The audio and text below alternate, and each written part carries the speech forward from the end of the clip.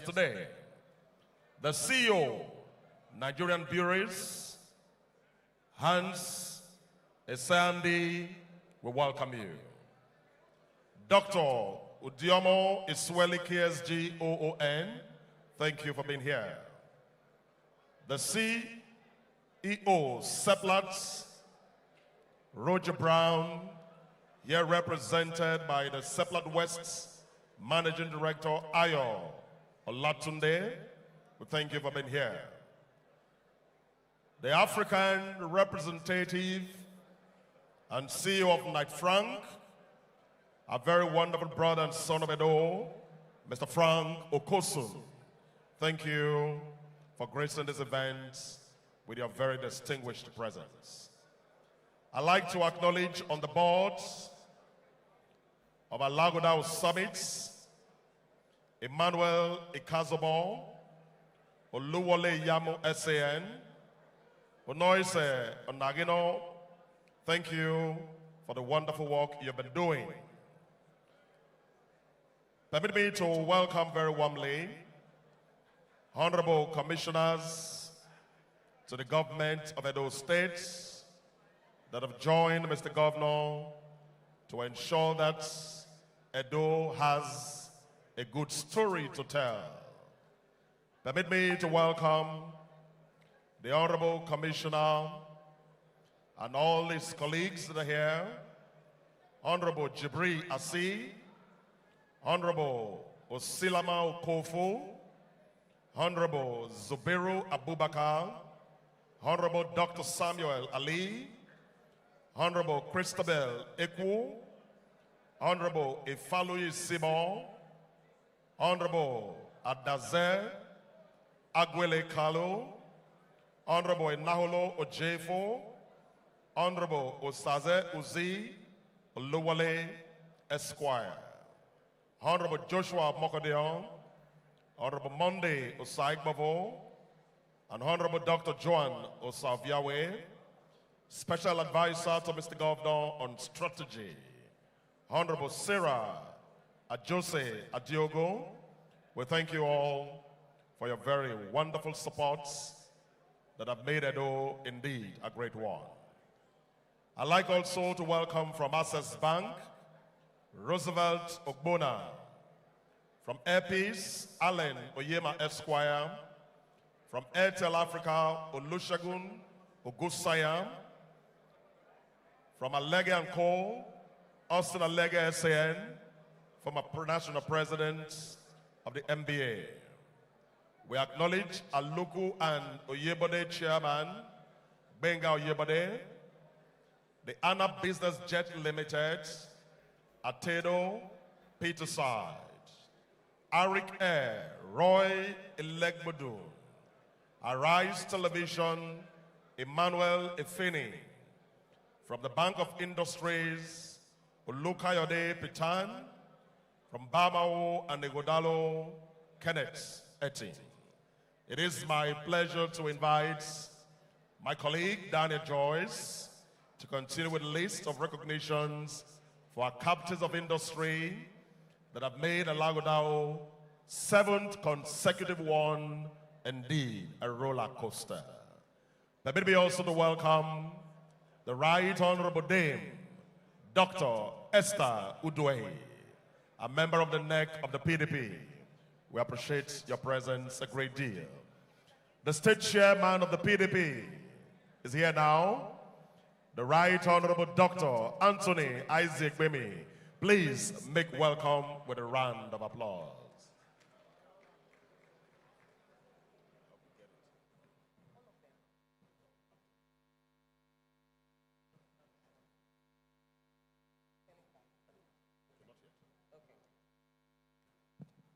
Distinguished guests, I would like to very warmly receive and recognize the Executive Director, Sterling Bank, Mr. Tunde Adeola, who is here in our midst.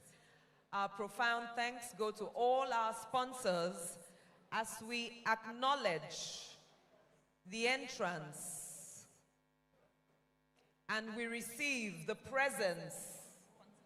Ladies and gentlemen, shall we please be upstanding as we welcome the Alaghodaro governor, the wait-and-see governor, the technocrat in power, His Excellency Goodwill Nogagase Opasaki. Can you make some noise? We'll allow the music to play for a while as His Excellency goes around to exchange pleasantries with wonderful captains of industries that are here, His amiable deputy, and all the very distinguished guests that have graced this event with their very distinguished presence. Our Excellency, our First Lady, and the wife of our dear Governor, Betsy Obasaki. Ladies and gentlemen, can we please warmly make them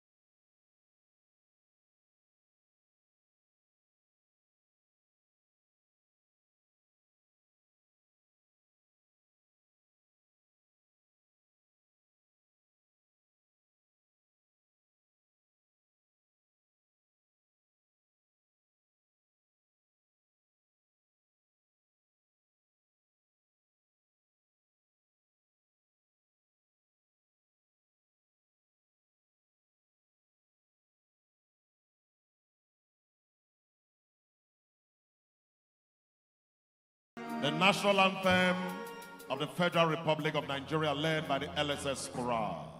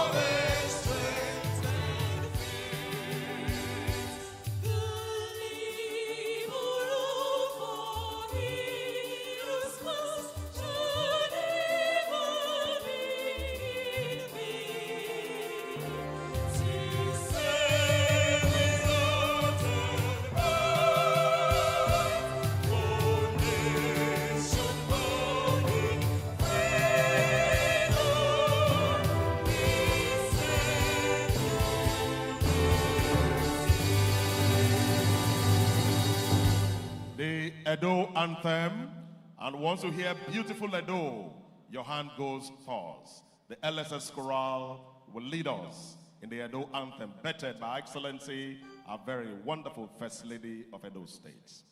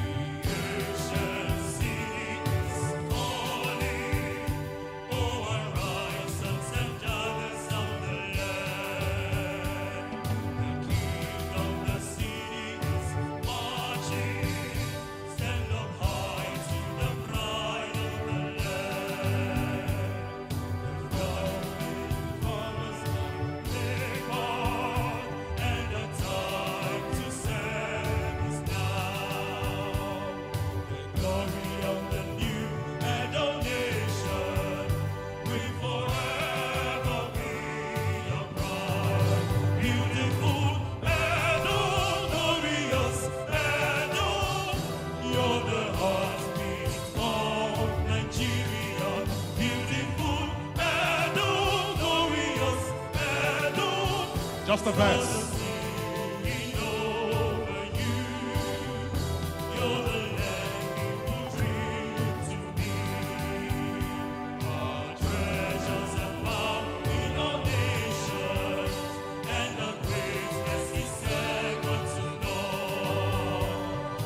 History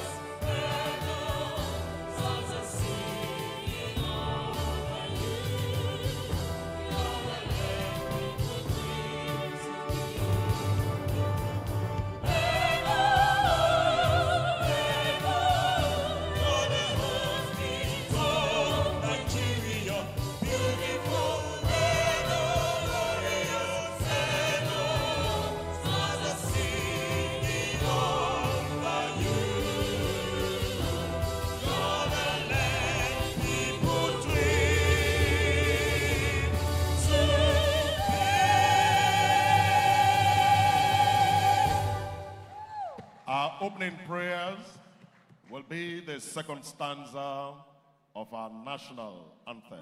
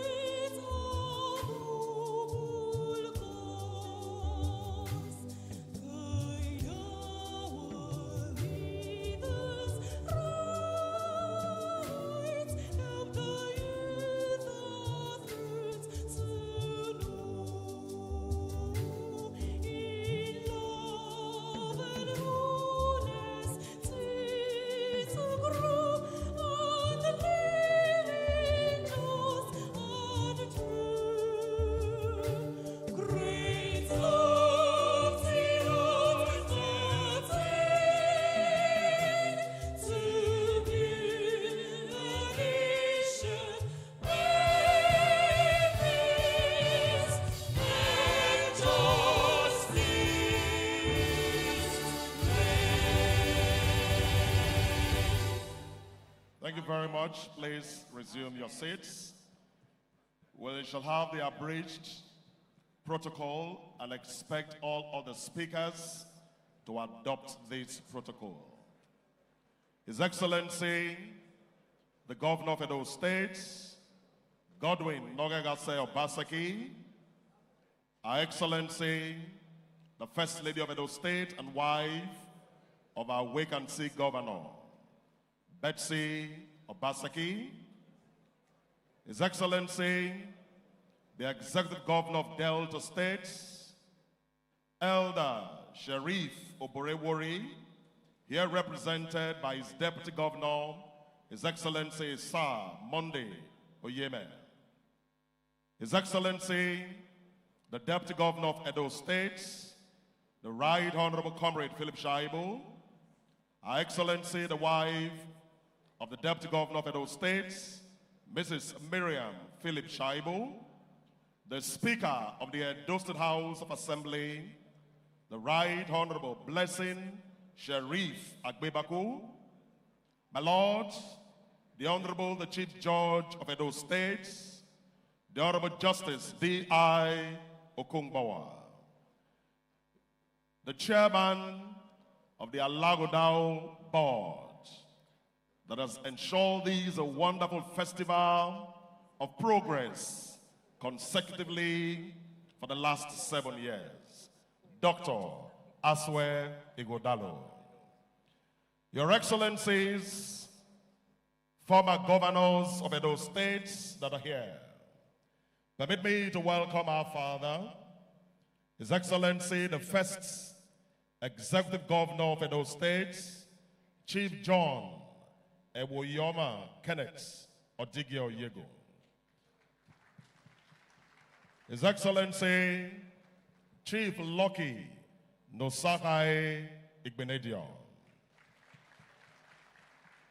former Deputy Governor of Edo State and former Chief of Staff to the President of the Federal Republic of Nigeria, His Excellency, Chief Mike Ayegbeni Ogiadome, the State Chairman of the PDP, the Right Honorable Dr. Anthony Isaac Bimi, the Deputy Speaker of the Edo State House of Assembly, the Right Honorable Barrister Maria Omozele Deko, the Secretary to the Government of Edo State, Osarodion Oge Esquire, the Head of Service to the Government of Edo State, Dr. Anthony Osaz Okungbawa Esquire, the Chief of Staff to the Government of Edo State, Engineer Tony Osaigbavo Iyoha, Honorable members of the Edo State House of Assembly, members of the Edo State Executive Council, Honorable Judge from the Edo State Judiciary, permanent secretaries, heads of ministry, department, and agencies of governments, captains of industries, and very distinguished sons and daughters of Edo, welcome to Alaghodaro 2023.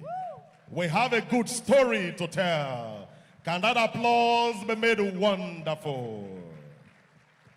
The patriot James Osaze Urere is my name, and it is my delight to share the microphone with my delectable sister.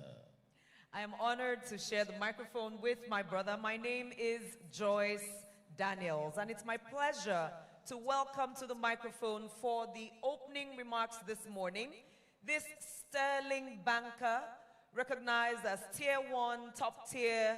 Today he serves as the chairman Sterling Bank, also the chairman Nigeria Breweries, and he indeed is the chairman Alaghodaro Limited. Please welcome Dr.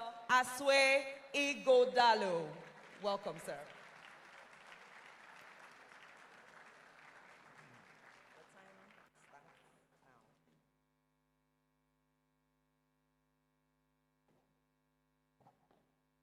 I've been instructed that protocol has been established. But because I am me, I truly have to acknowledge His Excellency, my brother, Dr. Godwin Obaseki, and his wife, my sister, Mrs. Betsy Obaseki, and my father, Chief John Oyegun, and Chief Lucky Ibenedion. All other protocols observed. Also, my brother, the Deputy Governor, and his wife. And because I have to go home, I also acknowledge my wife, Mrs. Ifeanyiwa Ighodalo. Thank you. Distinguished ladies and gentlemen, good morning. And I'm truly, truly glad to be here this morning. And I'm so glad that you're all here. Thank you very much. This is the 7th of our Alaghodaros, and I think it'll be the best. And I thank Governor Obaseki for giving us this opportunity. On behalf of my colleagues on the board of Alaghodaro, Summit Limited by guarantee, because we're a separate legal entity from the government, I would like to extend a warm welcome to everybody here. I thank you for joining us at this 7th summit, and I'm truly grateful. In particular, I would like to welcome all our leaders, our former governors, our former deputy governors. I see Chief Mike Ohadiome here. How are you, sir? Good to see you, sir. All our distinguished legislators, and I acknowledge the Speaker,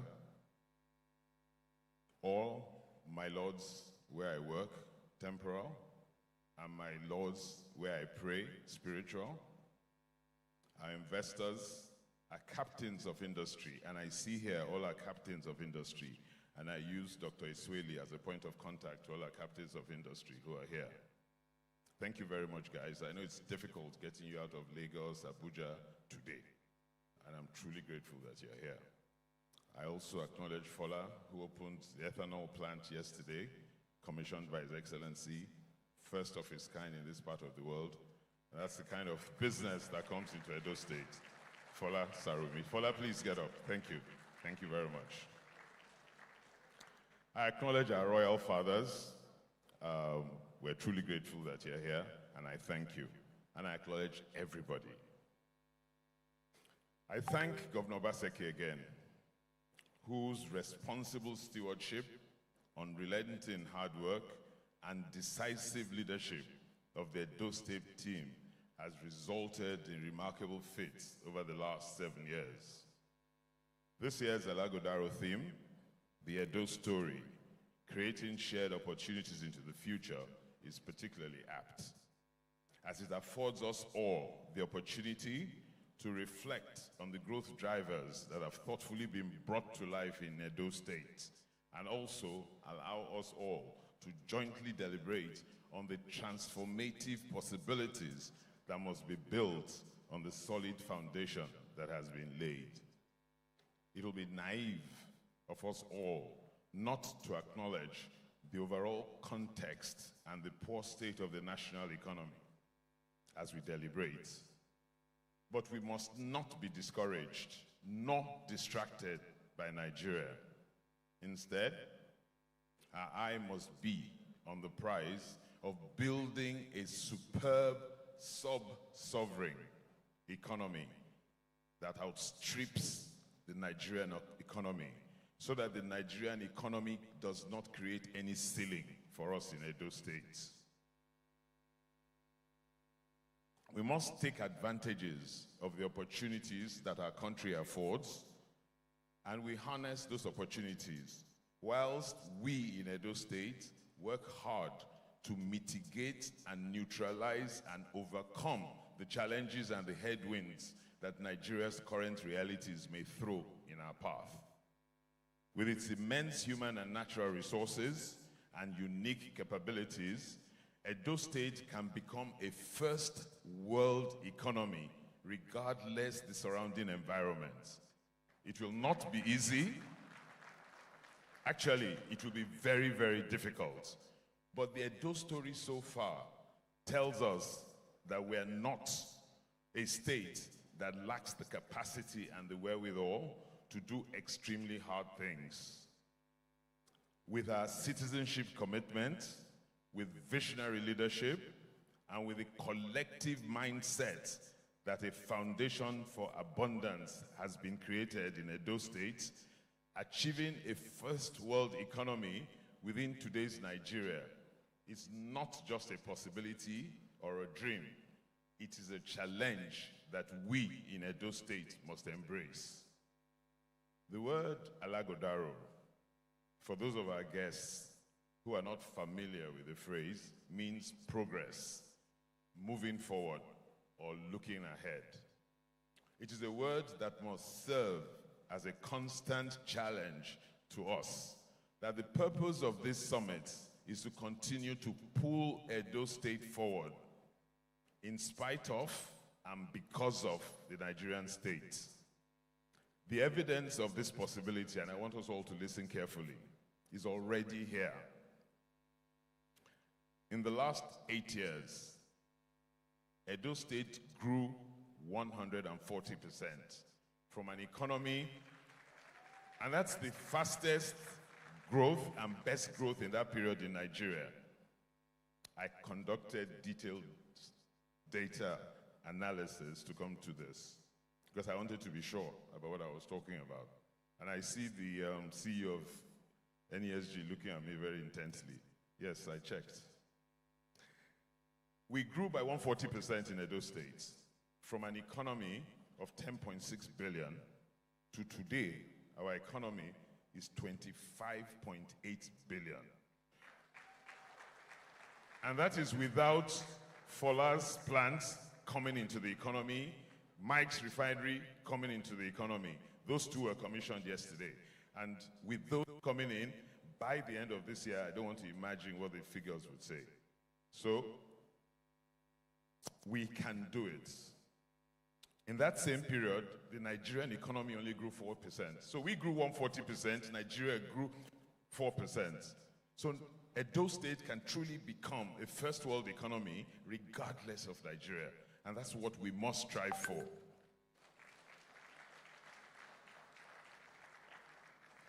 One other thing I want to say, the investments that have come to Edo State in the last 8 years, $4 billion and counting, have all been sourced from Nigeria with joint venture partnerships on a number of them. But they've been catalyzed from investors who are Nigerian investors. So we have the capacity and we have the will. And not all of them are Edo State citizens. They saw the attraction of coming into Edo State. Fola is from Ilesha. So, as we go into today's summit, my challenge to us all is this. We must make outpacing Nigeria's performance a matter of course for Edo State. So as we deliberate, we must all think, how is Edo State going to outpace Nigeria? And for those of us old enough to remember, in the late 50s and in the early 60s, the regions of Nigeria pulled each other up. So that if we had continued at that pace, by 1975, Nigeria would have been a first world country. So Edo State must set forth at dawn to ensure that we go back to that, and Edo State will serve to pull the rest of Nigeria up. Distinguished ladies and gentlemen, we must continue to dream big and to plan big. We in Edo State must continue to show that here there is great hope for Nigeria that's going to start from here. This state has all that is required to point Nigeria out and drag it out of its unrealized potential and point it in the direction of greatness. Let that be our vision. So help us God. To make Edo State the development compass for Nigeria and a reference story for Africa and the black race. The ancient civilizations that underpin the history of this state, from which its rich cultural heritage derives, were built by people who understood the purpose and proudly owned their place in history. We, today's generation, and those of us who live in Edo State and invest in Edo State and even just think of Edo State, we must own our own place in history. We must confidently step forward and drive Edo State purposefully forward until it is unequivocally the sub-sovereign of choice in this country for innovation, for investments, for creativity, for excellence, and ensuring a sustained enabling environment. Our citizens in Edo State, both individual and corporate, must truly be the happiest people in Nigeria. May God bless Edo State. I have no doubt whatsoever that because of our collective resolve, our hard work, and the example we show, the Federal Republic of Nigeria will also be blessed. I thank all our sponsors because I may not get this opportunity again. So I would like to do this from the bottom of my heart. Our sponsors have been our great partners in this journey. And without your immense support, particularly your money and your resources, there may have been no Alaghodaro Summit. So I thank you all most profusely. Thank you guys. Most of you are around here, and I truly thank you. And most of you have been with us for 7 years, and you funded Alaghodaro. Thank you very, very much. I would also like to thank my colleagues on the board. You have paid to serve, using your own money, your time, your intellect, and your resources in the service of our state. I'm truly grateful to each and every one of you. And for allowing me to kind of be a semi-leader of the group. Thank you so much. To Ifweko and our secretariat, hardworking folks, and to the volunteers, Nana and Co., I thank you all very much. I'm truly grateful. The work you do is what brings us here, year in, year out, and which ups the quality of what we produce. I thank everybody in this room again and again and again. And I look forward to great conversations. I'm hopeful that when I step out of this hall today, we will see a further compass to truly, truly making Edo State the #1 state in Africa, not just Nigeria. And that one state, that's a first world country. Thank you all, and God bless you.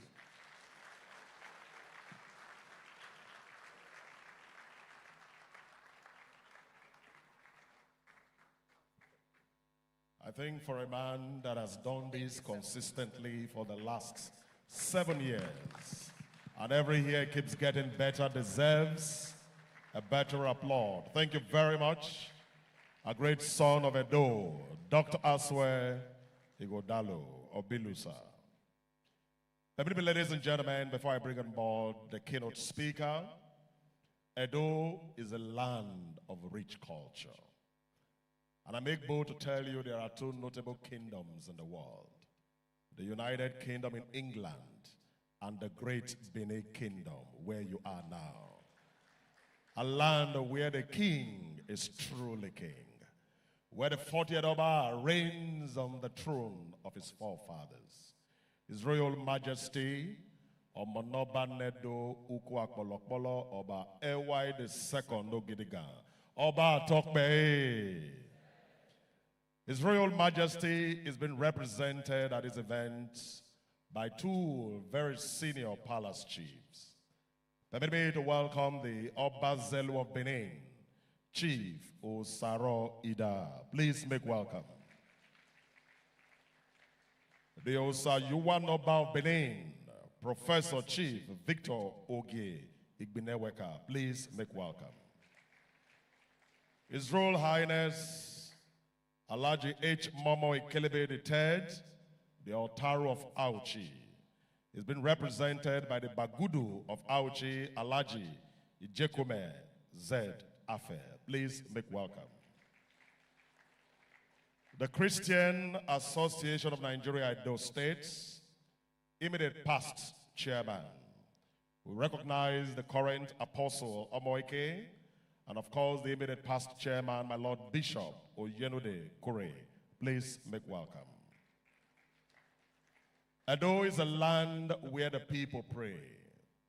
And on the first week of every year, one woman that has taken upon herself to bring out Edo women to commit the Obaseki-led government and every sons and daughters of Edo to the hands of the Almighty. We call her Iye Moya, Pastor Dr. Mrs. Margaret Ogosa Agbonifo, the State Chairman, Pentecostal Fellowship of Nigeria. Thank you for being here.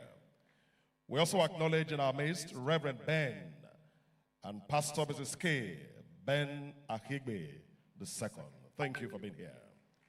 Reverend Dr. Mrs. Christy Ejemoran, we appreciate your presence.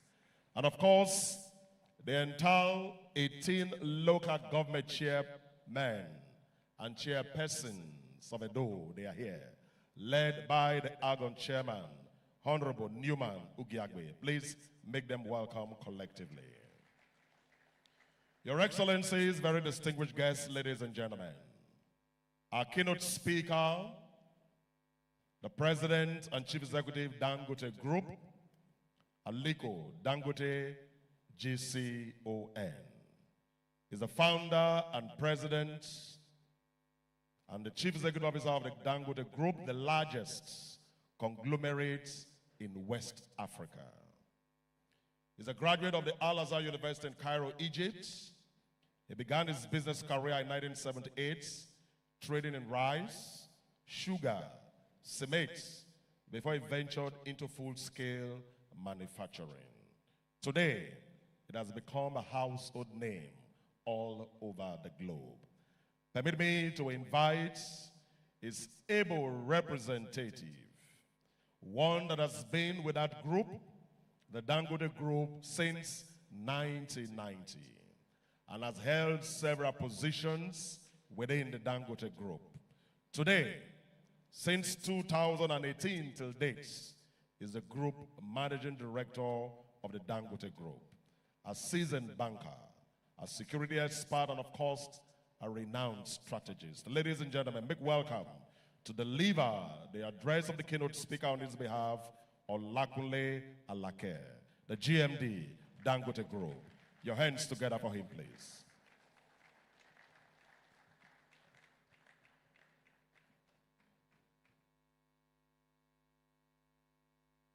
Welcome to Edo. Please, let's warmly make him welcome to Alaghodaro Progress.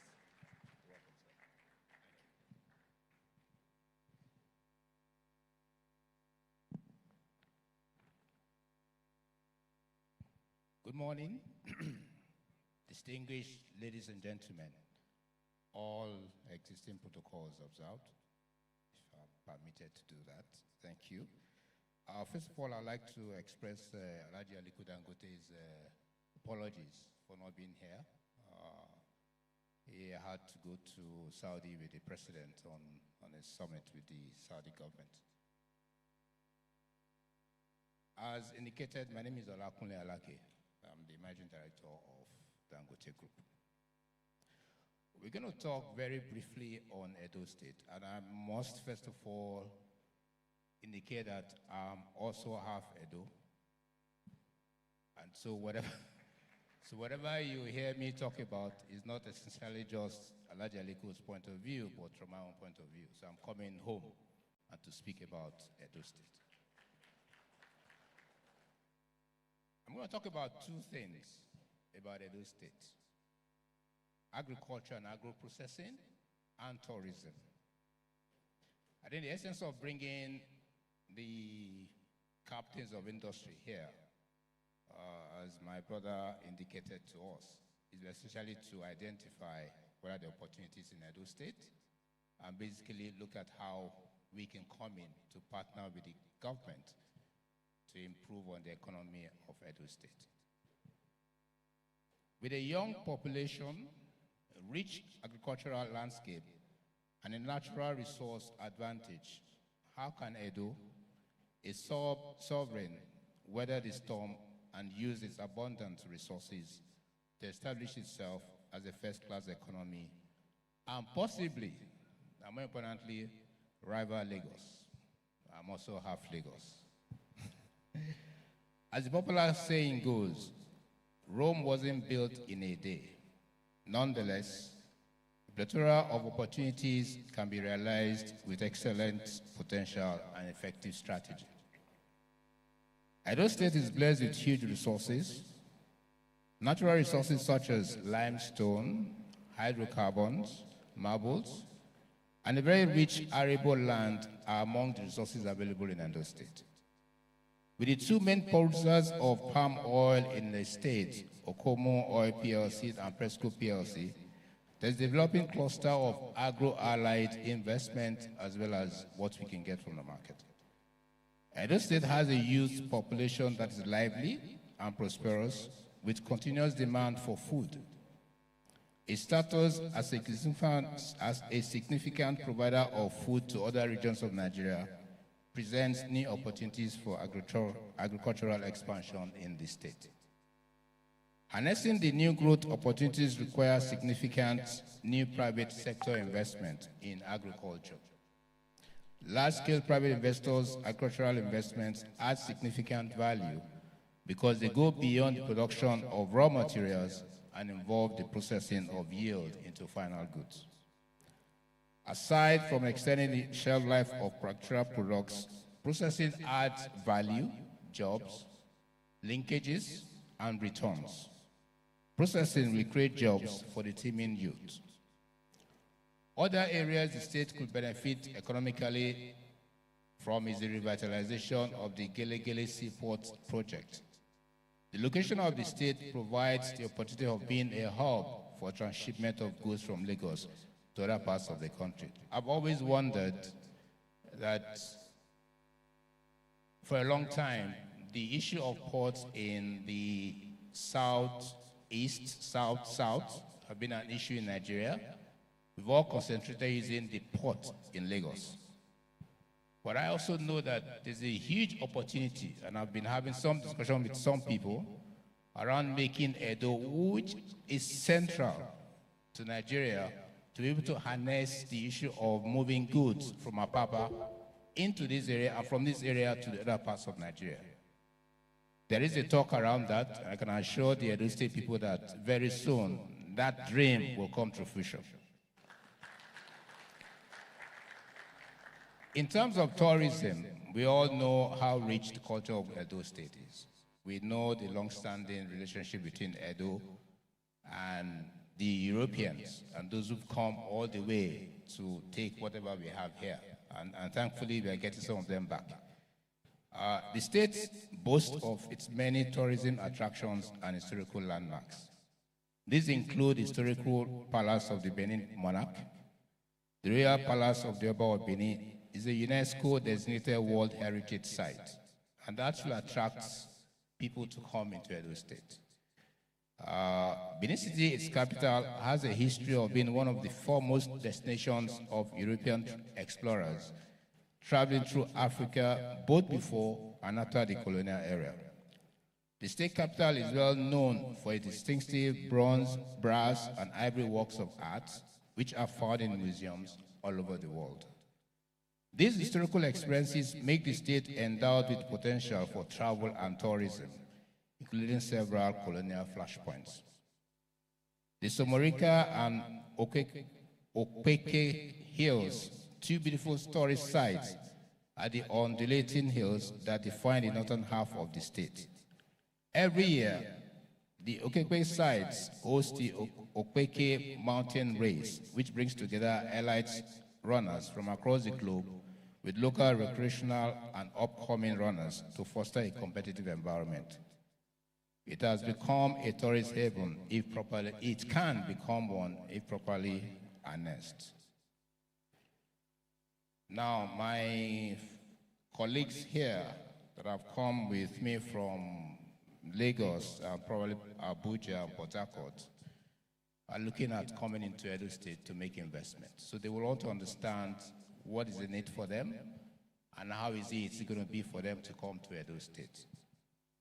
So we talk about the ease of doing business in Edo State. What do we want? Ease of doing business is a major factor in attracting investment. The goal of the state should be to make doing business easier. Bottlenecks such as double taxation must be stopped, as well as unlawful collection of taxes, and the operations of touts on main thoroughfares, both inside and outside the state capital. Infrastructure plays a major role in the ease of doing business. Public-private partnership provides a means for rapid improvement in infrastructure. Road infrastructure development and refurbishment investment tax credits should be tapped into by the state government in partnership with private sector. Let me just talk a bit on that. You would have noticed that there's some talk around this particular scheme established by the federal government. And we've seen that in all the roads that have been marked under that scheme, Edo State is still not on that map. What I can assure you that immediately Edo State gets involved in that map, I think Dangote will be one of the few companies that will come around to help develop those roads. So it's a challenge to the Edo State government to ensure that they participate in that scheme. And I think to a larger extent that will help, because most of your roads are federal roads, and therefore you need to just get involved and get them to do it. Edo State must work towards providing incentives for businesses to invest or deepen their investment in the state. Ease of land acquisition and processing of titles. Working with the federal security agencies to assure security of lives and property. We all know that that's a major issue in Nigeria. People like to come, but what about the security of their assets, their lives? While we know that security is in the hands of the federal government, I think it's important that the states also gets involved to ensure that there is security of life and property. The state must provide a secure and stable environment, which is crucial for businesses to thrive. Key elements include a robust regulatory framework and information from government agent entities that is accessible and transparent. Human resource is of great importance, and the availability of skilled labor is vital. Attention should be given to technical and vocational education. It is paramount that the state documents investment opportunities by enriching platforms such as the Restore Edo Initiative platform and provide incentive for potential investors. We also know that it's important that the state generates revenue.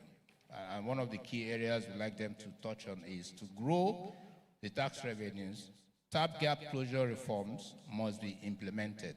Unlawful collection of taxes, which are forms of informal taxation, must be eliminated. These taxes collected by touts are channeled into personal pockets and not government coffers. The internal generated revenue of the state will increase with proper and modernized tax management and will encourage voluntary tax payment by self-employed individuals. In all these, we need to discuss the issue around the safety, the social safety nets. Cooperative and trade societies are to be encouraged. These societies have a mechanism for disbursement of loans and repayments from their members. Such groups serve as excellent channels for providing soft loans to vulnerable members of the society. The state can introduce an agricultural credit scheme through agricultural cooperative societies. They can also allocate farmlands to these societies for animal husbandry and crop farming. Provide improved seeds, fertilizers, and animals at subsidized rates, as well as farm agricultural extension services, which can include collaboration with insurance providers to offer micro-insurance services to the farmers. I think I'll round up this speech by basically talking about the opportunities we see in Edo State. As Dangote, we have a plant in Edo State. We've attempted to set up a fertilizer plant here. What I can say that we are interested in agro-processing, because for me, that is one advantage Edo State has over every other state in Nigeria. The one that is closer to you is the Benue Plateau axis. But because traditionally you do have farmlands, you have people who actually, farming is their mainstay. You have the opportunity to harness those opportunities. And all we're waiting for is to encourage the small scale, grow them into cooperatives, and give us the opportunity to harness the products that come from those farms and process them. We've had the two major oil producing companies in Edo State, Opomo and Presco. The question is, have we gone beyond just that? What are the other things that can come out of those products? We are yet to harness the opportunities. There must be the enabling environment for people who want to go into agro-processing. It's not a lot of money, but it's money that is sufficient to deepen the economy of Edo State. The last point is around the carbon footprint. There's a lot of talk about that. I think it's important that Edo State also looks at that as an issue. One of the ways to look into the future will be to push for the use of renewable energy sources by encouraging the use of CNG for industries, vehicles, encourage the use of LPG for domestic purposes, and adopting measures to deter deterioration. We wish Edo State and the people of Edo State the best. We believe that we are currently partners to Edo State and will continue to be partners, and look forward to other engagements. Thank you all.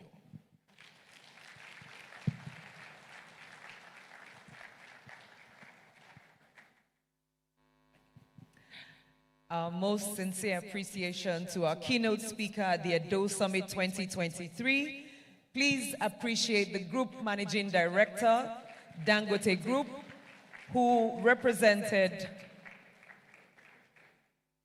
Alhaji Aliko Dangote, GCON. He has highlighted some of the wins of the group right here in Edo State, and also asked a few questions about how to widen and deepen the investment opportunities. I'm sure our next panel, the first plenary for today, will begin to answer some of these questions and show the charts for the opportunities into the future that we create together.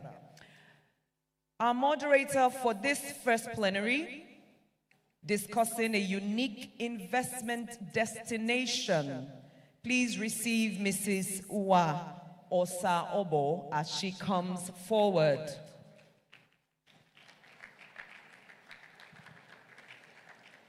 She is the head corporate development at Capital Alliance Nigeria, a member of the African Capital Alliance Group. She's an investment professional through and through, and discussing investments today, steering the conversation of investments today is definitely her forte. She sits on the board of various organizations, including Africa Venture Philanthropy Alliance, Impact Investors Foundation of Nigeria, and the African Leadership Initiative, amongst others. She's seated now. Please appreciate her presence once again. Mr. Michael Simmer is already seated right next to her, serial investor. Many of us were with him yesterday when he led us to the Edo Refinery and Petrochemicals Company, where he sits as chairman. A seasoned investor, banker, and more. We welcome you, sir. Please appreciate his presence. Also seated very comfortably is Mr. Tabo Ozo, who is the Group Executive Project at Saro Africa International, where he has been within this group for over 20 years in various areas of supply chain, manufacturing, and more. Sir, we say welcome this morning. Alhaji Sadiq Kasim is already seated comfortably as well. If your hands are free, please appreciate this gentleman who has served Nigeria in various capacity, especially in the area of textile and the textile value chain. We say thank you for being here. And of course, Mr. Kazim Oladipo, right behind me, IHS Active Services Subsidiary Head, Global Independent Connect Limited, be speaking to his angle of the uniqueness of Edo State as an investment destination.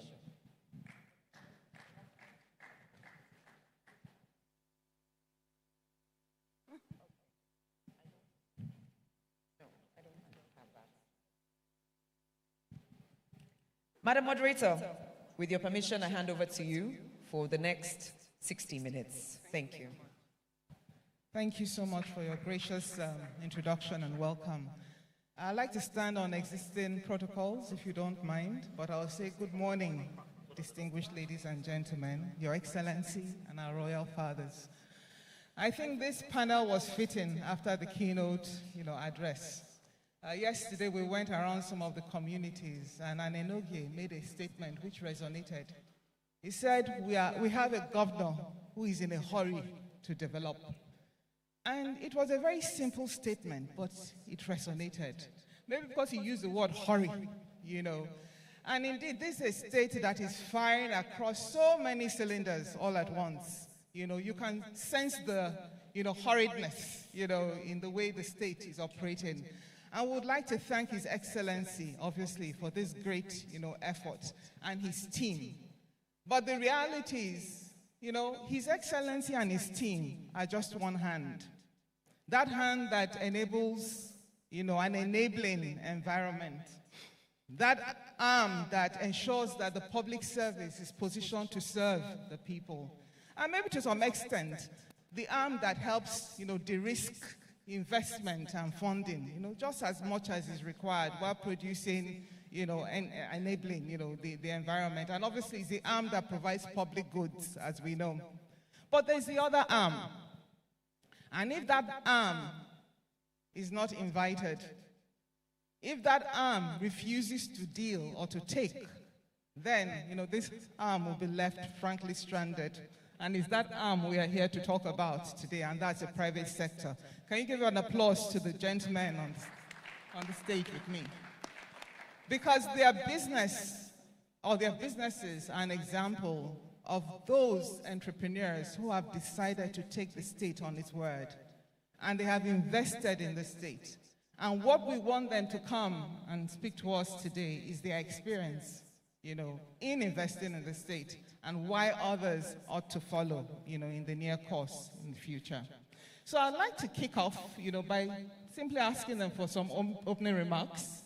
So I think each of the gentlemen will have about 3 minutes each to tell us a bit, about what your business is, why you came to the state, you know, and just a bit about your experience so far. We'll delve into questions, you know, hereafter. I'd like to start with Mr. Mike Osibe next to me.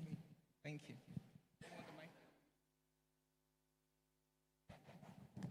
Very much. Like she had kicked off the session, I stand on existing protocol. My name is Michael Osibe. I'm chairman of the refinery, and basically, I'm very happy I'm here because of what the environment, business environment, the government of Governor Basaki had created. Basically, this modular refinery, Alaghodaro refinery, was not really supposed to be in Edo State. My partner and I had surveyed various locations, and as I was coming back to Benin, I stopped by to meet the governor. And I asked the governor, what are you guys doing? And he said, I told him why we're here. He said, Mike, you are from Edo State.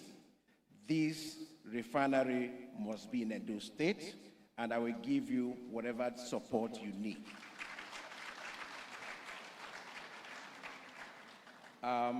We thought he was joking. The following day, he called us, and before we knew it, said, I want you to fast-track this refinery. We know people have tried to set up modular refinery. I think there are about 60 licenses of modular refinery that have been given. Only 5 of the modular refinery are working. And to show what the governor had done, out of the 5, the 40% of it, which is 2, are in Edo State.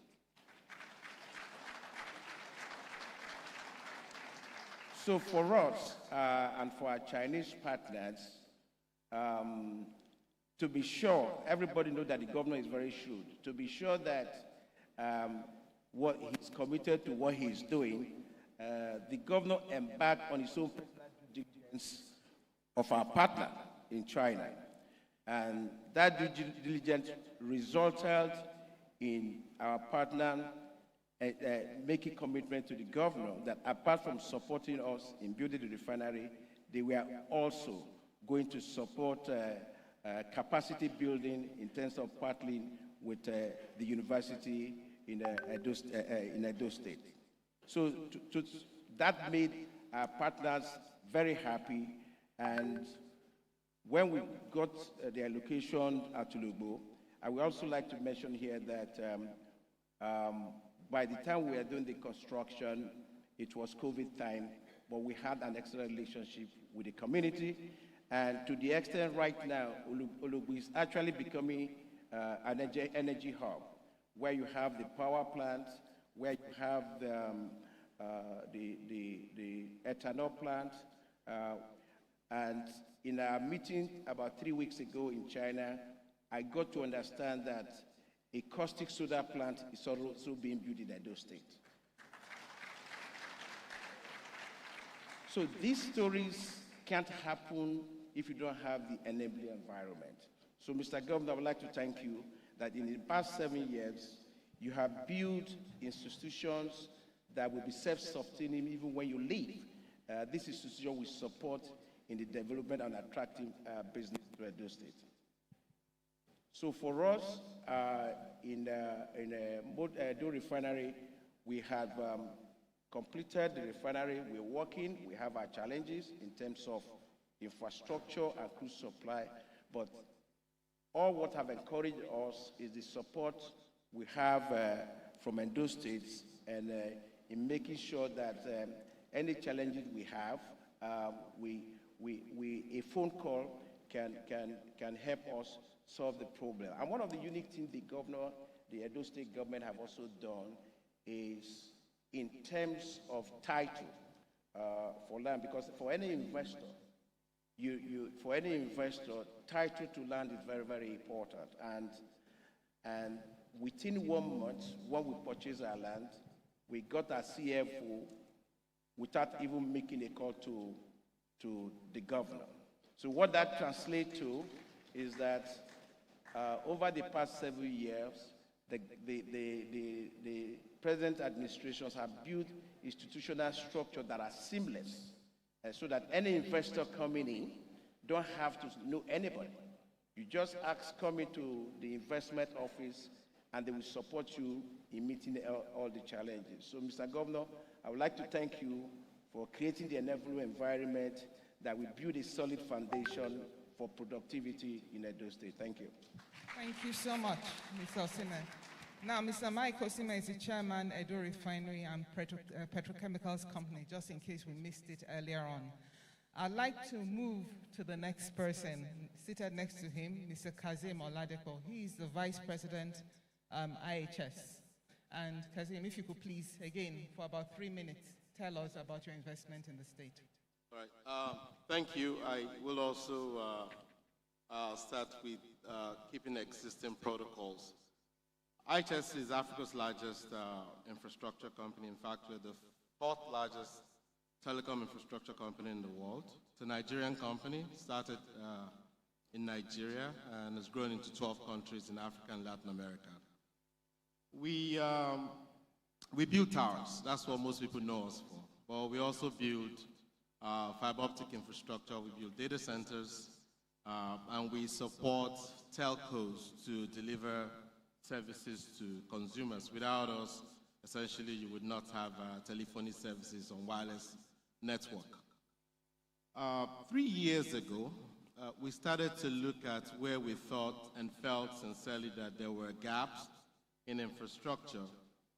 The government had a 96,000 kilometers fiber network build objective, which we felt strongly that we could support. But the big challenge was getting beyond the licenses and funding, but getting the local stakeholders, particularly the states, to come on board and support the initiative. So operators were not building because the cost of build was humongous.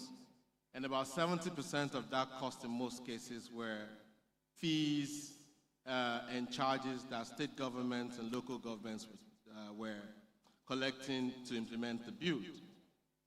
So we're looking for allies. And a phone call from an old friend who used to work with the governor came through and he said, I understand you guys are building infrastructure.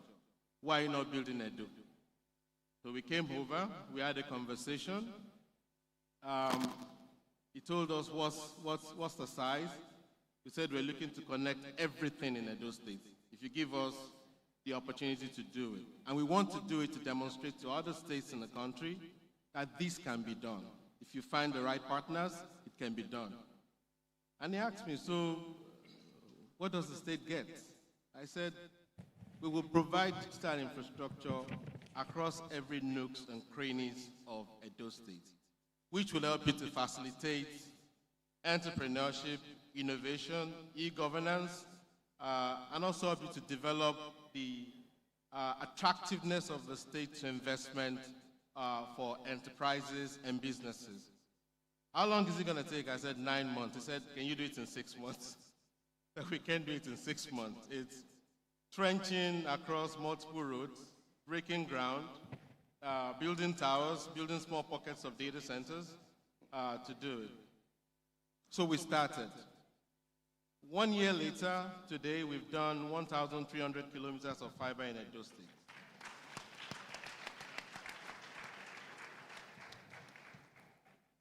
We've connected everywhere within this state. For every home, for every estate, within a 200 meters range, you can connect to fiber infrastructure, which is the core network that you need for connectivity. In addition to that, the state government on its own decided to work with us. Okay, beyond just creating the hub, why don't you also help us create active network services? So we said, where do you want it? Governor said, across all the local governments. So we went into a design. The state put its own money and started to connect all of the local governments. As I speak to you today, there's internet connectivity, fiber backbone to 18 local government offices across the states. Then we started to talk about communities that are outside of the frontier locations. These are unconnected, totally unconnected locations, the villages, the hinterlands, where people do not have services today. Because there's so much mobile networks across the country, people think that there are people who don't have access to telecom services. There are about 36 million Nigerians who can now make phone calls today. So we spoke to the governor, and he said, can you find me a solution that can bring some of these small communities with 2,000 people, 500 people, that we can connect them, provide minimum basic services to them. We spoke to our partners. We delivered a solution that cost about 20% of what it cost to put a standard base station. And the state gave us 40 locations with land and connectivity. And about 36 of those locations have been connected today. So, I mean, for us, the partnership is very exciting. Edo State today is the single most connected state in Nigeria, beyond Lagos. Thank you, Mr. Governor. Thank you so much, Kazim. We'll move right away to Alhaji Sadiq Kasim. He is a Group ED, Wakot Limited. So please. Thank you very much. Thank you very much, Your Excellency. We operate the state-owned Edo Fertilizer and Chemicals Company, and I would like to, first of all, salute the foresight of past leaders for establishing that factory in the first instance. I would also like to say the current governor invited us, having looked at the situation of particularly the failure of the whole fertilizer industry in the country because of what has always been a Nigerian factor, that people want to import things rather than produce. The keynote speaker would testify here that Nigeria is actually a net producer of and exporter of fertilizers. We can be self-sufficient and still supply to the world. But however, prior to 2017, we've always been importers. That, I think, changed with the coming of also Dangote into the fold. They are today net exporters of urea. So what happened is the Edo fertilizer was moribund because production has been dead. And the governor invited us to come and take it over and key into the federal government presidential fertilizer initiative, which we keyed into.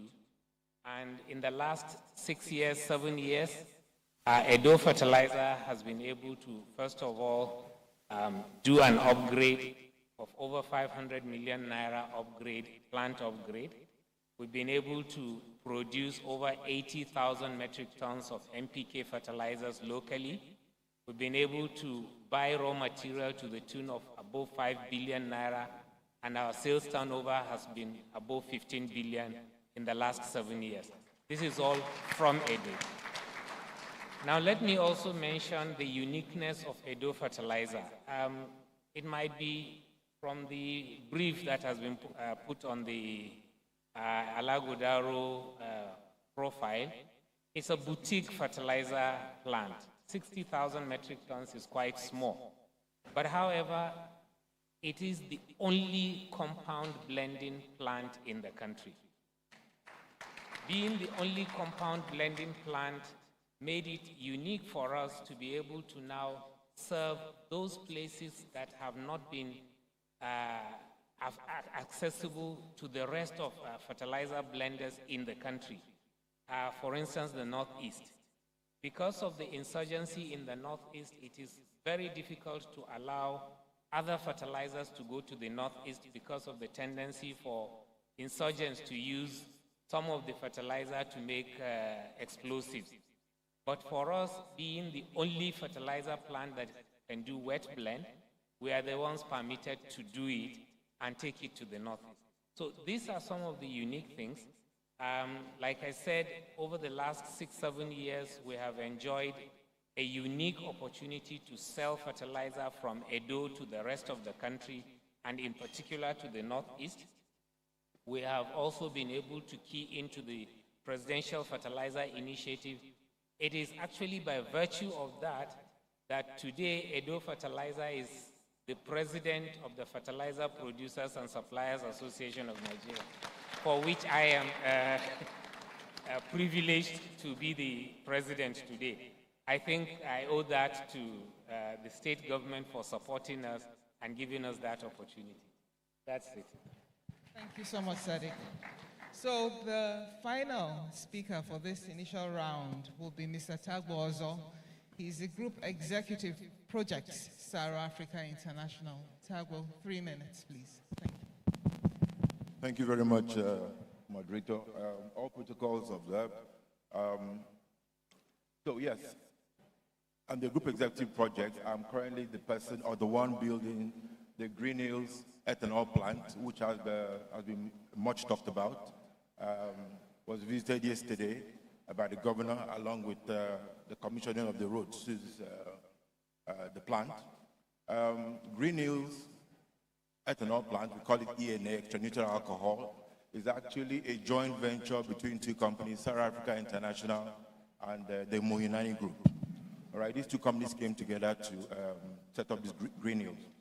The opportunities for this, of course, became obvious after this company or these investors sought for land to be able to cultivate the feedstock in the southwest area of the country, a couple of states, and ultimately settled for Edo State, one of the best opportunities in terms of its agricultural focus program, and of course the rains, very supportive of cassava.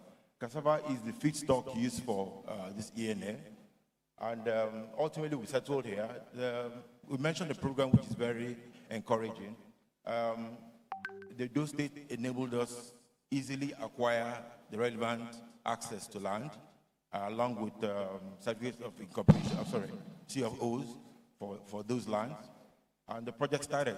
Since about 2020, the Green Hills has been farming cassava between Ologbo and Ewese.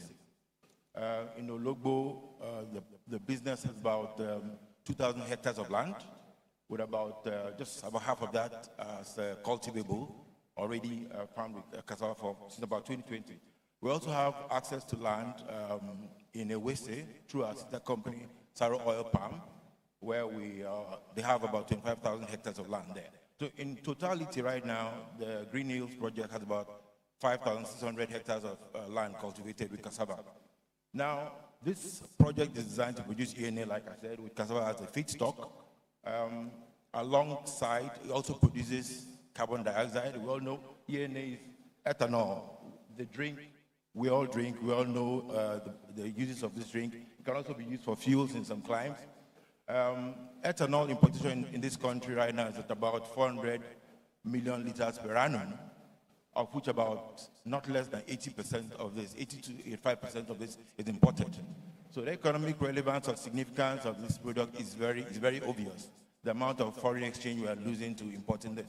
The huge opportunity, therefore, to produce this and substitute imports in Nigeria.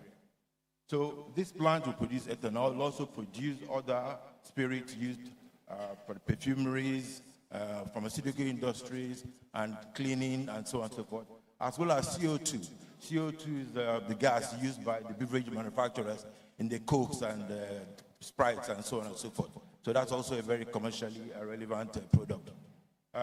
The project is also designed to be very sustainable. Socially, we can talk about that subsequently, socially, economically, and environmentally. Alongside, it has one of the most unique, the best effluent treatment system found in any ethanol plant currently in Nigeria. All right?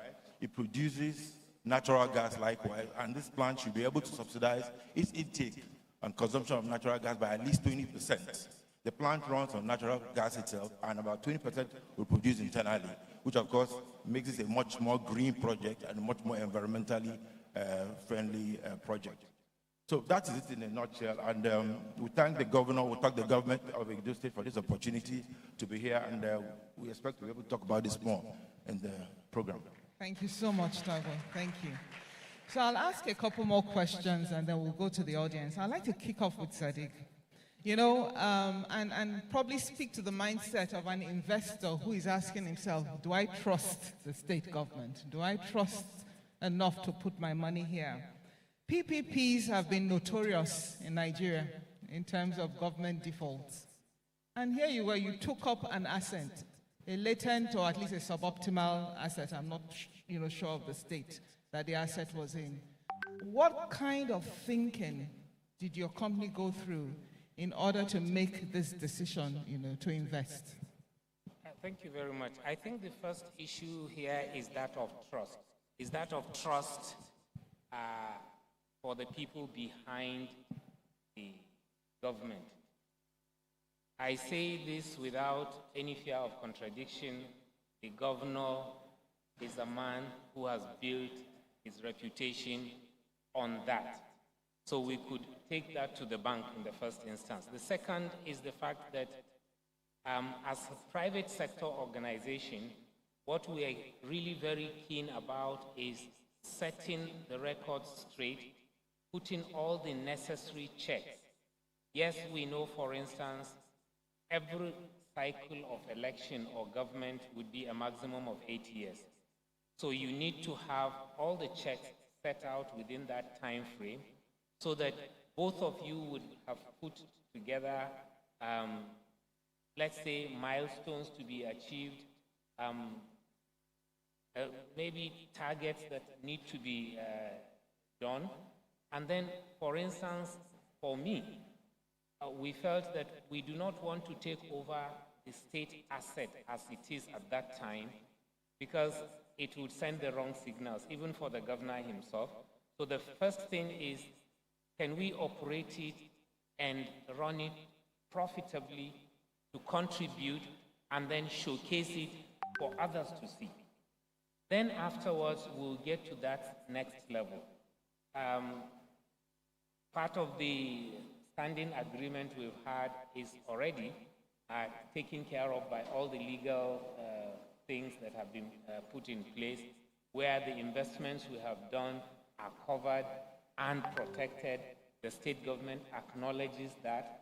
And because we are keen into a federal government initiative, there is also the look at what would be our contribution to the state and to the nation. This is very important and is critical. We have done our little bit. Like I said, the Presidential Fertilizer Initiative has delivered its mandate over the last 7 years. Because if I look at it, over the last 7 years, over 70 to 80 million bags of fertilizer have been produced and pushed into the Nigerian farming system, and that's a commendable effort. I mean, there is nowhere you can say 80 million bags of fertilizer have been pushed out. This is a definite thing. And this does not include the production made by Indorama, by Notori, or Dangote, who have started,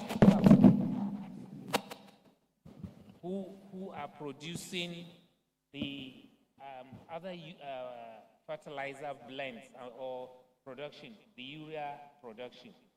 The three of them have a capacity to produce up to 7 million tons of fertilizer, and that means Nigeria is actually self-sufficient as far as urea is concerned. We have produced up to 80 million bags of NPK blends to meet the requirement of the farming population.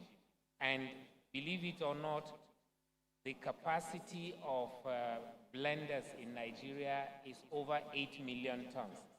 So we are only constrained today by the remaining 37% to 40% of imported raw material that we would need to produce to serve Africa.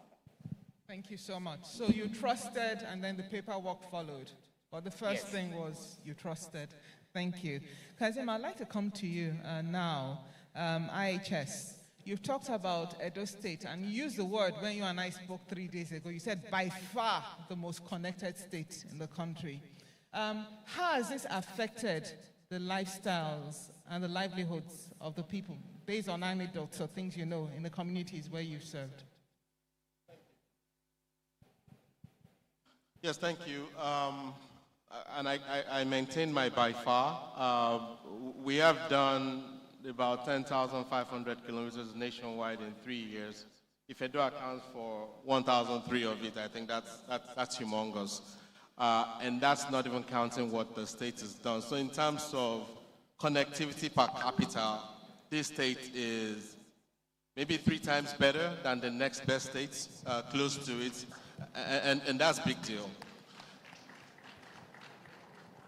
Now, just in terms of what technology brings, I think by and large, it provides an opportunity for the states to unlock access to digital services, digital infrastructure, entrepreneurship, innovation, to keep the young people of the states busy.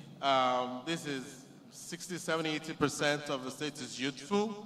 We're planning to work with the states to build innovation models where young people can bring new ideas, create companies, create businesses, look at new technologies, AI, digital infrastructure, enabling ideas can come out of the states. Now, that's looking at it from a pure enterprise solution standpoint. When you look at governance alone, the opportunity that connectivity and the infrastructure brings to efficiency in running government services, inclusiveness, because then you have more people that are connected to government services, in fact, that are connected to government as an institution across the states. The change in lifestyle and quality of life that e-services would bring, if you start to bring electronic health system, which is also something that we started to talk to the states about in terms of innovation. So I mean, what we are providing is future-proof infrastructure opportunity for the state to leapfrog and catch up, not with any state in Nigeria because it's far ahead of them now in terms of infrastructure, but to start to catch up with more developed markets where access to digital infrastructure and services is changing the way people do things and the way of life of people. That's what we're doing. Thank you so much. I mean, there's a lady who is part of, the organization for this conference, and she was speaking to me 2 days ago about the e-government. And one of her comments is, I signed documents from home. And I think that that's a testament to the work, you've done. Thank you. I'll come to Uncle Mike. Is anybody from Ologbo here? Any of the Royal Highnesses? Because if they are, I think they deserve a round of applause. And again, it speaks to the fact that the communities have to cooperate with the government here, because if they do, I think these goods, social, public goods, will come running to them. So I'd like Uncle Mike to speak to us about why you chose Ologbo. Were there any competitive advantages? And what has your partnership with the community been like so far?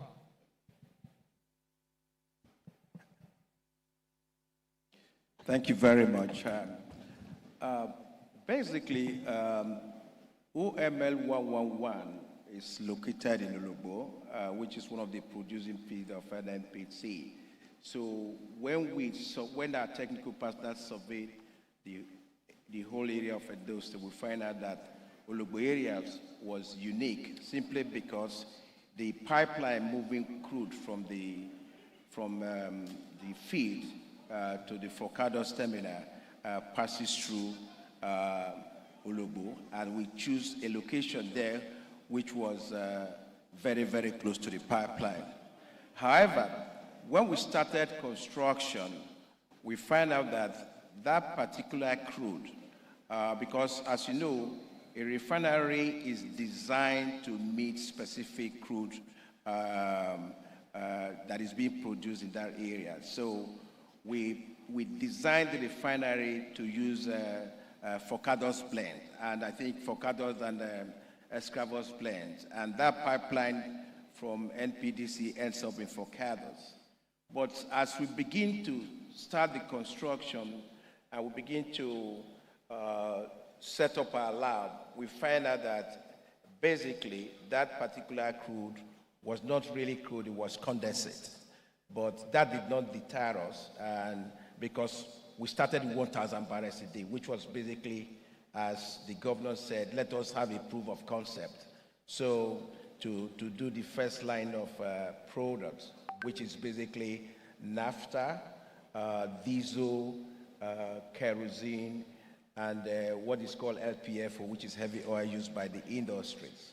So we realized that the crude coming from OML 111 basically will give us a high percentage of naphtha, more than 60%, and that will not make the business profitable. So we decided to source crude from the other side, from the other areas where we have crude. So those are the basic challenges. But however, because of the uniqueness of Ologbo, because we've done a survey and we've had, we find out that Ologbo community was quite comfortable.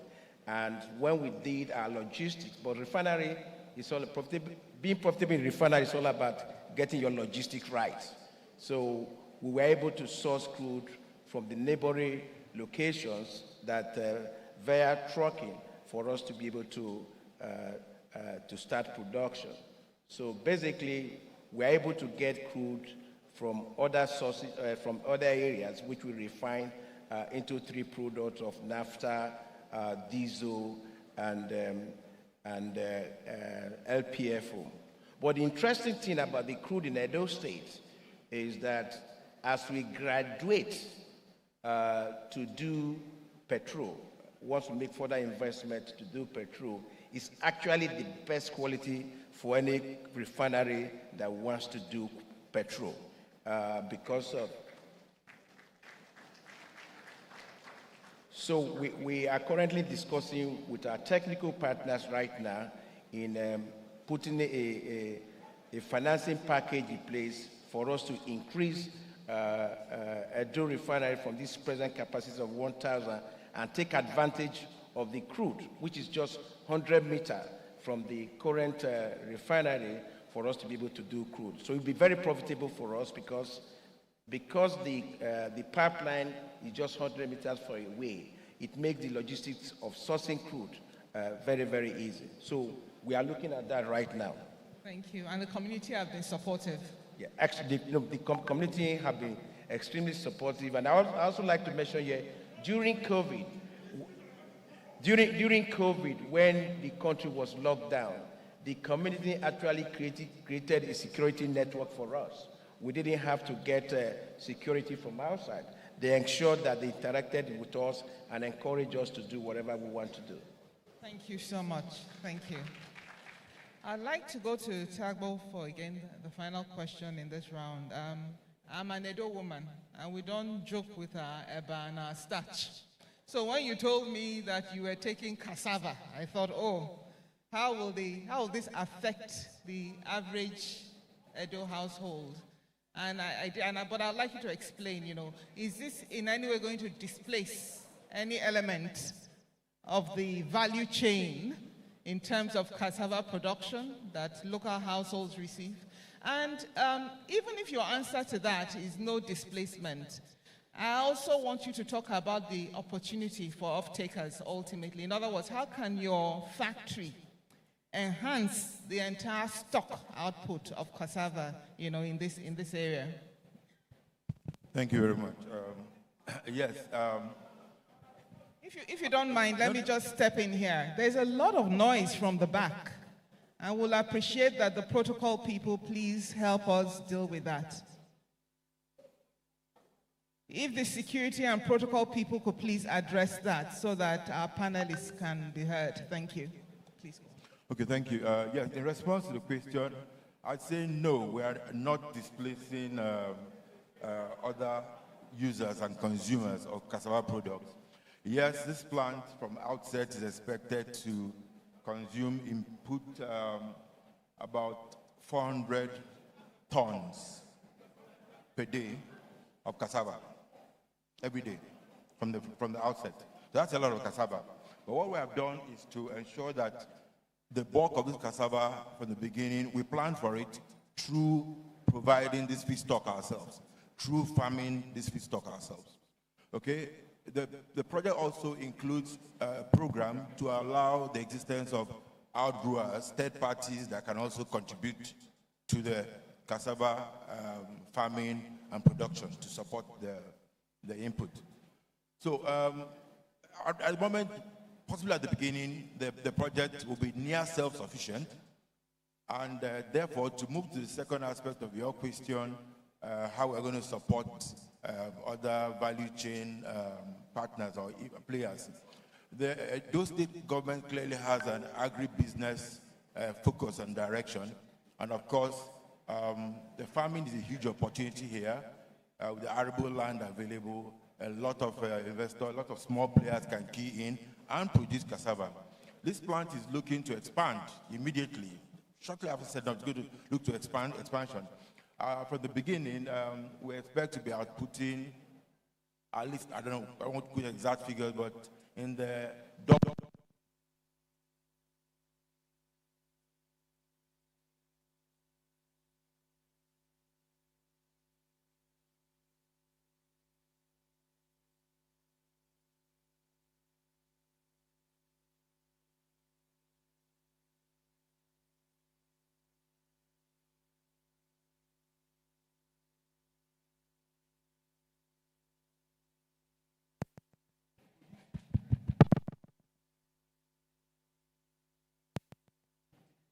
Of liters of ethanol from the beginning. Okay, subsequently, it will be expected to produce even more. The cassava requirement is expected to, of course, increase, and we may not be able to continue to produce this alone. We will rely on third parties or small players, medium, micro farmers to be able to produce and support this input of cassava. And so that's the one area in which, of course, clearly we're not displacing, rather will support the growth of such farmers to be able to provide livelihood to other investors in the value chain. Thank you. Excellent, thank you. I'd like to pause at this time so we can hear from members of the plenary. Do you have any questions for any of our panelists? Yes, there is a question here. So we'll take a few questions and then we'll round up. Please, Israel, yes. Very respectfully, Your Excellency is here seated. Kindly permit me to proceed on the already established protocol and also to extend my greetings to the revered monarch. Sir, thinking out of the box, jurisprudentially, all these wonderful presentations, in the event of carrying out the dream or for the furtherance of this your ideologies, I think roads is of great essence. You are aware from authorities that the governor has on several occasions attempted to fix and ameliorate the dirty nature of federal roads, but his efforts were frustrated by some persons who have negative intentions, politically motivated. Is this a question? I'm coming to a question. I'm doing a question. What efforts have you done, or don't you think it would be right for you to, as private persons, non-partisan, help facilitate and align or liaise with the federal government to fix these roads, since the governor is being frustrated because of political motivation? That's my humble question. Thank you so much. Let's take more questions. I'll come to you, Sarah and Tagbo, for that, Sarah Africa and Tagbo for that. Any other questions? Okay, we have a question from the gentleman to the right of the hall at the back, please. There's someone there with a question, please.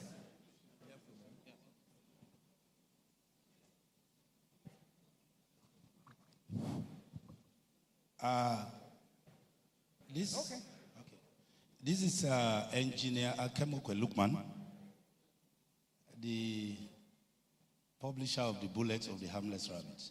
Okay. I'm a chemical engineer, and I listened very carefully to the Saro Farms person. And I was there yesterday, and I was really, really amazed. Now, what came to my mind is, in producing this ethanol from cassava, I suspect that the water that is extracted out of it is what is used. The question that came to my mind is, in our local production of gari, we usually extract this water out of the cassava and fry the rest. Then I looked at two opportunities. After extracting the water for the processing of ethanol, what do you do with the chaff? Can it be processed into gari? Then the second opportunity I'm looking at is if somebody sets up a system where you buy all these liquids that our women usually take out of cassava and send away and bring it to you. Is it useful? Can you buy it so that we can use it to empower our women? These are the two questions I'm asking. Excellent questions. Thank you. So we'll take a third question. And probably one more after that.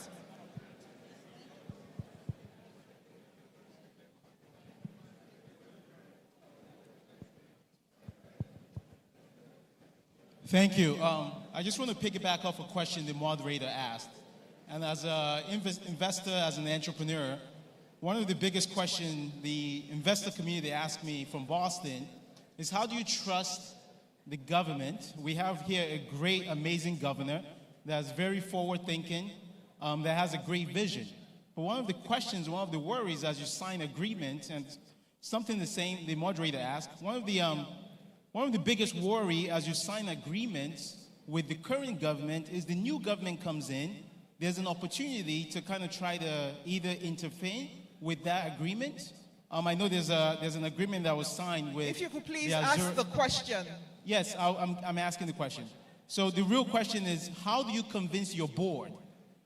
When you sit in a board meeting, how do you convince your board and the investor community that yes, this agreement that you have is sustainable for the long term? So that's the first question. How do you do that? That's the question I get. We are currently right now we've just built the largest solar farm in Edo State, and in the next 2 years, we'll be building the largest microgrid in the country. So that's the question I get from the fellow investors. How do you trust this agreement? And then the second question is, as a corporation, what are you guys doing as a social responsibility that you're giving back to the community? Excellent questions. Thank you. One more. Anybody else? Head of service, please. Yes.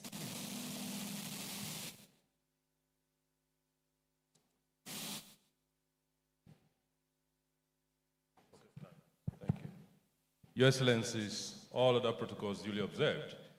Just to add to the comment regarding what the deployment of fiber optics has done, its impact on those state people. I was just going to add that today, Edo State government, the governance in Edo State has moved completely from paper to paperless. And that is because of the deployment of fiber optics, the deployment of broadband that Edo State government has invested in. And that's why today, every single state worker can leave the confines of his workplace environment and be able to work. Whether he goes away from here or even go abroad, he can work. And so he's no longer limited by space in terms of being able to render services to the people. I thought we should mention that. Thank you very much. Thank you. So I think we will stop now with the questions so we have enough time to respond and make our closing remarks. So I'll ask Sadiq to please handle the question on roads, because I know that South Africa, I think you had your way of dealing with that, the road issue in some ways, if I recall yesterday. And then I'm going to ask that obviously, Tabo, you handle the question on the waste from the ethanol and what we can use it for. In terms of sustainability, Uncle Mike, please take that. How do you convince a board to invest in a state where the CEO tends to leave after so many years? And Kazim, CSR. I know IHS is pretty strong on CSR. I'd like you to handle that. So please, if Sadiq could please take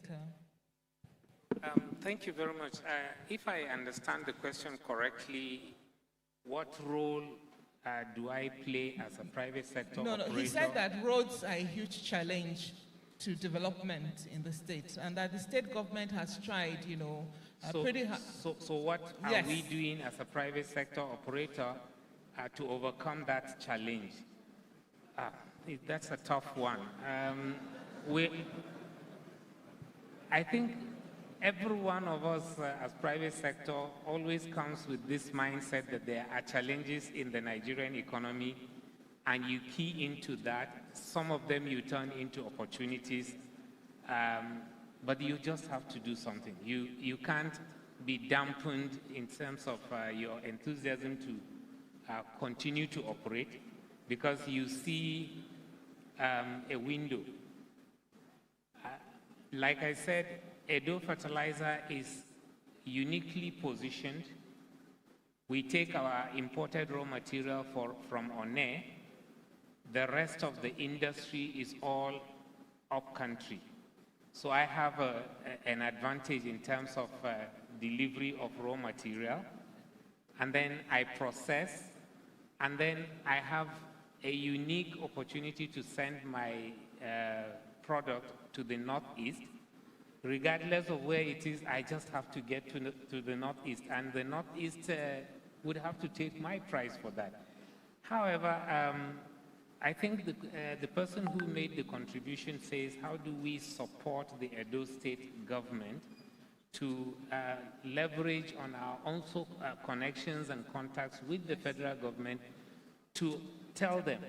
I think the keynote speaker had mentioned an issue which is very critical. This issue of identifying economic roads or economic infrastructure that are the road tax credit scheme can be listened. And I believe the keynote speaker said if that is done, they would be the first to key into it in Edo.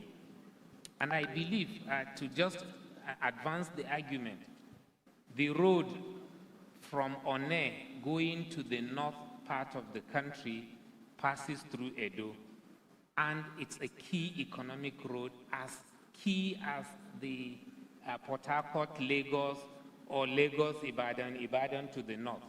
So we need to quickly have the state government identify that, make the business case for it, and present it, and then have companies or operators who would want to take it as a road tax thing. Thank you very much. Thank you so much for that response. It has to be a joint effort to tackle the federal government down. Tango, please, if you could look at the waste issue. And I do know you have something around roads and how you got a tax credit. So you have, very briefly, 90 seconds to address both. Fine. Just to add to what you just mentioned, Green Hills right now is involved, has been involved, or the investors in Green Hills have been involved with the Edo State in a tax credit scheme that has enabled construction of a road from Sapele Road, about 3.5 kilometers of Sapele, up Sapele Road. That's based on this tax credit scheme. So of course it's a good opportunity for if Dangote is also looking to leverage that, okay, to make a difference in the larger scheme of things in the road infrastructure. Roads are very important, of course, to our project because we mentioned that a lot of our cassava will be coming from a waste. That's quite distant. This cassava must not be beyond 48 hours when it gets to the plant, otherwise it will begin to generate. So the roads are very important to us. What we're also looking at doing is also to mitigate, at the moment, from the outset, as quickly as possible, the effects of the road. And that helps support the Edo State program. It doesn't affect the viability of the businesses or the investment in the state. By looking into how we can dry the cassava instead from the sources. We can have dry cassava chips instead of wet cassava. It will reduce the weight, to reduce haulage, reduce cost, and help the sustainability of our business. Okay? So that's regarding the road. Now, on the other question had to do with the waste. We call it spent mash. When the cassava is milled and processed, used to, is fermented to produce the ethanol, there's waste, solid waste, apart from the liquid waste, which we treat with the effluent treatment. This solid waste is rich in protein, actually, and is a very good material for feeds. It's a good additive for feeds, marine feeds, poultry feeds, piggeries, and so on and so forth. So that's what we intend to do with this. We're also looking to involve community players, small businesses, in being able to distribute and carry this product to sell for that. It becomes part of the value chain, okay? And a waste product coming out of the plant, contributing to the livelihood of other players, other investors in the community. Thank you. I think the challenge was to change the entire ecosystem in the state. Exactly. So extend it beyond your company, even to the smallholder farmers. Precisely. So, Uncle Mike, the board, how do you convince boards to bring in money? You know, looking at government and the exchanges, the fact that the baton has to be passed. Thank you very much. I think for most investors, what's attract them to a location is consistency of government policies.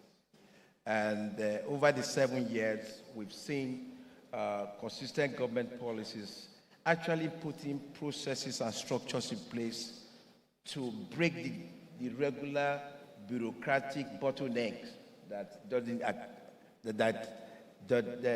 delayed investments, because those frustrations and what the present administration have done, they've kind of created a level playing field, and that has made us very, very comfortable in forging ahead in doing business in this environment. So the institutional structures the government has set up, especially the investment office, where you have people, if you have challenges of whatever you want to do, you can talk to them, and they can help you talk to a one-stop where you can talk to various government departments and all the challenges that we have, and that has made us very, very comfortable in doing business here. Thank you. So the public service is the key. Empower and institutionalize processes and capacity in the public service, and then continuity is possible. Finally, let's go to Kazim. CSR. Will make me talk about something that IHS doesn't like to talk about. We're very publicity shy on CSR. But I'll say a few things. First, we're Africa's largest contributors to UNICEF Fund, and part of what we have contributed to that exercise or initiative, a significant part of it has been expended in Edo State over the past 5 years, I think most importantly during the COVID era. But by and large, the infrastructure pitch that we have done in Edo State is 50% CSR. Where states has asked us for X, we've provided X plus Y, just to ensure that the project is successful and it can be done. We've also provided our infrastructure to the state for some specific services that I dare not talk about on this forum, which continues to help the states to manage security and provide safety for people across the states. Going forward, we understand that the state is trying to, or plans, and actually is designing an initiative to connect tertiary institutions, 48 of them. We're also going to provide international connectivity. Beyond the fiber that we're building, we're bringing services from upstream providers so that the kids in the high schools can have access to digital knowledge that are sitting outside of the shores of Nigeria, or be connected to other institutions in Nigeria where they can have access to the area of facilities and knowledge-based utilities. Thank you. Thank you so much. I think the challenge to stakeholders of the state is that as these businesses do better, obviously the budget for CSR will grow. So let's, support them in doing better. I don't think we can take any more questions, and I'd wanted closing remarks. I'm told we don't have time for that. So I'd like to round up this panel, just with a bit of a tidbit. I remember yesterday, this question of sustainability came up, and I was with a group of people, and a gentleman gave a very simple answer, and no pun intended. He simply said, God win. In other words, that God will win for Edo State. So we do believe that in terms of sustainability, the powers that be will have mercy on the state. Thank you for listening to us. Thank you. Ladies and gentlemen, can we put our hands together for these wonderful panelists and, of course, the moderators? I'll invite the excellencies, the current and former governors, to please join to take pictures on behalf of all of us. So you can step forward. The excellencies will join you, yes. Let me quickly welcome all service commanders, and in particular, the AIGs on 5 Benin, Arungwa, Wanzwe, Udo, MNI. Thank you for being here. We welcome the Chief Finance Officer of First Bank, representing the Managing Director of the bank, Dr. Adeshola Adetunta, Mr. Patrick Iyamabo. Thank you so very much for being here. Renowned economist, Professor Pat Utomi. Thank you also for being here. Ladies and gentlemen, can we please appreciate these amiable panelists with the excellencies? Pictures don't lie. Thank you very much indeed. You may please resume your seats as I invite the next plenary, the moderator and the panelists, walking the talk from opportunity to reality. We have a good story to tell in Edo. To moderate this plenary, I'd like to invite Vivian Shobo Mrs. FCA, MBA. She's an accomplished professional with a distinguished career in the financial industry. She currently serves as the Chief Executive Officer of FVS Advisory Partners, a boutique consulting firm specializing in providing advisory services for businesses, investors, and debt capital market transactions. She's a fellow of the Institute of Chartered Accountants of Nigeria and holds an MBA in finance from Manchester Business School, United Kingdom. She's happily married and blessed with 2 sons. Your hands together for her, please. On the panelists, Ore Disu. She's the director of the Institute, the new research and collection facility of the Museum of West African Arts. In this capacity, she works to support heritage initiatives and creative professionals across the sub-region and to drive a new global appreciation of African arts and material culture through archaeological research, conservation, exhibition, and outreach. She holds a degree in architecture from the University of Cambridge and a master's in urban development practice from the Development Planning Units at University College, London. Your hands together for her, please. Next, ladies and gentlemen, our own Mr. Greg Ogbaifun, the chairman, Benin Port Project Technical Committee, a committee saddled with the responsibility of birthing the legacy Benin Port Project here in Edo State. He's the chairman, board of directors of Stars Investment Company Limited, an indigenous marine logistics company rendering services in the upstream oil and gas industry to both international and local oil companies. He's a qualified marine engineer with a first-class combined certificate of competency, a member of the British Society of Marine Consultants and Ship Surveyor, a member of the American Society of Naval Architects and Marine Engineers, a fellow of Chartered Institute of Logistics and Transport, a fellow of the Chartered Institute of Directors, and as well as a pioneer president of the Ship Owners Association of Nigeria. He's married with his wife, Victoria, and together they are blessed with 8 children, 2 of which are already mariners. Like father, we next invite our own is Sibebe White. She's an accomplished, passionate, and dedicated social entrepreneur, and senior consultant in social development with more than 20 years of extensive experience in government and non-governmental organization, partnership, entrepreneurship, community advocacy, and engagement. She's the founder of Genius Hub, a social enterprise, and chairperson on the board of Genius Hub Global Initiative. She is also in the board of the Lady Mechanic Initiative. She has a BSc in microbiology from the prestigious University of Benin, a certificate in monitoring and evaluation from RIPA International in the United Kingdom, and certified in project management, policy development, advocacy from the University of Washington. Please make her welcome. And next we'll invite Edward Osayende. He's a financial executive with more than 20 years of experience in finance operations, supporting enterprise, global infrastructure, with a demonstrated history of working in the public sector, investment accounting, information technology, and the financial services industry. He's managing executive responsible for government, public, and private enterprise, partnership, executive level enterprise with financial management functions, including accounting and control, financial planning analysis, line of business finance function, asset liability, management, treasury, and task. He's an accomplished professional with a strong educational background.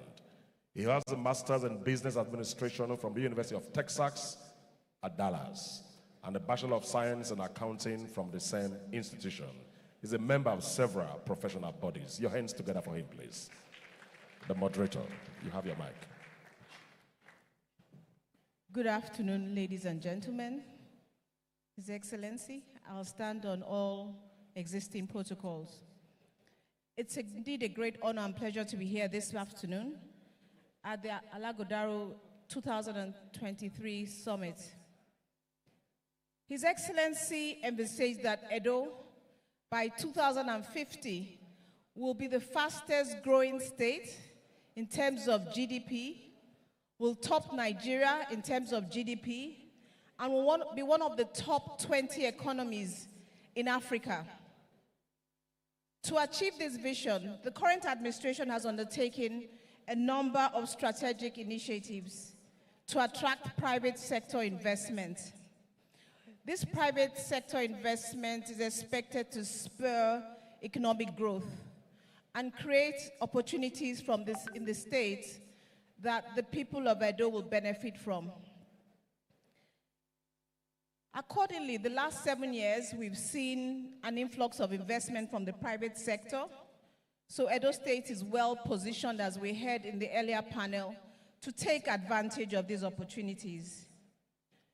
To highlight some of these significant investments in the pipeline, I'm honored to have with me an esteemed panel who would throw more light on the important projects that are in the pipeline. Usually, most of them are in their early stages. So please join me to welcome the panel.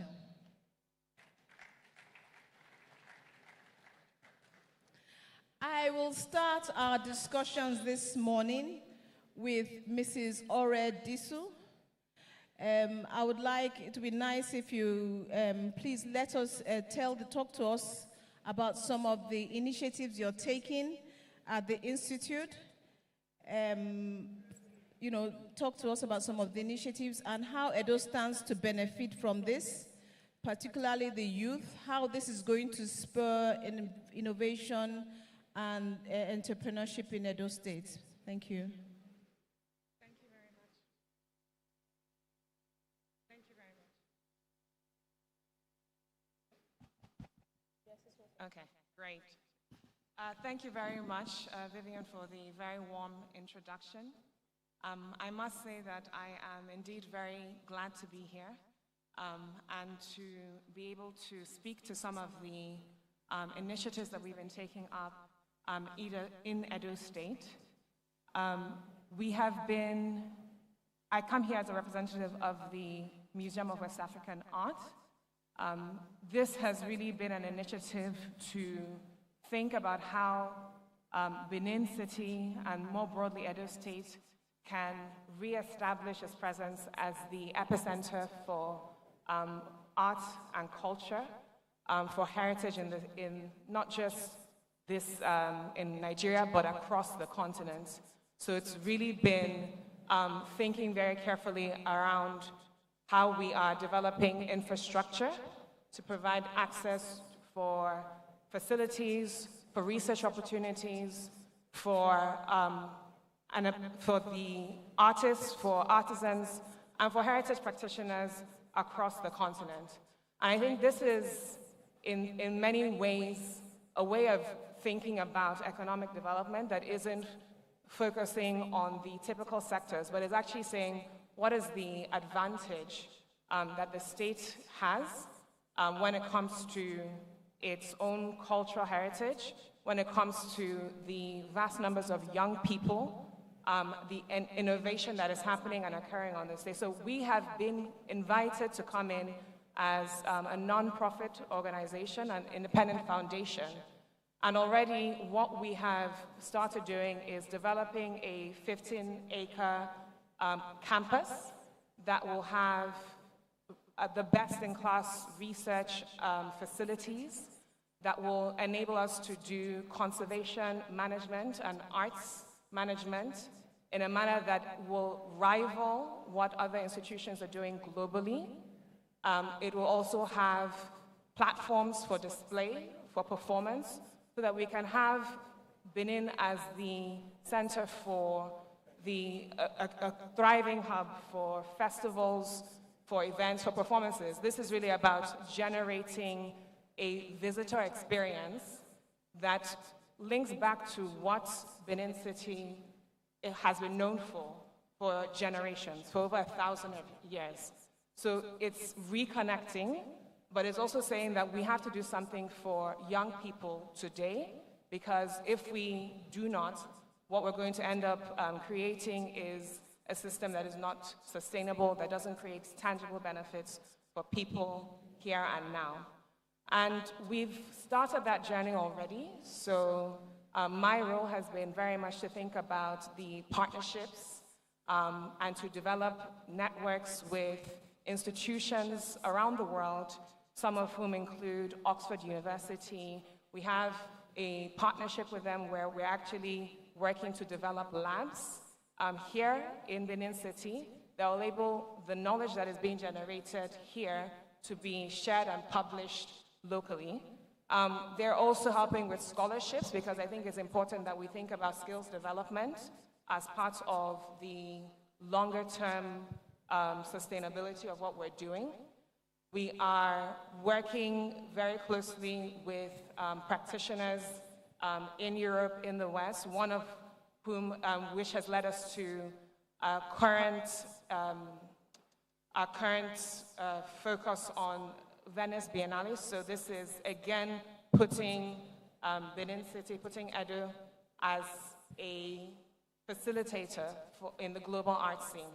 I think I'll pause there mainly because in the course of the conversation, I think we will also touch on some of the other things we're doing. But it's to say that we have started, and that work was made possible largely because we had access to land and an enormous supportive environment that has meant that we have actually been able to host practitioners from across the world here in Benin City. Thank you very much. Engineer Greg Obeifo, can you talk to us about the Benin River project? The port is it was mentioned earlier on the previous panel about the significance of the port.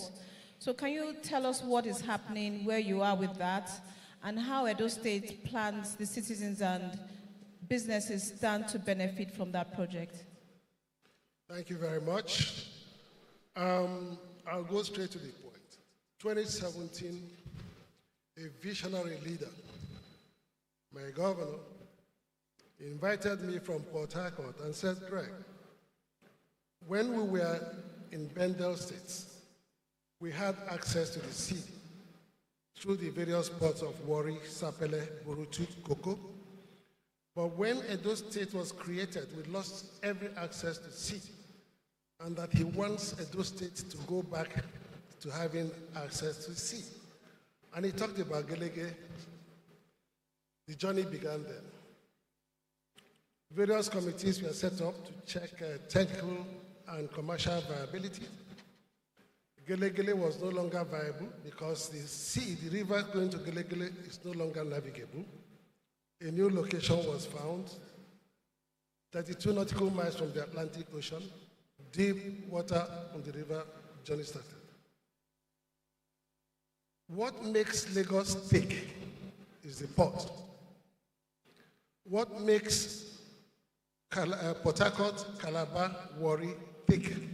The ports. If you have a port, then your economy is bound to boom. And he insisted that we must have a port in Edo State. Initially, various options of funding were considered, but at the end of the day, we realized that Edo State does not have the kind of money you need to build ports. So we decided to go through a process that can crystallize an international investor, and that we were able to achieve. We appointed an international transaction advisory company from Canada with offices in Nigeria, and we're able to come out with an outline business case, which we took to the federal government through the Nigerian Ports Authority and the Ministry of Transportation and the ICRC. The federal government approved the outline business case and gave a clearance certificate. So where are we now? No individual, private or private company can own and operate a port. Every port in the country is owned by the federal government through Nigerian Ports Authority. So Nigerian Ports Authority, having approved the outline business case, was happy to work with us to go out for a request for proposal for international bidders who will invest to build it. We went through that process and the company emerged. So as we speak, and as I'm here, the Nigerian Ports Authority, the preferred bidder, the transaction advisor, and the state government are negotiating the concession agreement on a 30-year program. Now, the journey isn't as smooth as I just said it. But what I want to say is that even when the port has not started, benefits are beginning to crystallize. Courtesy of my committee working with NIMASA and with the approval of the state government, 10 Edo children have been sent out of the country to read maritime studies by the federal government, full scholarship. And these children are going to be the first line of white-collar officers that will operate the Benin port. Secondly, we have not signed the concession agreement. The moment the preferred bidder emerged, he has lodged with us a bank guarantee of $1 million that they are guaranteeing that they will definitely build the port. Thirdly, one of the stakeholders interested in the port has expressed interest in leasing 150 hectares of the land that they need for their industrial activities, and that's been valued at about 12 billion naira, which we are hoping the state can put in as equity in a PPP. Finally, all the processes, both the port itself, the industrial park, which is majorly agro-allied, the trailer park, and the port smart city, the intention is to concession them out to private operators where Edo State, with the land, will be a partner, and that will be the model that we want to do. I'd like to stop here. Fantastic. Thank you very much. Now to you, Mr. Edward Ike Osayande. You're in charge of the Benin Enterprise Park, another significant investment in the state. Yes. Please go on. Okay. Good morning, all. Permit me to stand on all existing protocols. The Benin Enterprise Park is a vision of Mr. Governor that was thoroughly researched, converted to a document that formed the deliberate reform that we see as the mega agenda. On that document, we had 6 thematic pillars. The Benin Enterprise Park falls under the economic reform. It is an ecosystem designed to grow commerce, trade, create employment. The premise of the Enterprise Park at its conception was, how do we increase the GDP of the state? How many jobs can we create? And are all the raw materials we need on this park readily available in the state? We chose the location deliberately on Sapley Road after going around the state. We have 997.71 hectares of land. To put that in perspective, 1 hectare of land in Benin, in Edo State, 100 by 100, is 10 plots. So you see how much land we have. It traverses about 4 or 5 communities. It's also located in Ikobaka local government, which is also where Ologbo is, which is where somebody referred to as the energy hub. What we are trying to achieve there is create, as government, create an ecosystem where we have done all the horizontal infrastructure. That will be access roads, power, water, light, and then most importantly, security. And then look for both foreign direct investors and, more importantly, local players to come in and set up small to medium scale SMEs. We have different plans for the different sectors to come in. We identified 14 sectors that we thought would be beneficial to the park, but it's a dynamic document. As we move along, we adapt, because Mr. Governor does not want us to stay in one spot. We need to keep changing as the things change. We had a slow period during the COVID period, but we are bounced back. We are ready for investors to come in. We also chose that location because we are close to not only the Osiemo power plant, we're also close to the gas pipeline. So we have about 6 or 7 and counting revenue streams.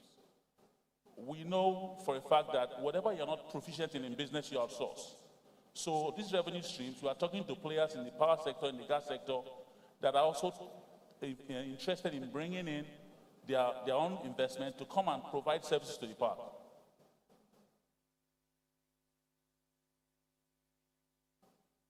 The last thing I want to say is, before we continue, is the amount of employment that can come to the park. When you put in construction, a construction zone, you are looking at all the different vocational training that will come into play, the unskilled labor that will come in.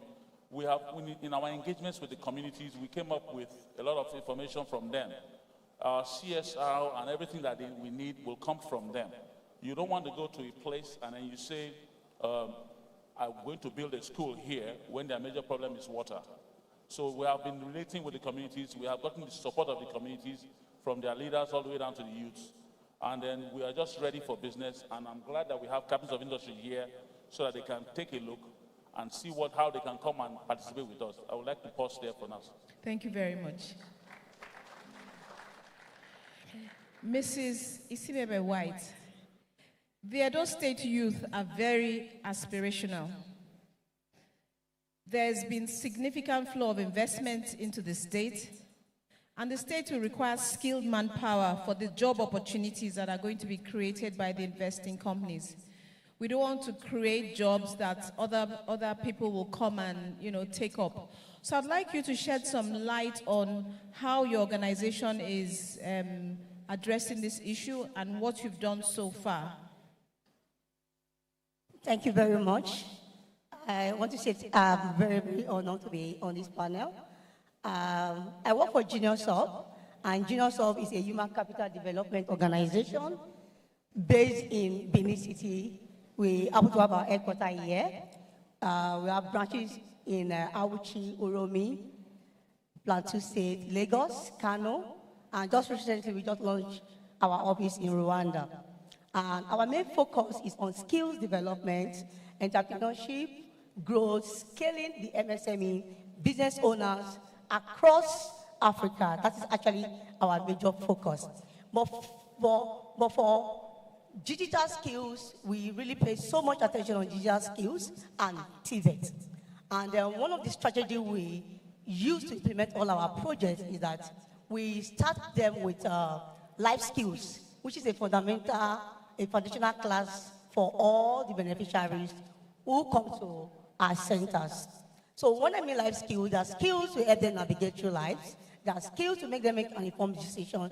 There are skills to give them clarity of purpose. So when we take them through this process, it gives them room to be themselves.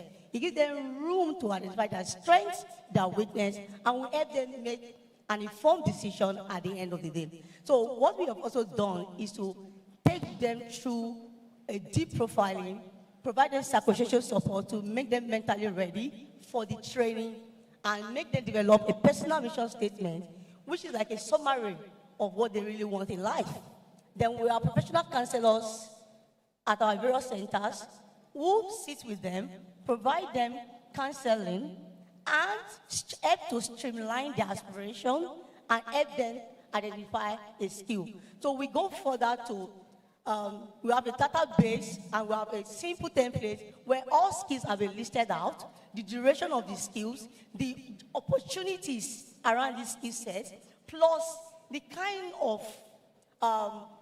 money they can also make beyond just the opportunity. So it gives room for them to say, this is what I really want after going through that process. So for us at Junior Sub, we are very, very excited that since we started, we have trained over 16,000 beneficiaries in those states. And out of these 16,000, I can confidently tell you 65 of them are already employed in those states. You see all these men and women with all these tools, 60% of them are from our center here in those states. And we can't take the glory alone.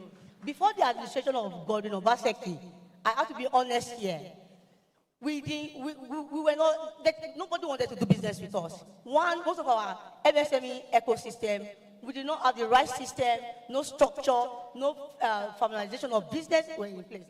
Those things were not in place. And for you to really get results, for you to attract opportunities, you need to formalize your business and have policies in place, then operation of, excuse me. Yes, go on. She's very excited and passionate about this. Let me yes. water, please. Yes. Okay, I'll come back to you No, I'm fine. Do you want to conclude?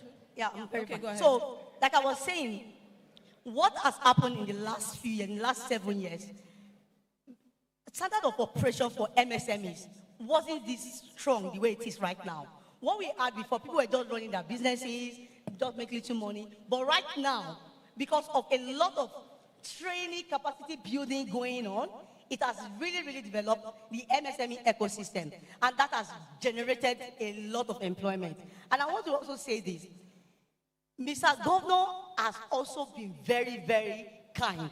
He was kind enough to identify the pain points of MSMEs, and he was able to pitch this to international community. He was able to pitch this to investors. That's why you see all of these transformation investors, international partners coming into Edo State. And we have also strategically positioned ourselves to actually benefit from this opportunity. Thank you. And we're very, very excited about that. Thank you, Mr. Governor.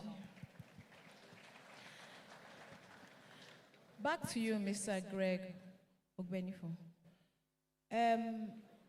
This project is at its early stage of, development, very early stage. And I would like you to speak to the sustainability of this project, the long-term sustainability of the projects. What are the risks involved that can jeopardize this project's, happening, and what needs to be done to ensure the long-term sustainability? Let me say very quickly that the project is not at an early stage. It's expected that the groundbreaking for this project will take place before the end of this year. And why do I say that? As soon as we finish agreeing on the concession agreement, we're developing the full business case. We're submitting that through the Federal Ministry of Transport to the Federal Executive Council for approval. And once that is done, the project will be taken over by the concessionaire, and they will start to run with the project. So the project is guaranteed to be. However, what we are building is not just a port terminal, we are building a port community. We had to look at all the existing ports in the country to see the challenges they are having. And we corrected all the challenges we observed in our own ports. So we have a main port, thank you. We have a rural facility. We are focusing on processing of agricultural produce so we can generate cargo throughput for the ports. So we have an agro-industrial park. We have a general service park. We all know what's happening to the Lagos ports with respect to the menace of trucks and trailers around the port community. So we have a dedicated trailer park, so you're not going to have trucks on the road. Then more importantly, we are doing something futuristic with our ports. You can see the maroon color there. That's a sport smart city we are building, a whole city, residential with all the facilities, recreation, malls, offices, and things like that to service the ports. Now, this whole area is expected to eventually be made a free zone, a free trade zone area. That is already established. Now, sustainability usually is threatened by subsequent governments. We all know that in this country, when a government is in place, they come up with beautiful, lofty ideas as soon as they leave. Sometimes, subsequent governments, they tend to derail. So, what we have proposed is to set up a Benin Port Complex Management Agency under the offices of the governor of the state. That agency will take care of all the component members of the port community that you just saw. And that's the profile. Now, we looked at the technical aspect of the operations of some of the industrial parks, and we know that the importers of our agricultural raw material will be glad to set up industries and process those agricultural materials within the country before they export them. So we contacted one of the international port operators, the Port of Antwerp. We looked at their model, and thankfully, they are discussing with us to be a technical partner to the extent that they'll be able to attract international industrialists to come and set up industries there. And we're hoping that with that, we should be able to have these ports contribute majorly. And finally, we would like to recommend that in the life of this administration, efforts should be made to legislate the ports, particularly the structure of administration, to make it sustainable. Thankfully, we have the executive, we have the legislative arm, and I think the judiciary is here to make that happen for the state. Thank you. Thank you very much. Ora, when you've answered the first question, you touched a bit on some of the industries that will be affected, that will benefit from the project. Can you delve in more in terms of innovation, entrepreneurship from the individuals, and the long-term sustainability? How is that guaranteed? Sure. So I think when we consider museums in Africa, not a lot of us have a visitor, repeated visitor experience, let's put it that way. So we have had to think very carefully about how to ensure that what we are preparing for, what we're designing, is not just copying and paste from what you see in Paris, in London, in New York, but is actually situated within this context here. And one of the things we've seen from that is that we have to think about curating not a 3-hour experience, but a 3-day or 5-day experience. And this is why in developing the concept, we've actually started with the park. We've started with when people come into to visit us, where would they go? Where would they eat? Where are they going to sleep? Where can they buy one or two things so that they actually take this away with them? What other experiences can they have in terms of performances, galleries, places to actually connect with local communities, with other practitioners? And in the course of doing that, we have identified various skill areas that we know we need to cultivate in-house, as well as other aspects of the supporting skill set that we require to enable us to function. So these are skills and services, really. And I won't go into too much detail, but where we see opportunities for young companies and businesses to gain from our presence ranges across the hospitality sector to recreation and events. So when you're thinking about tour management and guides, when you're thinking about how people make their way from the airports to our complex, and all of the other pop-up infrastructure that will be providing for rent to small businesses and artists and performers. And in essence, what we have seen is that by doing this, it's actually forced us to collaborate with other business owners, both in Nigeria but abroad. There's a huge amount of excitement for what we're doing, and I think what we don't really realize, because it's always accessible to us here, is just how attractive, how important Benin City is in the global heritage landscape. When you're thinking about the historic nature of this space, the number of guilds. We know today there's Igun Street, some people might even go further to look at the Imake Pottery Guild, but there were not one, not two, you're talking about 20 and 30 guilds just within this vicinity here today. So we are also thinking about connecting to those hubs and also the reviving, I would say, the historic linkages to places as far as Ife, where there were technology transfers in terms of bronze casting, to across towards even as far as Ghana, where we know, again, there were exchanges there. So this is really about reconnecting those spaces and thinking sustainably about skills development across all of those service and skill areas. Thank you very much. Mr. Osande, you have a room full of private sector investors. And one of the things I believe we talked about was the need for investment.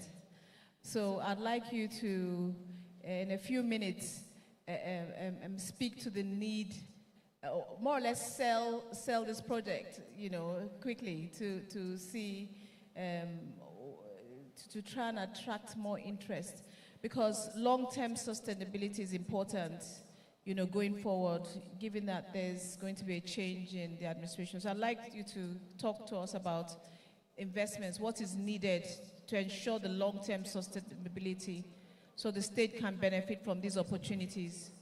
Okay. Thank you very much. First of all, I'd like to say that for most of these projects, because we are looking for private sector input and investment, most of the time, it ends up being a joint venture or an SPV created.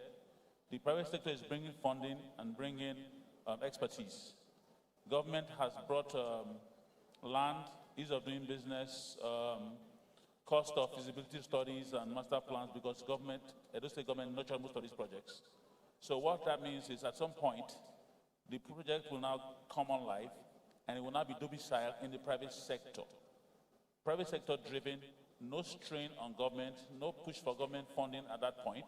So that means at some point in time when they have gotten to their payback period, ROI is now coming into play, they are now giving government their dividends on their investment, and then also government's IGR can get some boost from taxes and other breaks that come into it. Having said that, for the Benin Enterprise Park, we have a competitive advantage. The GMD of Dangote spoke about our location. Our geographic location as a nodal state talked about our logistical advantage, which is a comparative advantage, that we must now ensure we bring efficiency, effectiveness, responsiveness, and innovation to play. What that means is when we start the process of trying to get investors into an enterprise park, we have to have skin in the game so that when they come in, they see we are ready to do business and they are coming in to plug and play. We are not averse to learning or changing the dynamics of our original master plan. Our goal is to maximize getting businesses into the place, be it multinationals or small businesses. We have a mix of all of them in there. Finally, I would say there are fortunes at the bottom of the pyramid. When we look at the world today globally, the multinationals, Africa is the last frontier. Africa is not a place for cheap labor. We just need to improve our skilled labor. That's why Mr. Governor has always stressed education. Our skilled labor force has to be ready for all these people to come in. Otherwise, they will bring people from outside to come and work for us again. We will not achieve much. So those are the linkages that Edo State government under Mr. Governor does not work in silos. Every project that we have has a link to another one, and that's how it goes around. We are all linked. So for me and the Business Enterprise Park, speaking in isolation, we are ready to do business. We have all the advantages that any business would require. There's power, there's water, there's light, there's security. We're close to the city center. If any truck going from the north must pass through Benin to Lagos, if you are leaving Lagos, you must pass through Benin to the east or to the west, or to the north or the east. So we are strategically placed and ready to do business, and we are looking for, we have a policy document that, I use the acronym CRIME. We have communications, we have risk mitigation, we have information dissemination, we have monitoring, and then we continue to reevaluate our policy as a document. If we fall outside that, then we have committed a crime to the state. Thank you. I'd like to pause there. Thank you very much. Back to you, Isimeme. The needs are huge. So I would like you to tell us what kind of support would you need, or what kind of investments you need, because you have a lot of work to do. We're sitting in a room full of people and businesses that can help. So what kind of, how can you scale up further? I know you've talked about a lot of the work that has been done over the last 7 years.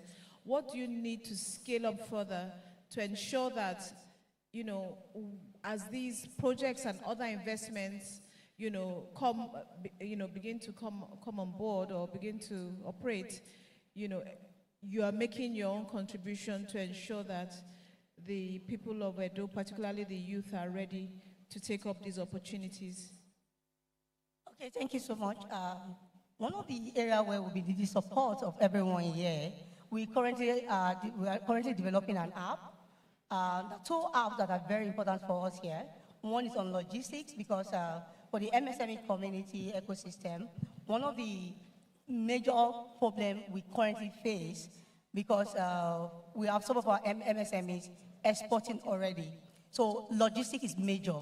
So we are currently developing a solution where we use drone to deliver products from the farm to the end users. So that solution is still under development. And we also want to seek support for the development of Associates app. The Associates app, one is to be able to match job matching for skilled youth in Edo State here. Another area where we also need more support is to see how we can train more people.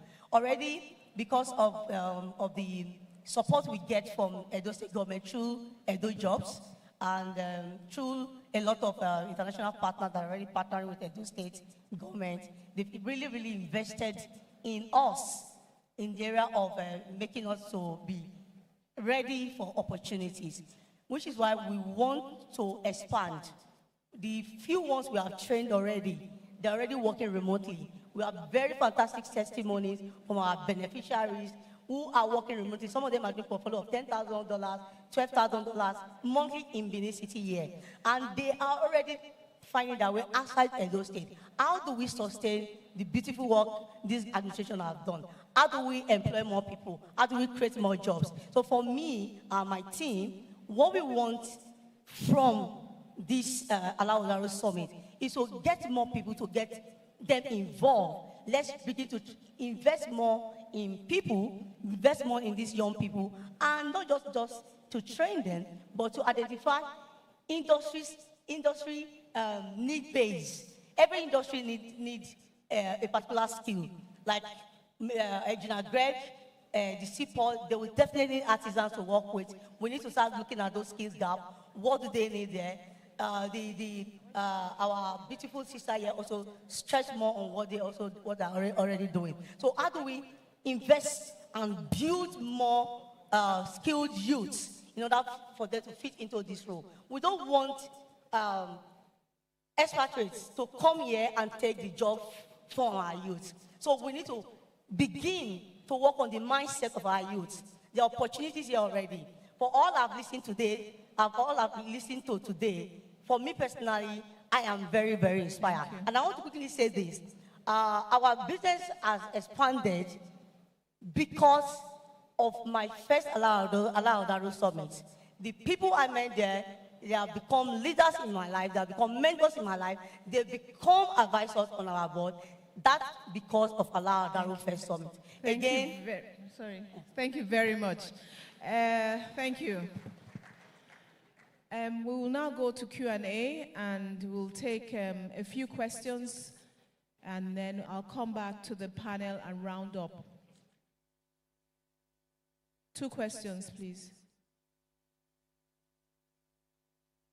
Do we have any questions from the audience? There's somebody at the back.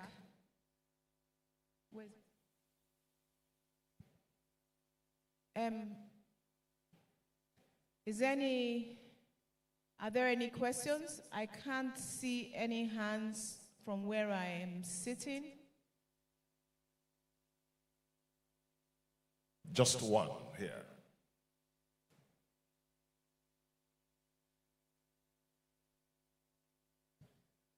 Good afternoon, all.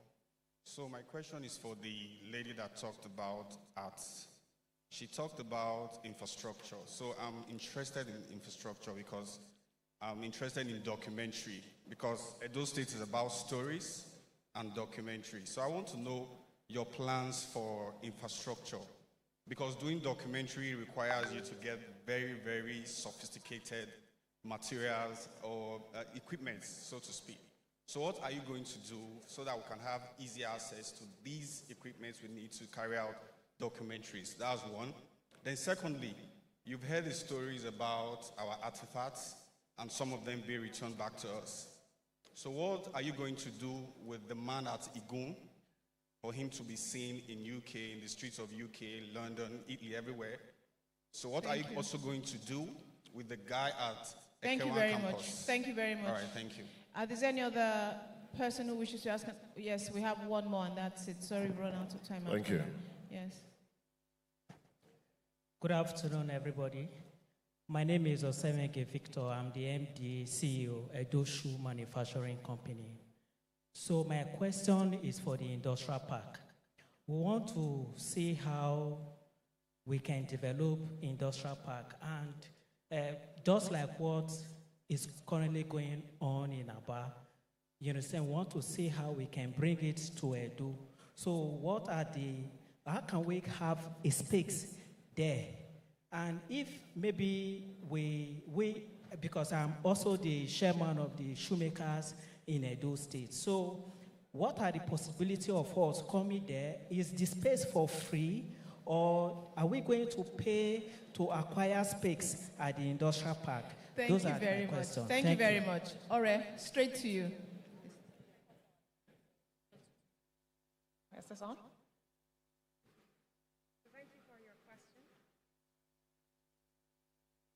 Thank you for your question.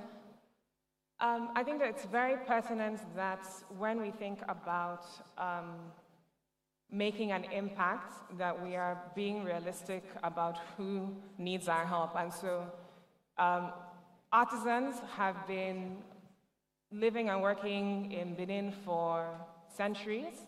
Unfortunately, if you go to some of the spaces now, you see that they are still producing, but they are looped out or somehow disconnected from the global arts market.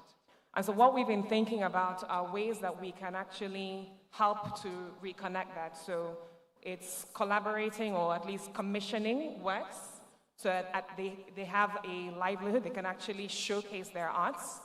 But it's also linking them with fashion brands, with art markets, just across Nigeria, but also globally. Because at the end of the day, if that one bronze caster is, for example, able to produce more, it means that he'll be able to train more people, and we'll actually have more and more production happening here locally.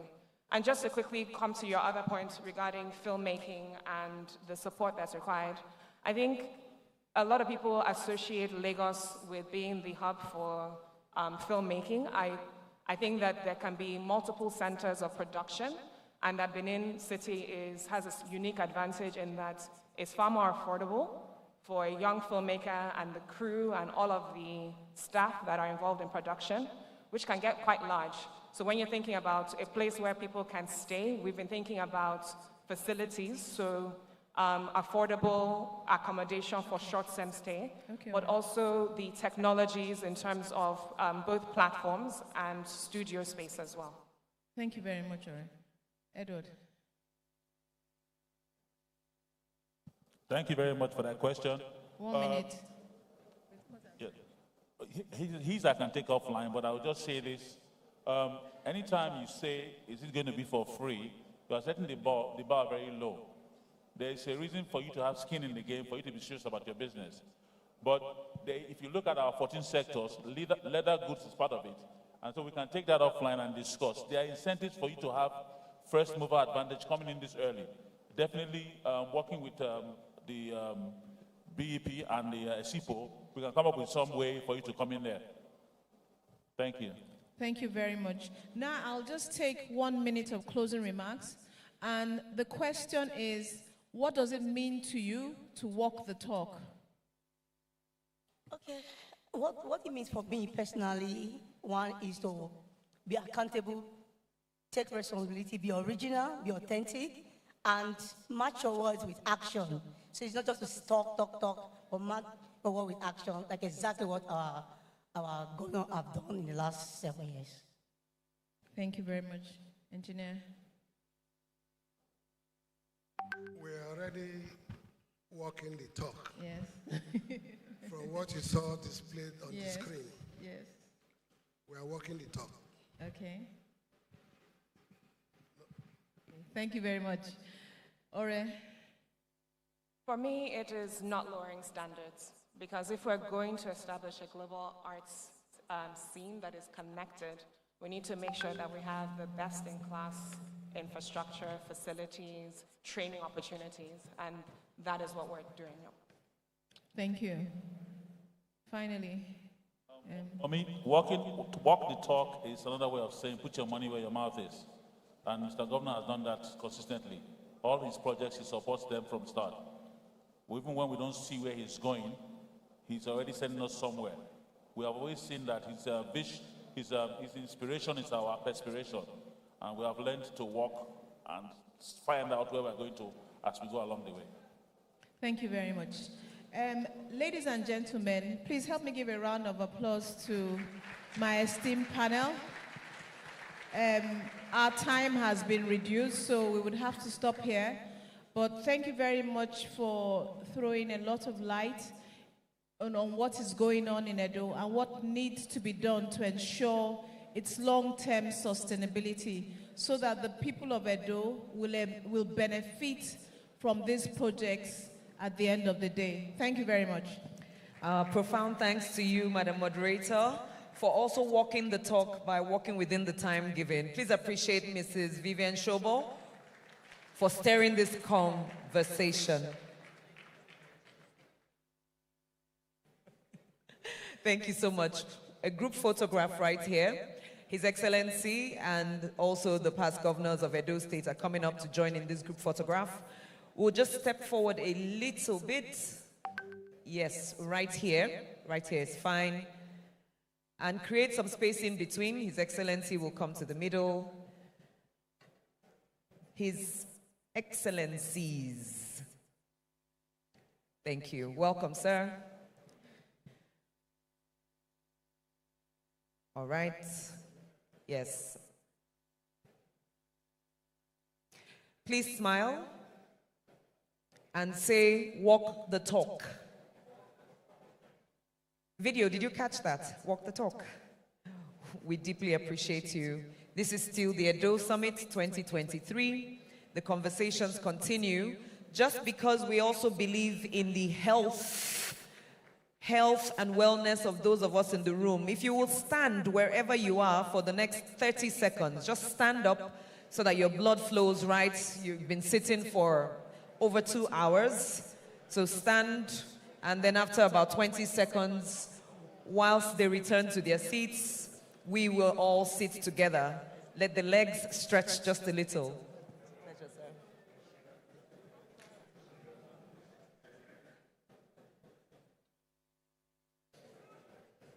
It's a good time to turn to the person sitting behind you and say hello to them. You haven't seen them in almost 2 hours. Your face has been faced to the front. Ask them how they're doing. Major takeaways.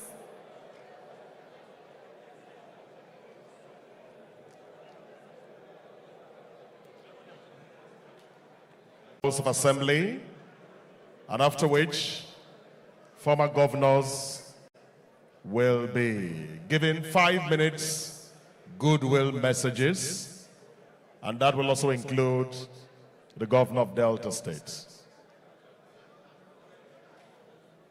I'd like to welcome the Right Honorable Dr. Justin Okonobo. We'd like to welcome Right Honorable Kabiru Ajoto, the Right Honorable Barrister Friday Itura, former member of the House of Reps, and of course, the Right Honorable Billy Osawaro, current member House of Representatives, the Nigerian Bar Association, Benin Bar, Rotarian, Nosa Edo Saige. Thank you very much indeed. Thank you so much. We also welcome Mr. Patu. Thank you. Can we please allow their excellencies to resume their seats? Thank you very much. Thank you very much. Cameramen, please back to positions. Thank you. Once His Excellency sits, the rest of us will follow.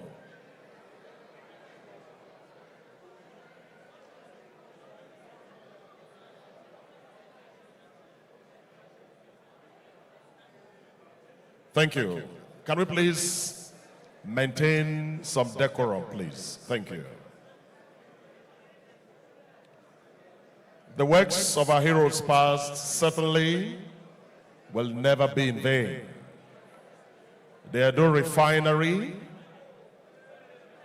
the Osiomo Power, the Benin River Ports, and many other laudable initiatives of Mr. Governor is an attempt to walk the talk.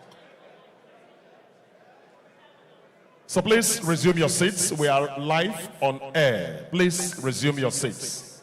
Thank you. Thank you very much. Please resume your seats.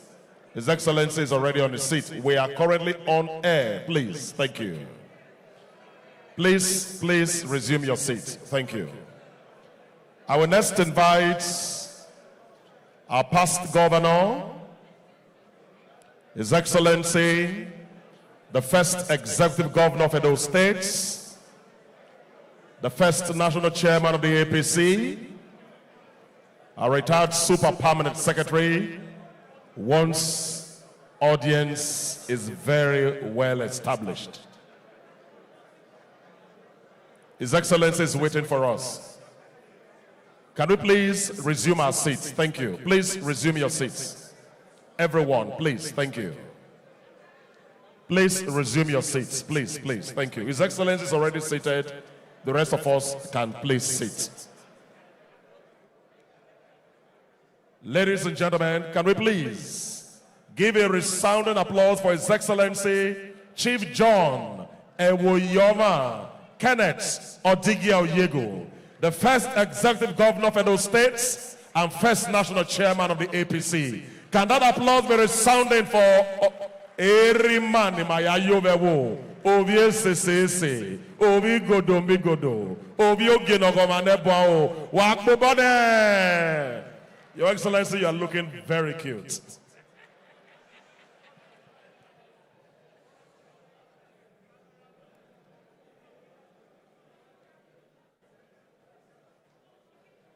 Your Excellency, our governor, and his wonderful wife, the deputy governor, and my good friend, the wife, the Speaker of the State House of Assembly, our respected Chief Judge of Edo State. At that point, I respectfully adopt all existing protocol. I am glad I was able to attend this 7th session of Edo Summit, Alaghodaro.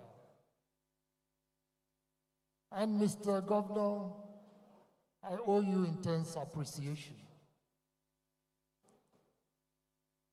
for taking the fundamental decision, I don't know at what point in time, to turn your back on business as usual.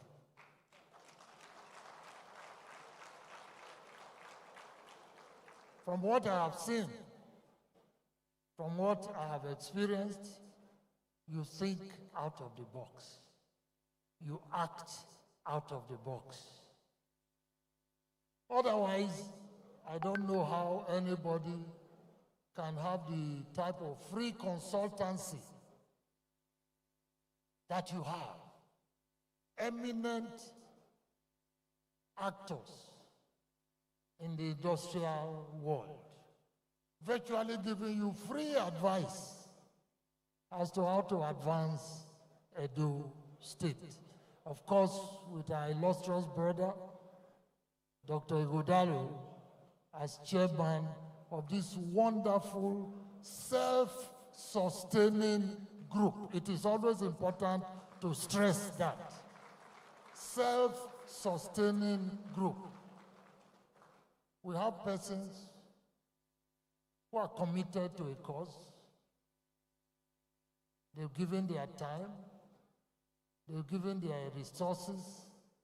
They have given their intellect to the upliftment of Edo State. I can only say thank you, Mr. Governor, and to all of you, thank you very, very much. And especially, of course, those who are running this show, Dr. Alaghodaro, and I think the ladies, Mrs. Alufai, fantastic. May God bless you both. We have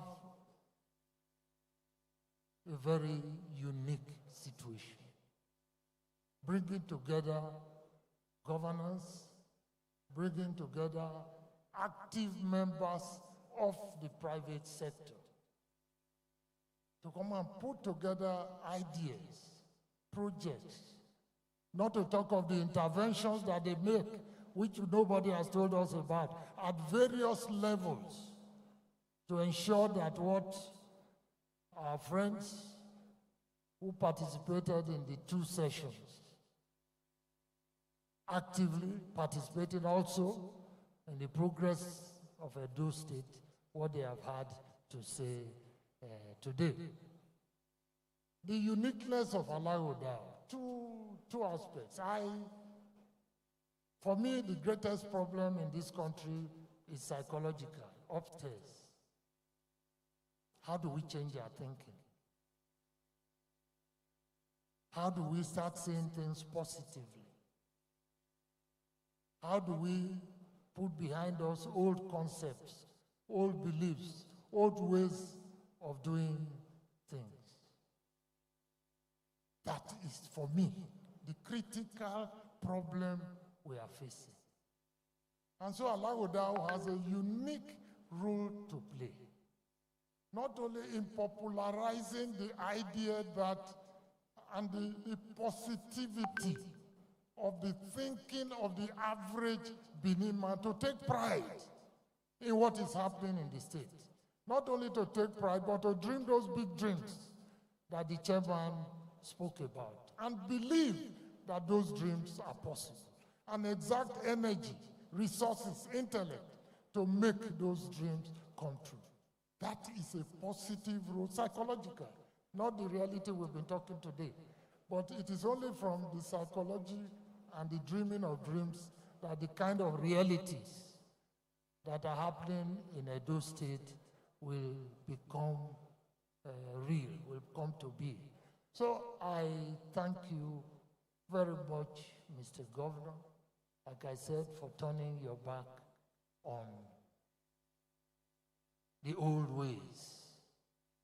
Today, the world is talking of artificial intelligence. Politicians and scientists have come together very recently to even decide how they can protect us who are creating artificial intelligence from the possibilities that you can have an enemy in artificial intelligence.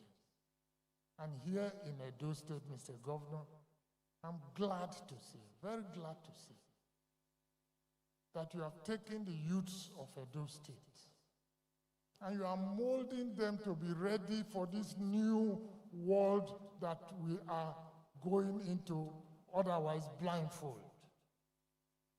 The kind of education Edo Best, I came in, we managed to stop at one of these kiosks outside. That's a long conversation for another day.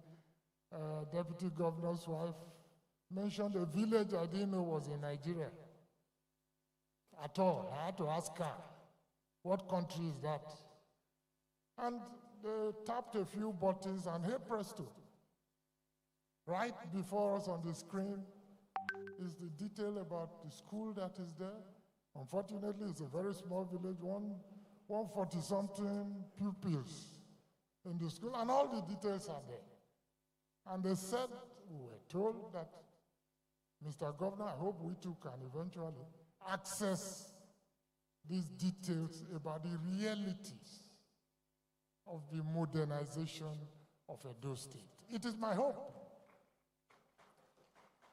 that in the near future, you are preparing people for the world market. It is my prayer that in the near future, instead of our usual export to Italy and the rest of the other places, we can now be exporting trained manpower that will stand the test of time and make us proud wherever we go to.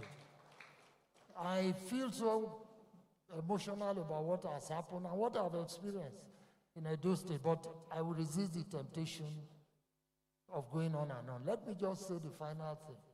Our people say, the name you give a child sometimes will dictate the kind of child he turns out to be. So let me take a bit of credit. That when I said, when we were choosing mottos for Edo State, and I said Edo State is the heartbeat of Nigeria.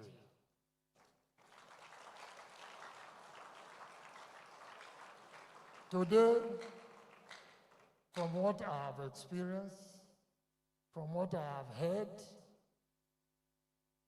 I have that satisfaction. Even from what Alaghodaro said, that was a practical exemplar, that this state is growing at 100, did you say 140%?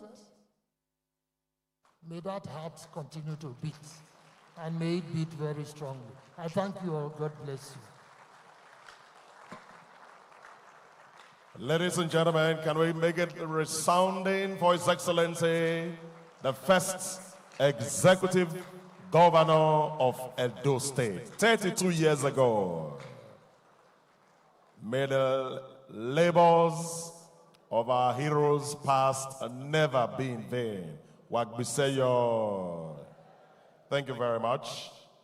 I will next invite His Excellency Chief Lucky Nosaka Igbenedio, former governor and the current captain of the class of governors of 1999.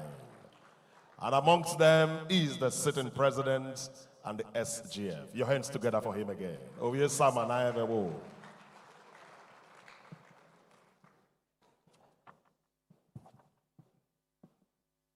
Mr. Alaghodaro, you permit to stand on existing protocol after recognizing my brother, the governor of Edo State, and his wife, and of course, Mr. Speaker, and our Chief Judge. But don't let me leave out the people that matters most in Edo State and in this hall today, the money men, the captains of industry.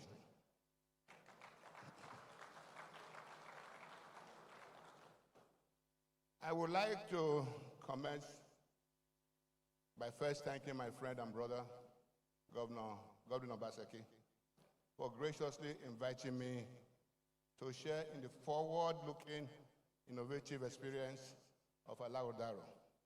Economic Summit has come to represent the quest for sustained growth and development for our state this past 7 years. Thank you, Mr. Governor. I must also salute the evident sense of duty under the able leadership of Alaghodaro and the faith of Alaghodaro cause exhibited by the team, which has worked to put this impressive event together. I guess you all deserve a hand of applause.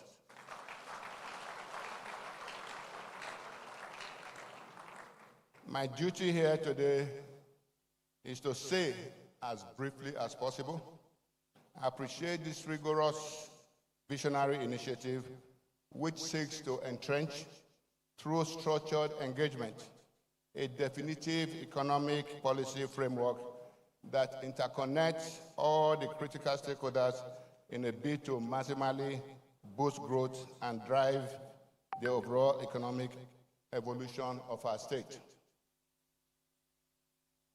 The significance of this year's edition of Alaghodaro Summit cannot be overstated. It is the 7th in the series. Various cultures, philosophers, religious, and belief systems ascribe various degrees of symbolism to the number 7. Your Excellencies, distinguished ladies and gentlemen, do not fret. I do not intend to take you on a spiritual excursion into the spiritual and secular significance of the number 7. Maybe another day in another forum. The semantic field that the word Alaghodaro encompasses in Edo language is a pointer to the intellectual depth that must have gone into birthing this summit. The word does not only mean progress, it also connotes discovery, trailblazing, going where there's no path, and leaving a trail behind.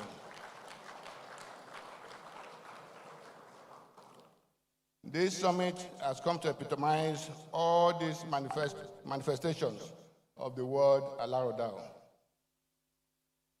The very theme is apt, creating shared opportunities into the future, speaks to a commitment to continuity and sustainability.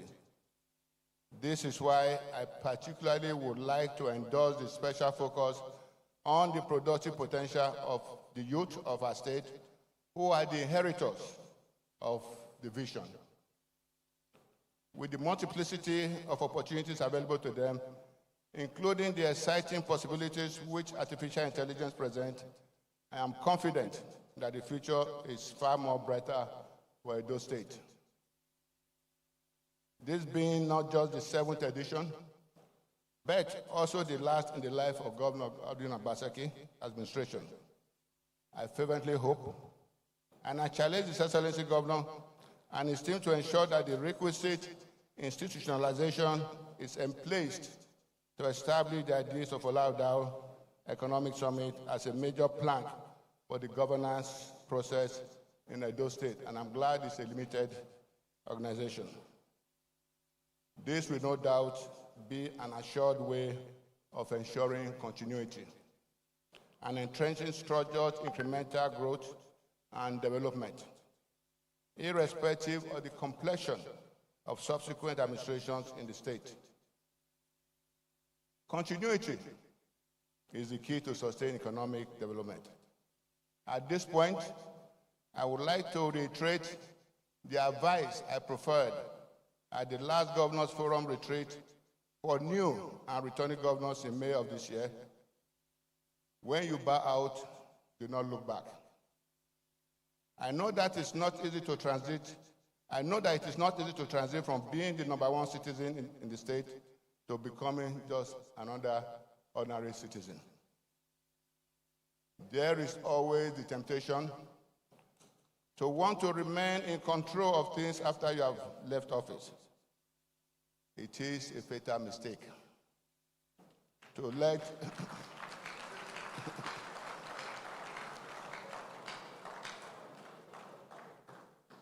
It is a fatal mistake to let that bug bite you. It leads to avoidable conflict with your successor and creates needless tension in the system. If your successor seeks your counsel, you should be gracious enough to offer helpful advice. If he does not, let him be.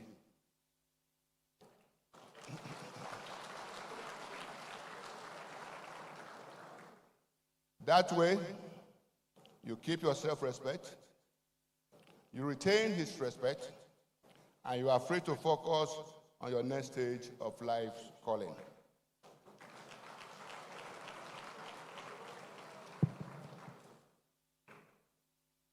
Distinguished ladies and gentlemen, I promise to be brief.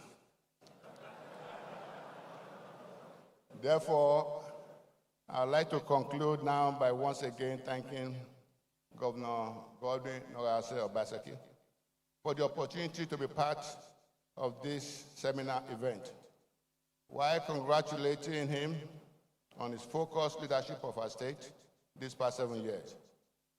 I wish you and your team even greater impactful successes in the remaining months of your administration. God bless you all.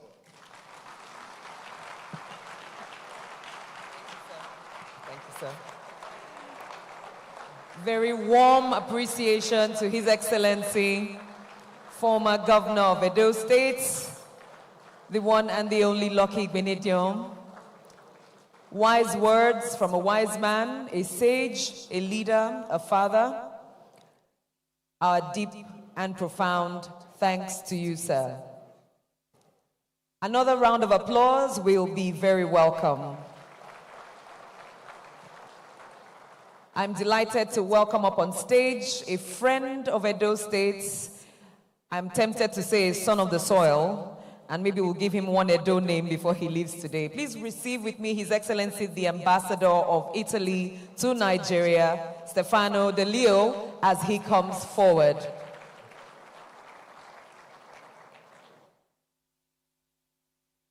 Committed to all things Nigeria and Edo. Welcome, sir.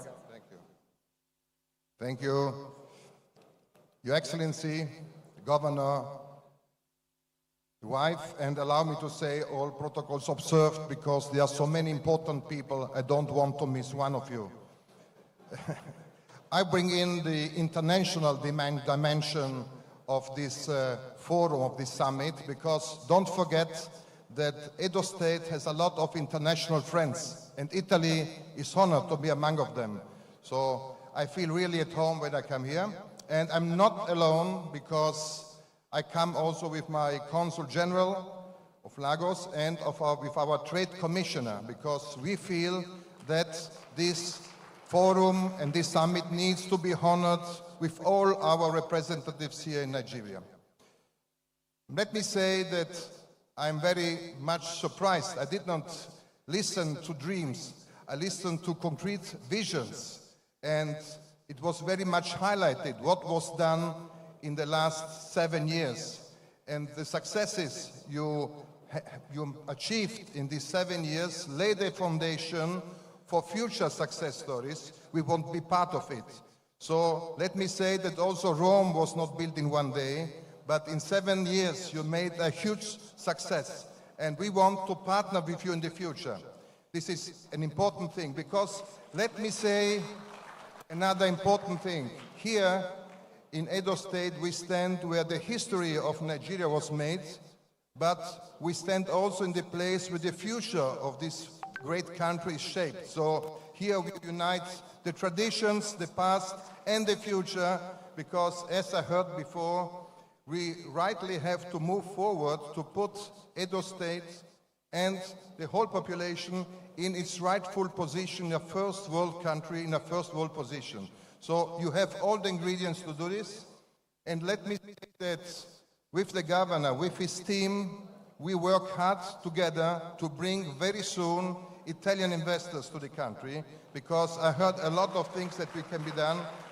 And if I speak here as Italian ambassador, we have a special position to talk to you, because we know the talent and the resilience of Edo State people, because we host them in Italy. They are your sons, their sisters, their daughters and sons of these countries, but they became also daughters and sons of our country, because they are now part of our society, and this is an important bridge. Diplomats are here to create bridges. I see the business people here, I see politicians, authorities. My job and the job of many other diplomats is to create bridges. But I see that here you have already found a very strong bridgehead on which we can build. And let me say again, we are ready to partner with you. Thank you very much. All the best for you, all the successes, and I'm really impressed what you did and what can be still done in this beautiful country, especially in Edo State. Thank you very much. Thank you.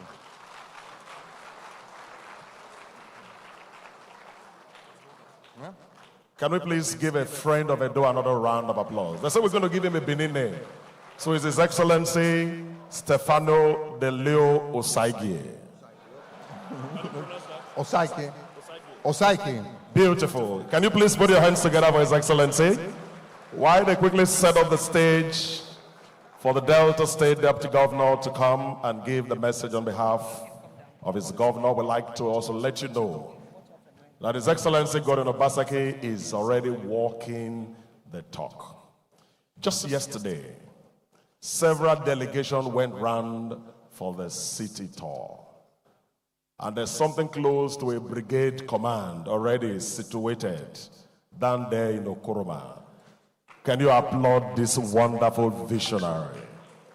The Edo Modular Refinery, we saw it eyeball to eyeball. The impact of MOU is situated there.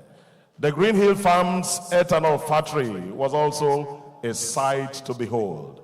The Victor Wifo Creative Hub is amazing. The Edo State College of Nursing Services is wonderful. The Stella Obasanjo Hospital is another medical destination. And you already know that the American physicians are always coming to Edo every year. And telemedicine is something they do from the various wards in our medical health centers. This governor is just amazing. The Edo Central Park is something you won't believe is in Edo. It's amazing, it's wonderful. Ladies and gentlemen, can I also request for additional rounds of applause for the Secretariat building that this governor brought back to life. Las Vegas cannot compare what is there. And the night party yesterday at the rooftop was something close to America without a visa. Only Obaseki can do that. And then you know something remarkable, we have to train our workforce. Edo no longer use paper in their civil service. Fully automated. And the training is on at the John Odigi Oyegu Public Service Academy. Ladies and gentlemen, may I invite His Excellency Elder Sheriff Oberewori, the Executive Governor of Delta State, speaking through His Excellency, the Deputy Governor of Delta State, Sir Monday Oyeme. Can we please applaud him as he comes? Edo and Delta are brothers and sisters, formerly Bendel State. And so the spirit of Bendel State is alive again today. Your Excellency, welcome home.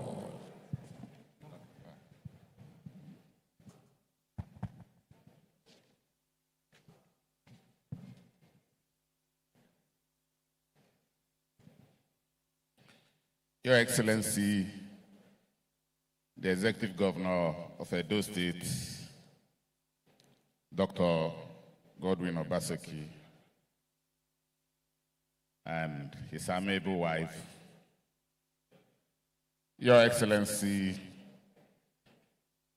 Comrade Philip Shuaibu, the Deputy Governor, and your wife, Your Excellencies, past governors of Edo State,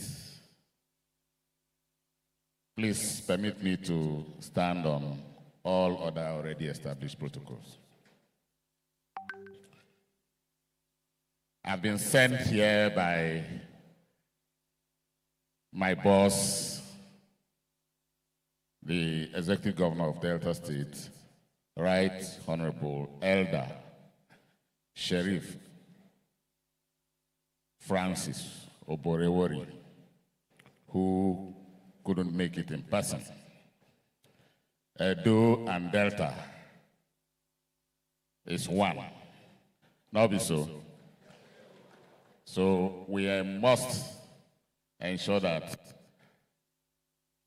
anything Edo State is doing, of course, we must be present because we are one and will continue to be one.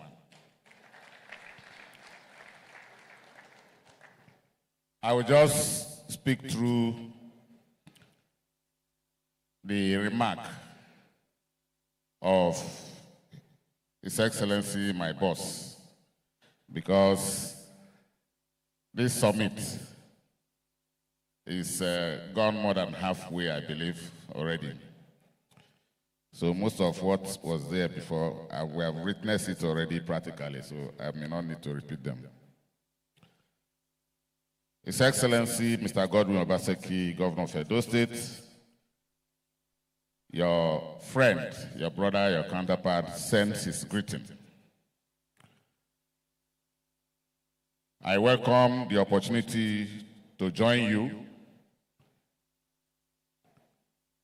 at this summit. In the last 7 years, Alaghodaro Edo Summit has offered the government and the people of Edo State a pedestrian for elevated discourses on capacity building, policy formulation and accountability, and institutional reforms to promote good governance, economic inclusivity, social cohesion, and sustainable development. It is my belief that proposals and recommendations and suggestions from previous editions have been instrumental in the progress of Edo State, Edo State has witnessed under the remarkable stewardship of Governor Obaseki. The old adage that say, failing to plan is planning to fail, holds true for government as well. Every responsive and responsible government makes it a priority to periodically set forth strategies and detailed plans for human, fiscal, social, and economic development. Indeed, development planning is sine qua non where the gap between the available resources and the demand for same is elastic. It is my earnest expectation that this summit will establish the roadmap to build critical road and transport infrastructure, drive human capital development, and engender inclusive economic growth. Propose reforms in revenue and spending, provide the template for job and wealth creation through skill training and entrepreneurship for our teeming youth population, and support the promotion of micro, small, and medium-scale enterprises through microcredit and training. Create conducive environment for public-private partnership investment, and develop the agricultural value chain and agro-industries. Provide reforms for government-owned enterprises. Ensure growth and renewal of urban centers through flood control infrastructure, roads, market development, housing, and sanitation, and enhance peace building, social and intercommunal harmony. I will conclude by saying that the successful implementations of the policies of any government depend largely on the efficiency and effectiveness of the civil service.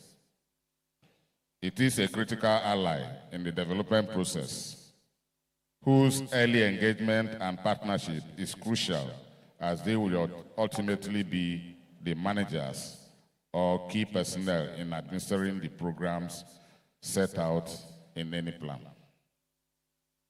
I trust that this summit will address issues of critical interministerial and interdisciplinary coordinating machineries necessary for the success of any government. It is on this note, Your Excellencies, distinguished ladies and gentlemen, that I wish you a refreshing and rewarding time at this summit.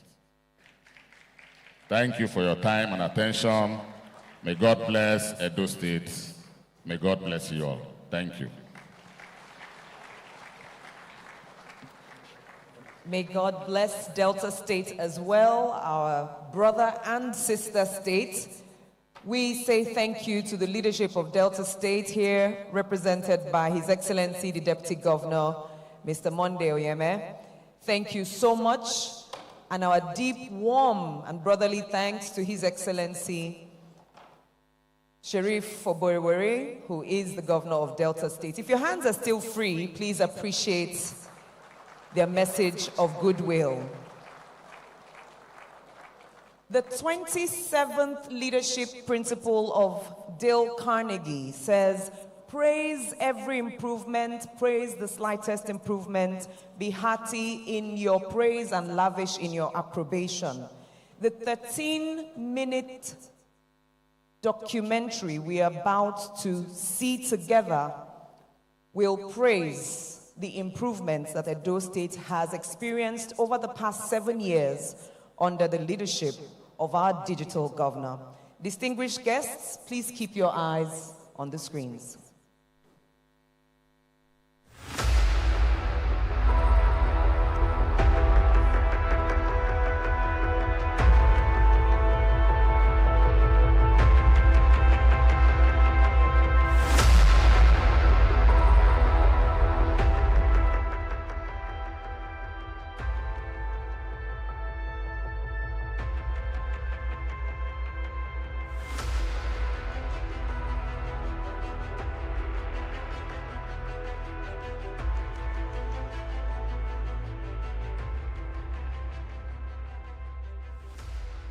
The Nigerian economy has experienced checkered growth since 1999, led mainly by proceeds from oil and gas. Over 90% of the subnationals in Nigeria are barely viable economically. They often lack the minimum infrastructure, manpower, and industrial capacity to function independently and generate wealth. Hence, they are mostly regarded as civil service states. Our past leaders made concerted efforts to tackle underdevelopment in Edo State. Enter the Governor Godwin Obaseki administration. An unprecedented structural transformation began, repositioning the state as a leading industrial haven, attracting investments across different sectors of the economy. The Alaghodaro Summit has been a key driver of the reforms that has birthed this landmark economic revolution. The whole purpose and the drive behind this summit was to provide a forum where we could bring all shades of opinion, policymakers, citizens, all stakeholders together to dialogue on the pertinent issues affecting the state with a view to looking for common grounds and also solutions to those problems. Today, Edo has grown to become a major hub for manufacturing of materials for the building sector, with local and foreign companies competing for market share. Companies that have established or expanded their businesses in the building and construction sector in Edo State include Dangote Cement PLC, Time Ceramics, and Roncheng Glass, among others. These companies produce cement, tiles, glass, roofing sheets, MDF boards, and source their raw materials from the state's rich mineral resources. In the agricultural sector, Edo State is leading a quiet revolution. Working with partners, the Edo State government has transitioned from subsistence to mechanized agriculture. Edo today has arguably the largest and most ambitious farmer state development in Africa. The governor put in a total of 70,000 hectares for cultivation under this program. This also would help to reduce the deficit that already exists in the sector. Thank God for the governmental drive. A lot of people are more interested in agriculture. Before the end of last year, everybody ran out of seedlings. We don't mind the cost, but every day we live to see the rest of mind that it gives you. And we are proud about it, that whatsoever we have done to date is done in a very friendly environment and thinking about the ecology, and that's what ESOP lives for. Another notable investor in the ESOP program, Green Hill Limited, a subsidiary of Saro Africa, has established a cassava to ethanol refinery in Benin City, which will be fed with 480 tons of cassava roots, approximately 20 trailers, and produce 50,000 liters of ethanol to be used in breweries and distilleries and other sectors. The state is also taking a central position in processing of hydrocarbons by promoting policies and advancing incentives to improve the ease of doing business. As a result, Edo has attracted 2 functional refineries with the injection of 700 million naira into the Edo Refinery and Petrochemical Company Limited, ERPC. The company set up a 6,000 barrels per day modular refinery in Ulubu, Ipoba-Oka local government of the state. The company's products include naphtha, low-pour fuel oil, and diesel, among others. Its feedstock is sourced from the Uza oil field, which it recently placed an order of 200,000 barrels of crude for refining. Over 60,000 hectares of oil palm has been cultivated. We have 2 modular refineries running in Olubu and Eboko. We have 2 ethanol factories ready to be commissioned. We have Osioma that has close to 100 megawatts of electricity being provided. And of course, this has led to the creation of more jobs for Edo people. Power is critical to driving industrial growth. This is why Governor Obaseki had signed a power purchase agreement, which paved the way for the setting up of Osiomo Power Company in a move that was well ahead of its time.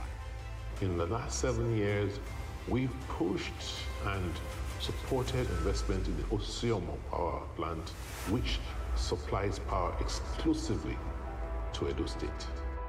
The retail sector in Edo State has witnessed unprecedented growth on account of the transformational policies espoused by the Governor Obaseki-led administration. The sprawling Benin City Mall is one of the iconic projects that signposts the revolution in the sector.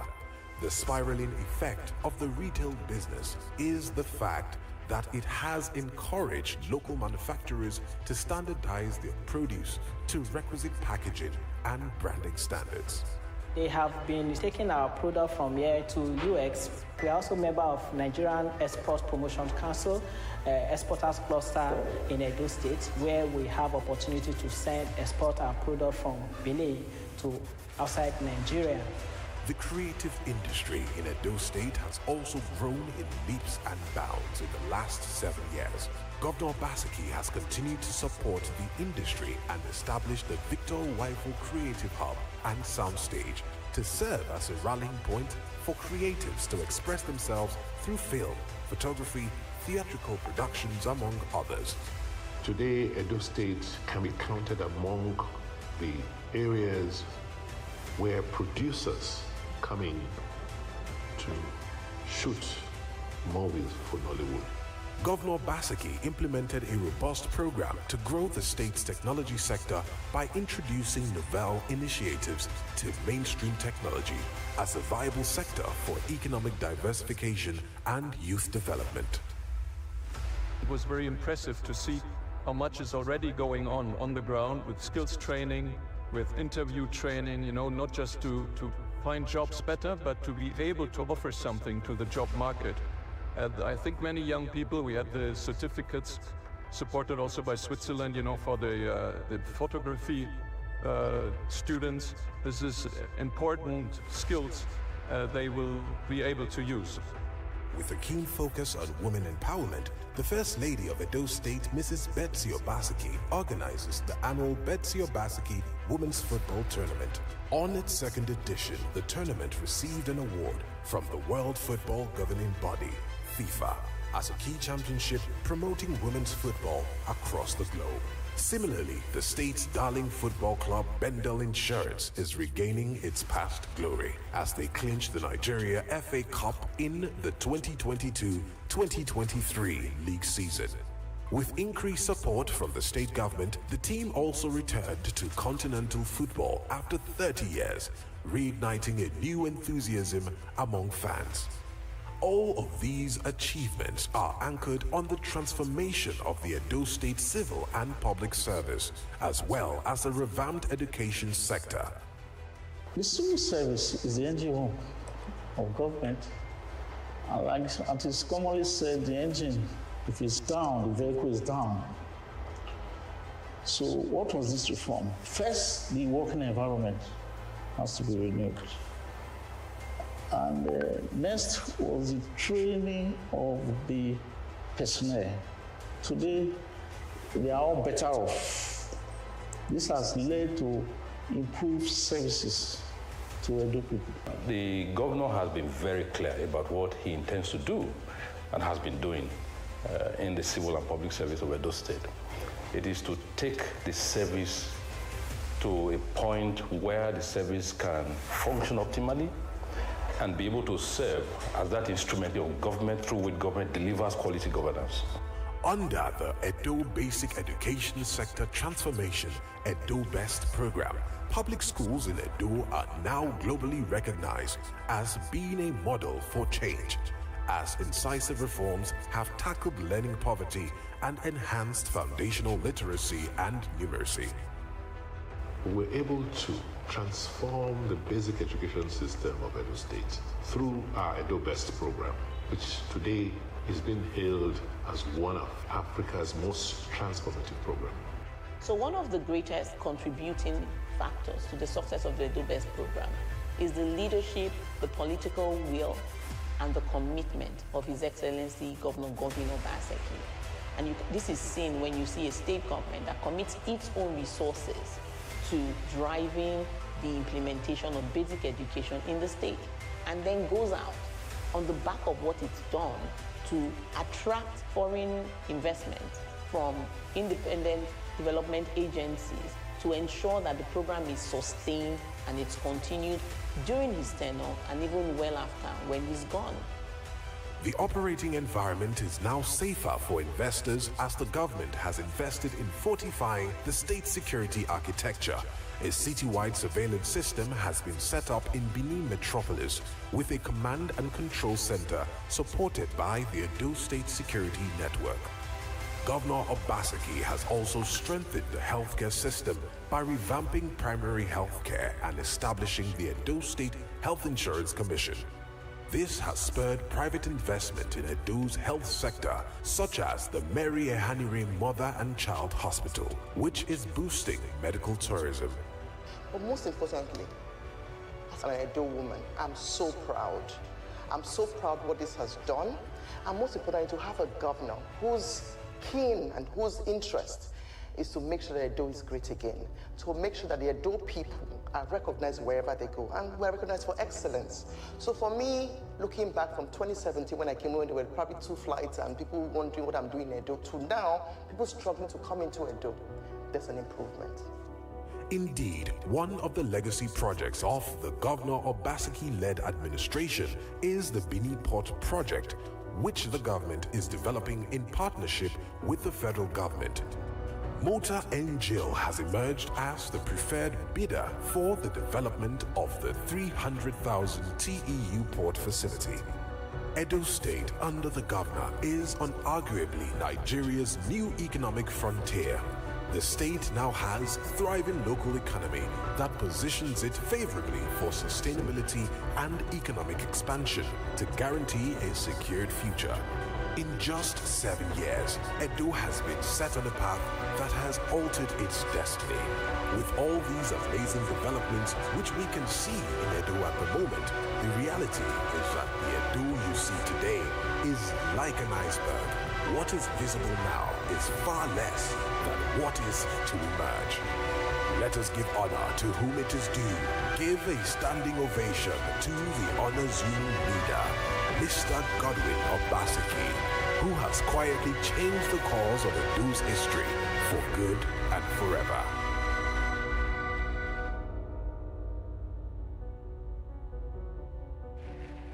Ladies and gentlemen, you can see that we have a good story to tell. Can I request us to be upstanding as we welcome His Excellency, the Alaghodaro Governor, the Progress Governor, His Excellency, Goodwill Nogegase Obaseki. As we welcome. Thank you. Please be seated.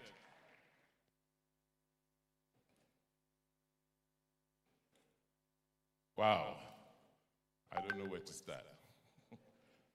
But let me acknowledge in this audience the presence of my 3 predecessors in office.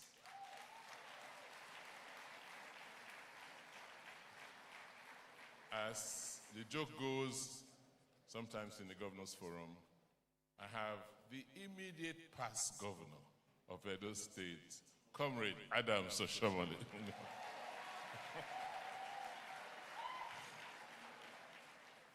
And as we joke, as a former governor of Edo State, Chief Lucky Benedion. And then we say there's a one-time governor of Edo State, Chief John Odige Oyego.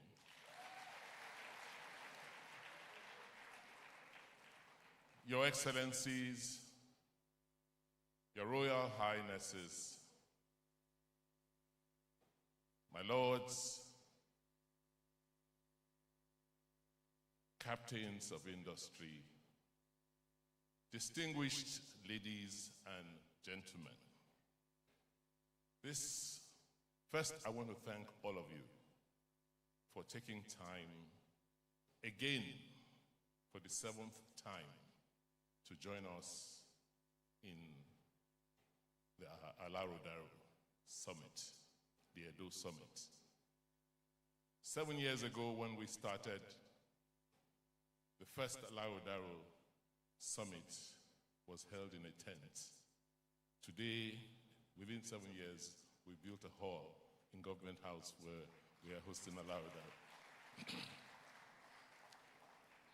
7 years ago, our keynote speaker today was this keynote speaker then.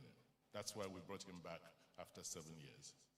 You see, you gave us a charge 7 years ago to go and work hard to make Edo an industrial base for production and manufacturing. 7 years after, I believe we have started on that journey.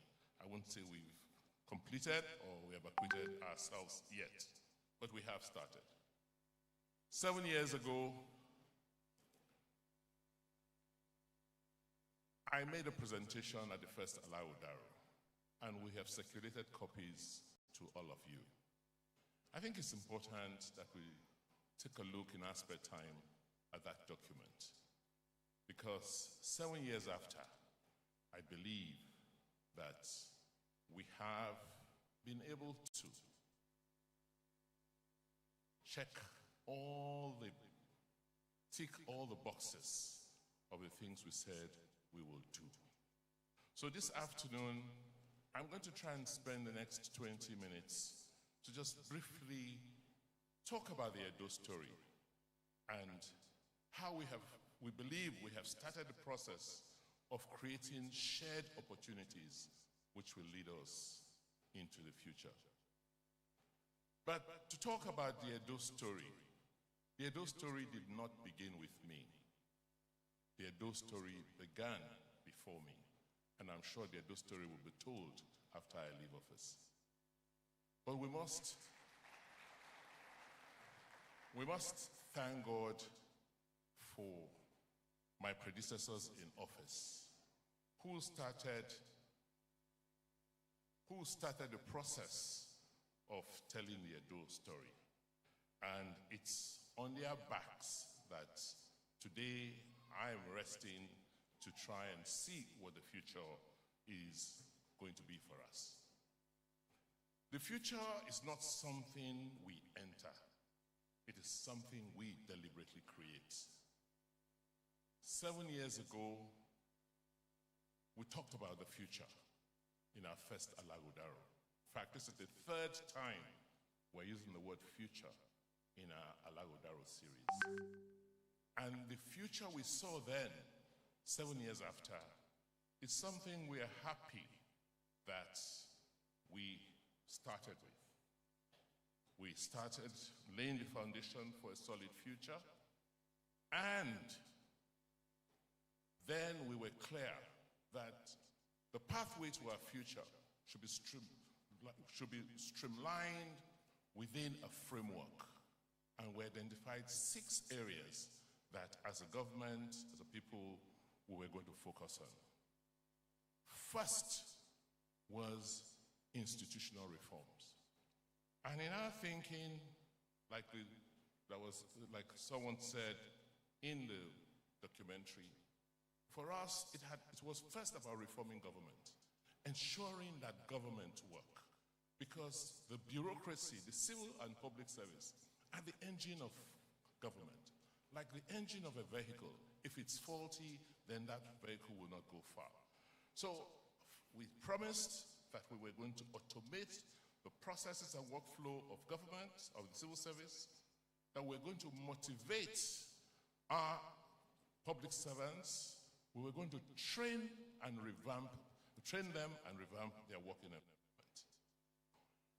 Looking back 7 years, what have we done? We have fully automated our civil and public service. Edo State public service is now paperless.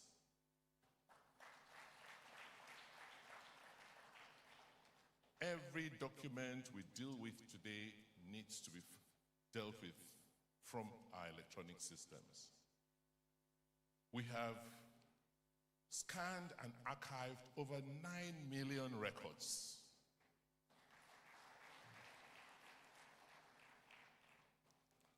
We have, and some of you were with us, built a world-class training center, the John Odige Oyegu Training Center, where to date we've trained over 6,000 public and civil servants, and we've delivered almost 10,000 devices to our workers because that's the only means by which they can work.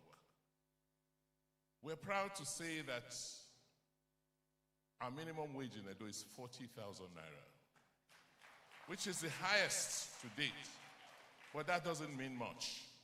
We're looking at ways where we can increase the wages of our workers substantially beyond what it is so that they can be motivated to work. We, as government, sorry, the next slide. What has all of this turned to, amounted to? It means that government is now working better, more efficiently, and we're seeing the results in terms of revenue increases. So between 2016 and 2023, the graph you're seeing shows how much we have collected in terms of IGR. Next year, we're anticipating that IGR will be in excess of 70 billion naira.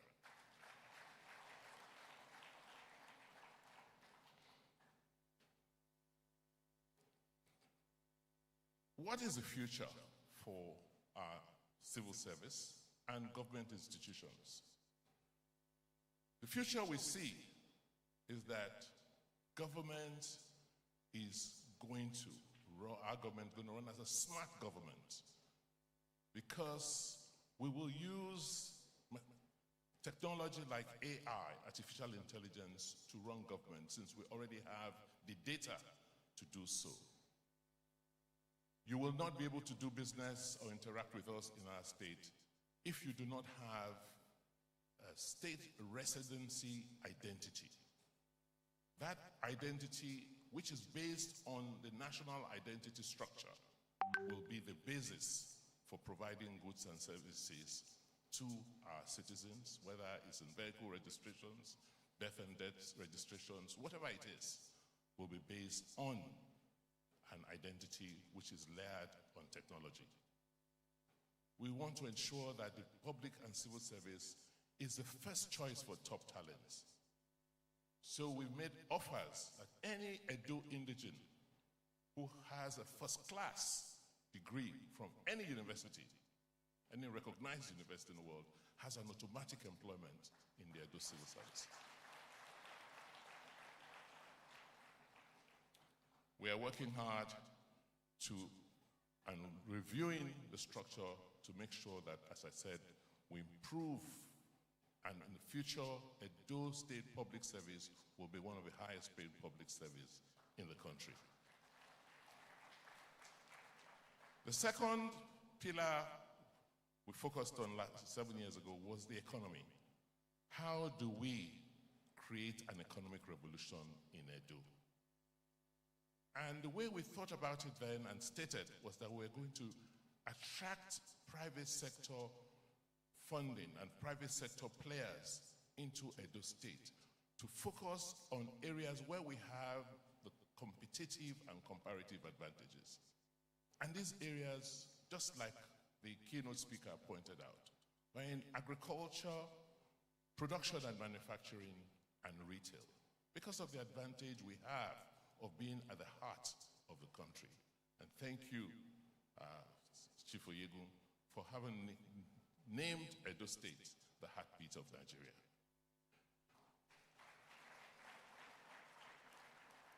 We said we were going to make government an enabler. Government was not going to be in the business of doing business, of competing with business, rather to stimulate and ignite business opportunities. And like I said, agriculture, manufacturing, production, and retail. And where are we today, 7 years after? In the area of agriculture, you've heard what we've done with cassava and ethanol. You've heard what we've done with oil palm. We have the largest agricultural program on the continent today with 120,000 hectares of land being made available to the private sector to cultivate oil palm. 70,000 is already spoken for, and the phase 2 will commence first quarter next year. We have worked very hard with partners to open up the retail space in Edo, and hopefully before the end of the year, we'll be launching, I think, a 60 shop mall, the Benin Mall, which will have a whole series of facilities and amenities ranging from nightclubs to gyms to shops to ShopRites, and even it will have a library. What's the future we see? The future we see will be a state where you have organized infrastructure to support the private sector production. You heard what we've done with the Benin Enterprise Park, which is a 1,000-hectare piece of property that's been demarcated, with infrastructure being placed, so that all you need to do is just come in. And within a few days, your CFO will be ready. You already have electricity, you already have water, you already have infrastructure in those parts. We're working on the one for Benin. We've acquired land for one in Edo Central and Edo North. We're hoping that the future is one in which governments will continue to work very, very closely with the private sector to ensure that our policies are continually adjusted and aligned to fit and suit the needs of the economy to drive growth. Lastly, it's all about people. It's all about talent. That's why we're focusing on education. We want to attract the best to help us think through every aspect of our competitiveness. The other area we talked about, which is, for me, the basis of our society, is the social welfare of our people. And 7 years ago, when we met, when we started Alaghodaro, we said we were going to focus on education, that we're going to strengthen and improve quality education in Edo State, particularly at the foundational levels. We said we were going to ensure that we deliver public health care to our people. We were specific that we're going to create a minimum of 200,000 jobs in our first term in office, and that we were going to ensure community participation in this, providing security for our state. And lastly, that we're going to revitalize the sporting sector. What have we done to date? In the area of education, the story is out there. We have, since 2018, under Edo Best, enrolled from 24,000 students. Today, we have about 384,000 in our Edo Best. What that means is that I can see 384,000 children in school every day. I can tell from the portal whether that teacher is in class or not, whether attendance for that child was recorded, and whether the teacher completed their lesson notes for that day. And what has that done? It has begun to improve the quality of learning outcomes for our kids, who have become very, very confident in themselves. We also, haven't succeeded with the basic education, with foundational education. We're now looking at education at the middle level, which is technical and secondary education. And that's where we're placing quite a lot of efforts now to upgrade our technical schools so that we can strengthen our TVET programs in partnership with the private sector. In the area of healthcare, what we first have launched our healthcare improvement program. We now have a health insurance commission and health insurance policies for our workers in the state. We have enrolled more than 200,000 citizens into our health insurance program. And our focus has been on rebuilding health at the base, which is the primary healthcare system. The goal is to make sure that we have at least one primary healthcare center in every political ward. So the target is 192 or 230 primary healthcare centers, all linked with technology. The other focus was on providing the human capacity, the personnel to run our healthcare systems. Because healthcare is about people.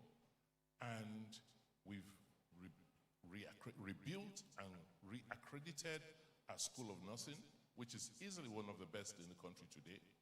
And as I speak, we're rebuilding our School of Medical Health Technology, which will train the human capacity we require for our basic Edo job programs, which and the way we have achieved this has been through various programs such as job training, job placements, skill development programs. It just goes on and on. I mean, we've also spread out across the state by creating job centers and information centers where young people can go to seek information about the opportunities available for them. We have focused on 10 key traits where we have brought in a lot of capacity and a lot of resources to train young people. You heard in the documentary what we've done with the production center, and these are all efforts that have been put in place to help young people gain employment in the state. In the area of social welfare, even if I say so, you will agree with me that Edo has become very, very safe. Yes, we have a few pockets of incidents towards our northern border, but we are patrolling and taking all steps that we possibly can to make sure that we curb incidents of insecurity in the state. We have achieved this primarily because of our collaboration with the communities. The Edo State Vigilante Corps, which we introduced a few years ago, has been very, very effective, working in collaboration with the national security agencies. We've also gotten support. Our friend from IHS did not want to elaborate, but we've gotten support in building a command and control center where every incident of crime in Edo State today is recorded. So we know of every crime that has occurred, and we record and ensure that we follow through on the investigations and hopefully prosecutions.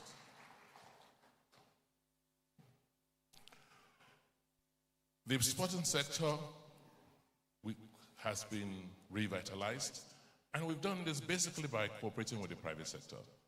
We've created 36 sporting associations, and we've been amazed as to the interest our citizens have shown in helping us reorganize our sports. I want to thank all of you, particularly our corporate sponsors, who have been part and parcel of helping us reorganize various sporting associations. Many of them are doing very well today. Let me single out, just one of them. In the area of cricket, Edo State is now one of the largest cricketing states in Nigeria, thanks to Uyi Akpata and PwC. We've constructed 4 mini stadia and 18 others are at various stages of construction because we need to build the infrastructure to support sports. What's the future we see? In the area of education, we see Edo as being the place where you can get the best education in Nigeria. Best in terms of quality, whether it's at the basic, middle, or tertiary level. We are working on the whole education plan in Edo to make sure that by the time a child is 15 years, because we have as government the responsibility to keep children in our system from the age of 6 to 15. The first 9 years is termed basic education and is supposed to be free and compulsory. And by the time a child is 15 in Edo, that child must have a vocation or a skill even before going on to other things in life. We hope to produce the most tech talent in Nigeria. We already have a partnership with Decagon, where we have now graduated the 6th cohort, giving us about 700 tech engineers, and I'm hoping that in the next 5 years, Edo should produce at least 10 to 15,000 tech experts in this country. We expect that Edo will be a destination for health tourism, because with what we're doing with the healthcare system, we've cracked the bane of our healthcare system, which is health financing. As we grow the health insurance arrangement schemes, we'll have enough funding to support the healthcare system. Because whether you like it or not, today there are more private providers than public providers. So what we as government have done is to focus on the areas that are not as profitable in the healthcare chain, which is primary healthcare, and then collaborate at the secondary level with the private sector. In terms of jobs, we want to focus on technology again, and so we will be working with investors to set up more tech parks where young people can live, work, and play, and provide solutions to, technology.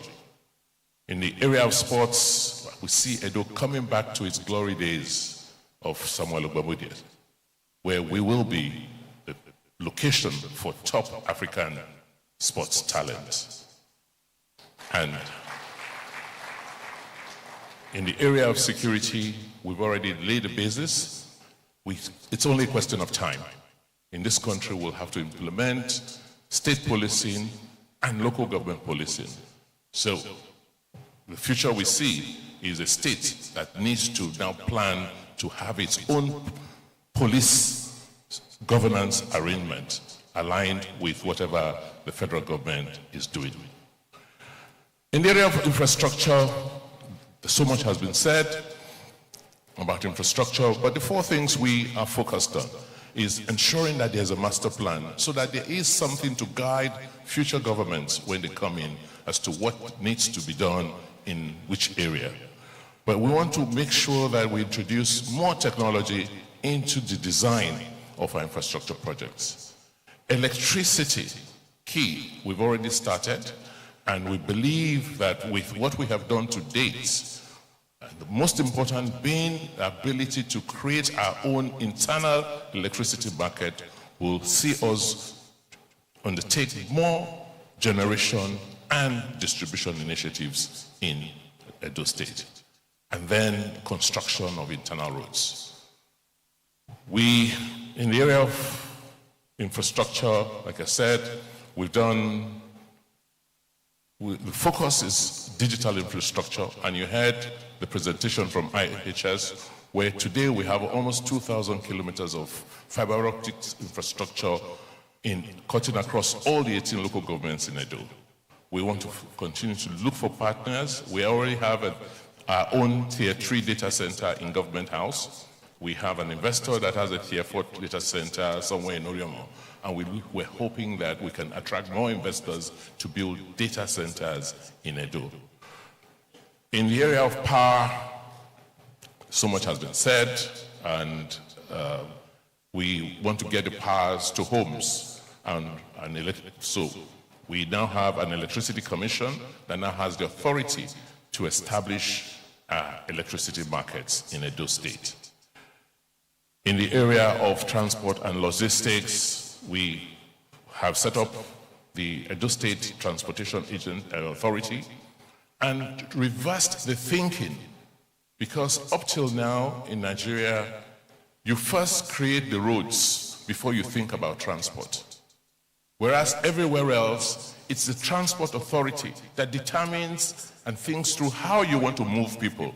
It is when you have determined how you want to move people, you want to move your citizens, you want to transport them around before you begin to design and build the roads. So we've been able to crack that in Edo, where we now have a veritable transport authority that will now work with the other bodies to ensure that we have a proper transport design for Edo. It's important for us because Edo is a transport hub, particularly Benin City. Lastly, the master plan. We are leaving behind a 30-year master plan for the transport, for the entire state in terms of infrastructure. What is the future we see? First, we have to expand the transportation network in the state. Edo seems to have been caught off the railway ecosystem. We need to think about how to build our own internal railway systems in the state.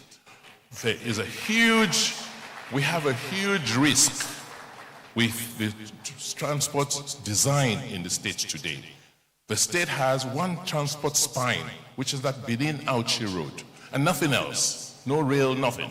And when that spine is affected and broken, economic activities in the state are almost paralyzed. So we must, for the future, undertake a whole redesign so that you can link up, have a very intelligent transport network system connecting the states.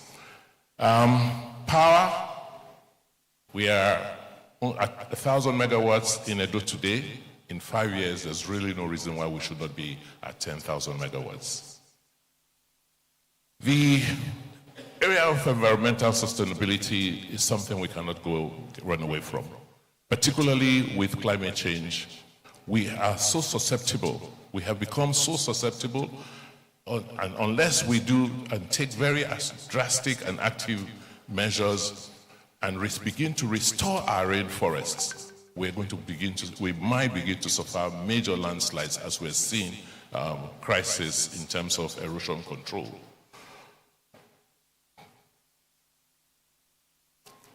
Well, what we have done is to establish a forestry commission to now begin to focus on reforestation. And we're expecting that we can plow back, because from about 600,000 hectares of forests 50 years ago, 60 years ago, we barely have 130,000 hectares left. So unless we begin to rapidly regrow our forests, we are going to be very, very susceptible to some of the floodings and situations, flood situations we're finding ourselves today. So flood control, environmental protection is key for us. And lastly, we must take advantage of the rains we have to beautify our environment. Edo is supposed to be green, but when you look at it from Google Map, it looks like, particularly Benin City, it looks like a desert. So the future we see is to come up with a very well-articulated strategy for net zero to ensure that we manage our transition fuels carefully. We're doing a lot with gas, but we must do more with renewables. So I want to thank our friends who have begun to build solar parks in Edo State, and assure you that we will cooperate with you and will patronize you. Let me now talk about the last issue, or the last pillar, which is the gem of Edo, our arts and culture. And like our keynote speaker pointed out, those two leads, we can use those two to drive tourism. What we have done, or the way we thought about Edo 7 years ago, is to make Edo the premier destination for cultural and ecotourism, to commercialize our cultural assets and to develop a market for our culture. What we have achieved to date is that we have a very, very clear master plan on how to develop tourism and our culture, using culture as a driver. We have invested in a creative hub, and we have designed, working with our partners, a whole cultural district. Our emphasis is to support music production, film, fashion, and design. The strategy is, whereas Lagos is the market facing the world, the market that faces the world, Edo will be the back office where a lot of the creation and a lot of the production will occur.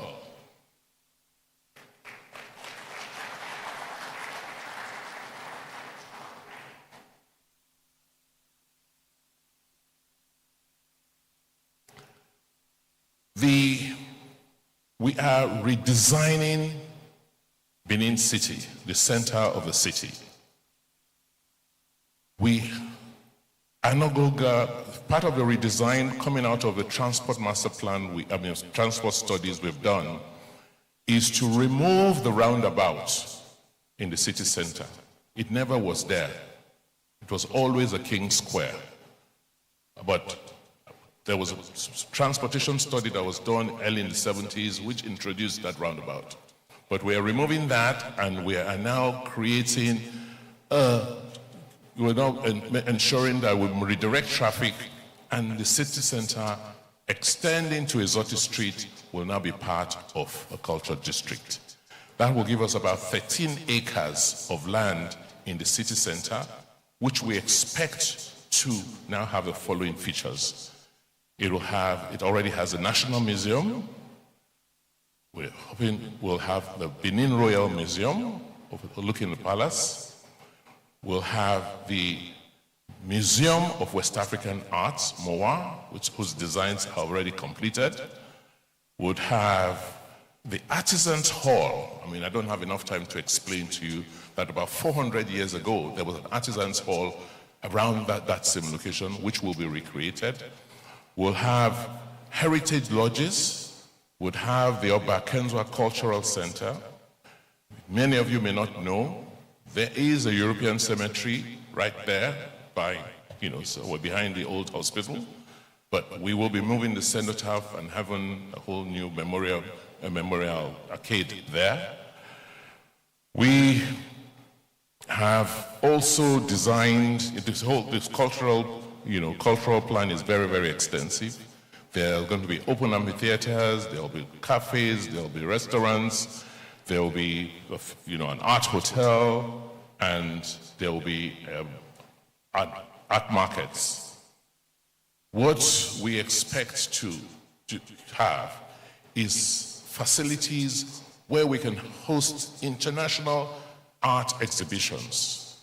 Next year, we are going to be participating in the Art Olympics of the world, which is the Venice Biennale.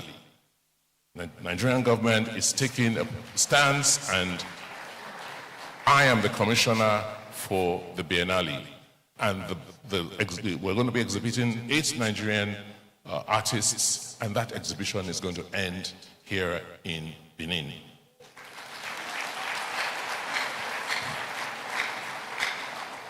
I could go on and on and on and on. It's late, and to be selfish to keep you on. But I am hoping that in the brief fire chat we will have, I'll be able to explain in greater detail 1 or 2 of the projects that we are working on. But just to say in summary that over the last 7 years, we have re-engineered Edo State. We have re-engineered Edo for growth. We are lucky that we took these steps. Where we are in the country today is that we're going to go back to a redesign of the country. There is no magic. With 200 million people, yearning for goods and services every day, we do not have the foreign exchange earnings to support the level of imports that we've seen over the years. So unfortunately, we will have to pay the price because not being able to hold back the values of our local currency. But the key mitigant to this will be anybody, any community, any state that is able to encourage production.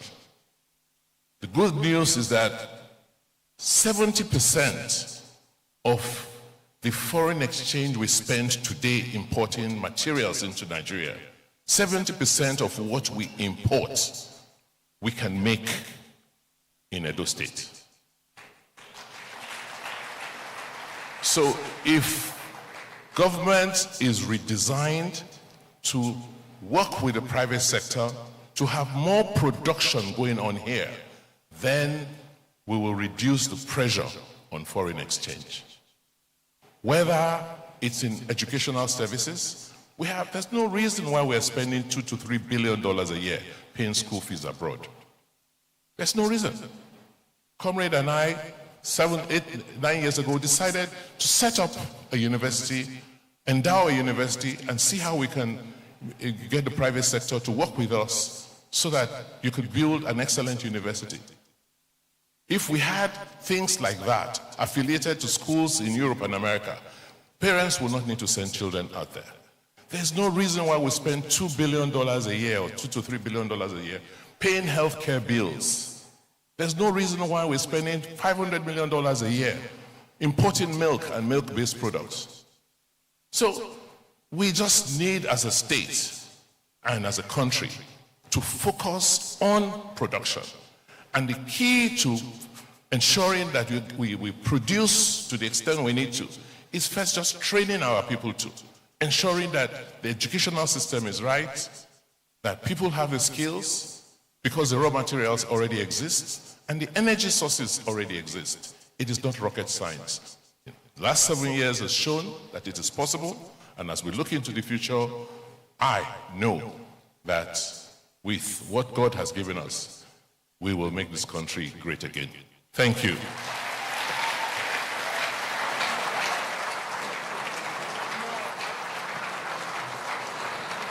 A resounding applause.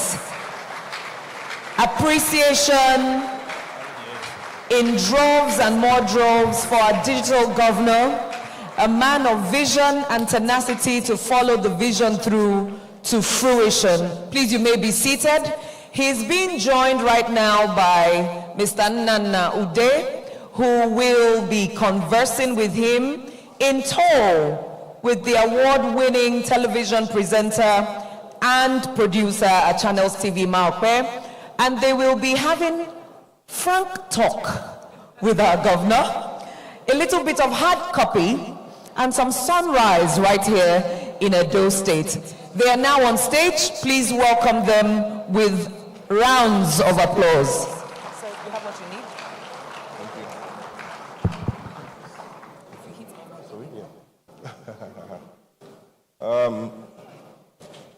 Good afternoon, Your Excellency. Good afternoon. It's a pleasure to have you as a special guest at the very first Insight session in Alaghodaro. I've been part of the Alaghodaro process since 2018, and when I was coming this time, I said that it's time for me to take an Edo name. And thanks to my sister and the executive secretary of Alaghodaro, Ifweko, she gave me one, Osadolo.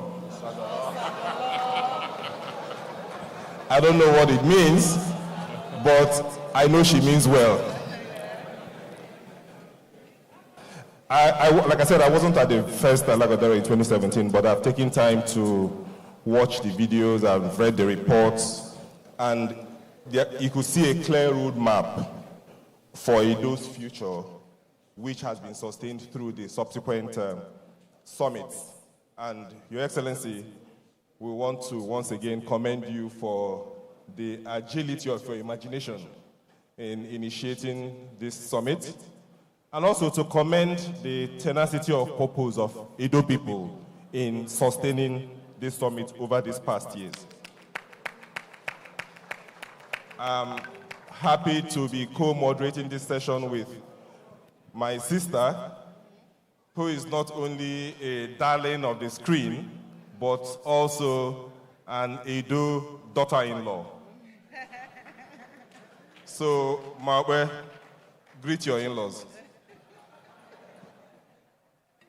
Well, if that's a challenge, it's well taken. Please permit me to stand up and greet. Iwe Dome, Uzomo, Tuwaya, Akuyo, Wabe Wau. And I have to salute those from Afemai, where I'm truly married to. Afema Arwe Wapo, Iwo Kesa Wado. So, challenge well taken on. If I've done it right, many thanks to my brother-in-law. If I haven't, please blame it on my Lagos tongue. Because I've been told, I don't know be Lagos. But we, your Lagos wives, we bring you very warm greetings.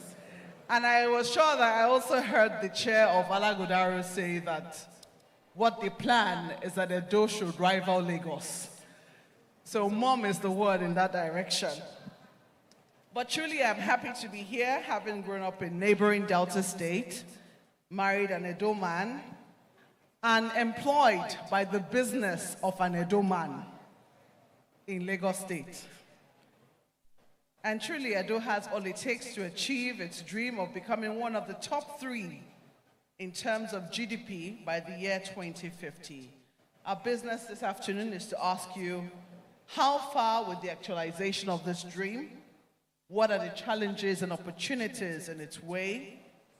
So, Osadolo. And I think your name means God has done it. Oh, wow. Just in case you're wondering. Yes, God has done it. Let's get to it. All right. Your Excellency, you are going into your last year as governor. You came into office not as a politician, but as an investment banker. And you have initiated bold reforms, which we have listened to all through today, and we'll probably deep dive into them during this session. But I would like for us to give you a few minutes to reflect on your tenure and to walk us through your journey of reforms, take us into the mind of a reformer in government, and very importantly, your experience as a technocrat in political office. Just a few minutes. Thank you very much. Thank you, Mukwe and Nana. I think one thing that all of us in this room and out of this room are always concerned about is the future of our country. Why are we not optimizing our potentials? And for those of us who've gone into politics, when we are canvassing for power, what we normally say is, yes, identify the challenges and make the promises that when we get into office, we'll use the opportunity of the office to reverse the situation of this country, that we found ourselves as a country and as a people. So for any, reformer, for any leader, you want to, once you make that commitment and you have the privilege and opportunity of having power, your nights, what should keep you awake at night will be to visualize and envision how to make these promises, use your hopes, become a reality. What must you do to move your people from where they are to where you expect them to be? And fortunately, in Nigeria, the issues are not too complex. It's one of a leader being very clear as to what the purpose is. So always ask yourself the question, what's the purpose? What do I want to achieve? For us, when I came into office in Edo, the issue was, why was there so much poverty? Why did we have only one flight coming into the state? Why were they describing and have accepted that Edo is a civil service state? You can't. It doesn't make sense. I mean, you can't have a civil service state because the civil service exists for a purpose. It's to help the citizens be productive. So as I sat back to reflect, I just thought, wow, okay, there are certain things that needed to be done.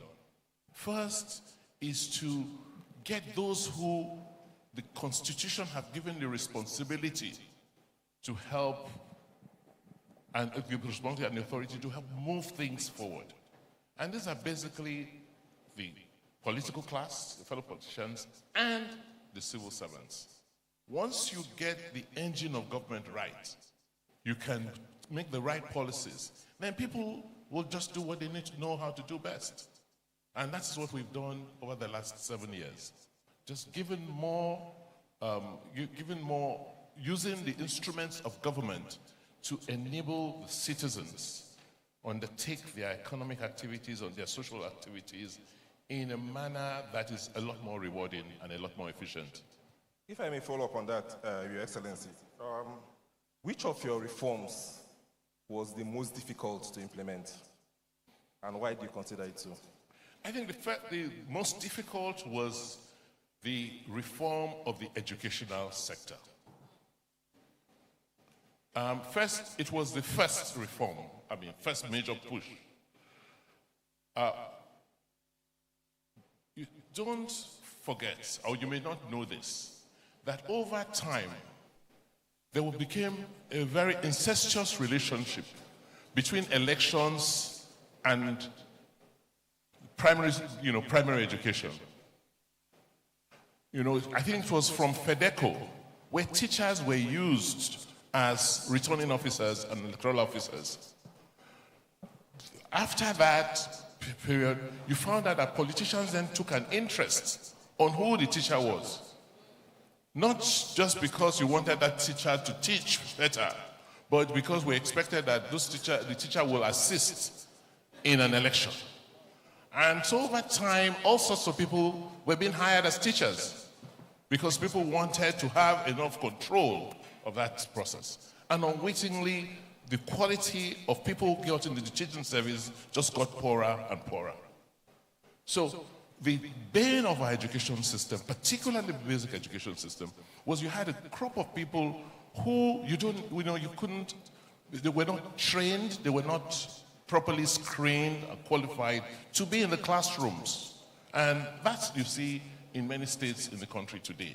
And we were not different.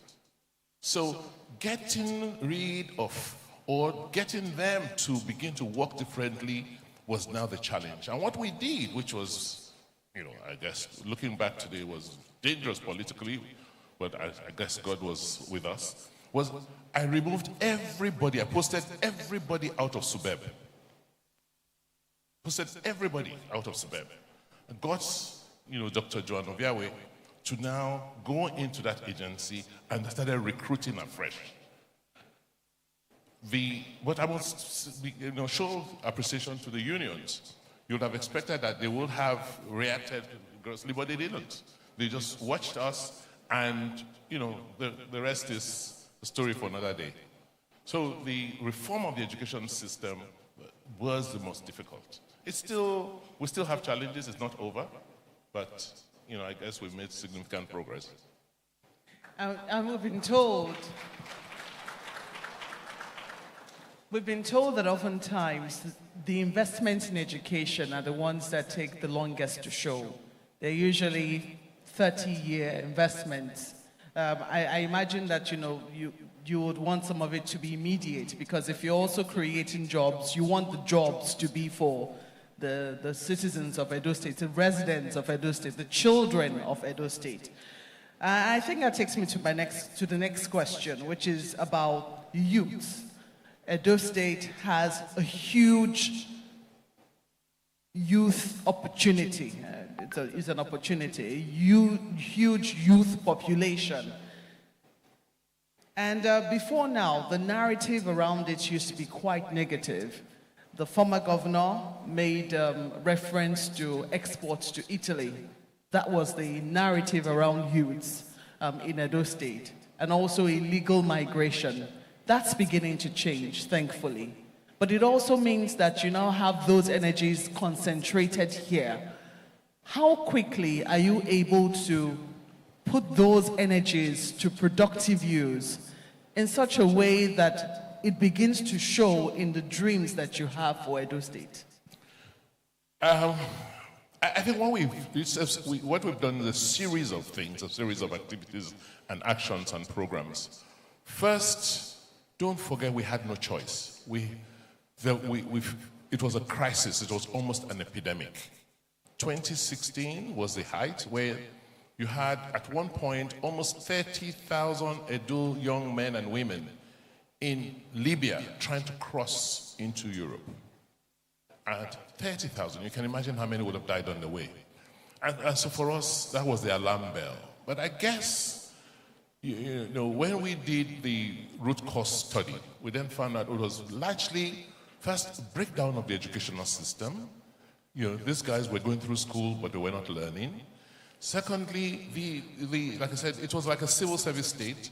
Private investments were not encouraged, you know, and so everybody just relied on government to provide sustenance. And how much was coming out of government? So we had to think through a series of actions. First, how do you get back these kids who are out there?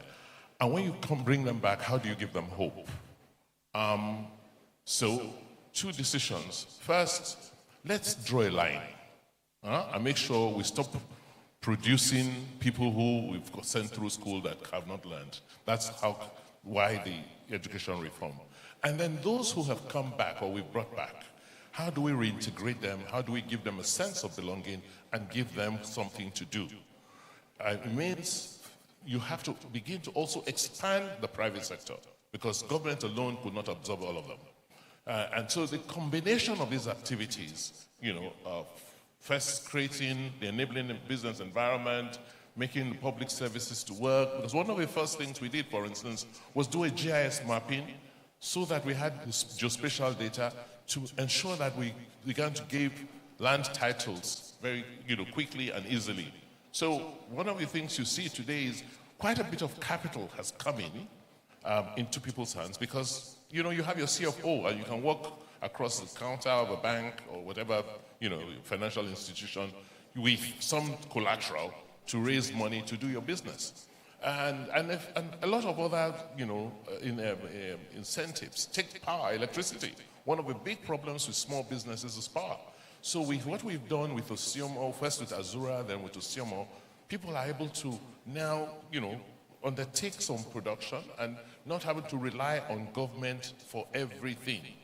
So it's a combination of first bringing these kids back, accepting them, retraining them, giving them skills, giving them, life skills, how to manage themselves, how to manage their businesses, how to relate to people in society. It was just like getting them to learn all over again what they should have learned growing up. Would you really say that I did say that the narrative is changing, but would you say that the message is sinking in, that youth can be so much more in Edo State? They do not have to travel. I mean, travel should be a second option, but would you say that that message is really beginning to sink in?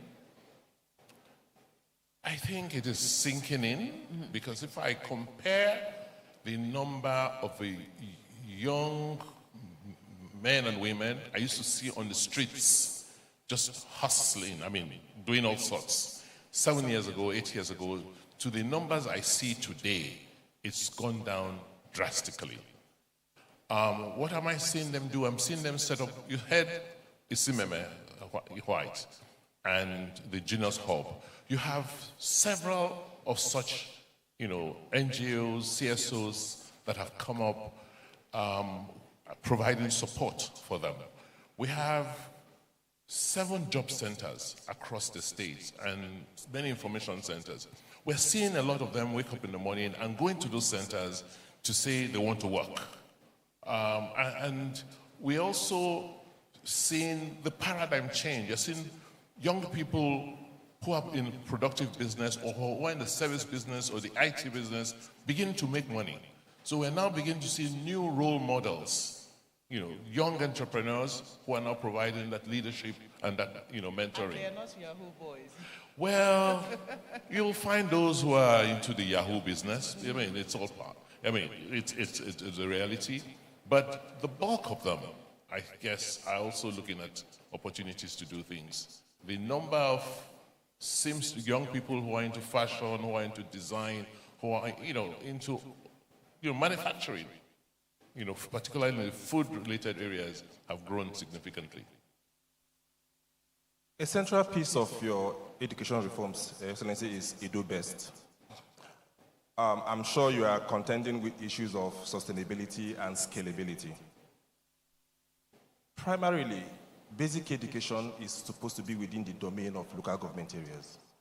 So how are you working to ensure that the local government areas key into the Edo Best initiative in order to ensure that scalability and sustainability is achieved? The next level of reform is now at the local government levels. You heard that we've extended fiber optics to the local governments. That means that the local governments also will be computerized. We'll get a lot more data, a lot more efficiency from the way local governments work. Today, the local governments, under the arrangement, actually fund or pay the salaries of the teachers. And what we've done since the era of Governor Shomole is to make sure that their salaries are first-line charge. So once, and that's why, maybe that's what happens in some states. That's why they accuse state government of taking local government. No, it's not so. It's like when local governments come in, the first responsibility is to pay teacher salary. So that goes before you do anything. It's when you've finished paying the salaries of teachers, then you can now use the rest to do whatever else constitutionally you're supposed to. So what has happened is that they've always paid the salaries of teachers, but they've never really had the governance of the structure. They've never really, been responsible for ensuring that what they are paying for, they get value for what they are paying for. So that's the next phase, and that's part of the reforms within the Edo Best structure. We are seeing the emergence of an entrepreneurial state, which is remodeling and redefining economic theory, wherein governments are not just enablers for business, but actually dynamizing business investments and even creating markets. You are doing it through the joint ventures you have with private sector. Thinking about the civil service reforms, how is it preparing the bureaucrats to imbibe or adopt an entrepreneurial state of mind in order to engage with the private sector? I think the first thing is to even understand what is going on within the bureaucracy. Over the years, one of the biggest challenges of bureaucracy is you don't know what is going on there. So the file is always missing, right? Because you can see. Today, what we have done to prepare the public service for an entrepreneurial state is to move them to a digital platform. So there's a lot more transparency. You can see through what is going on. I can trace a letter or a document from the time it gets into the system to when the issues have been dealt with in the system. I can do that just by opening up my computer.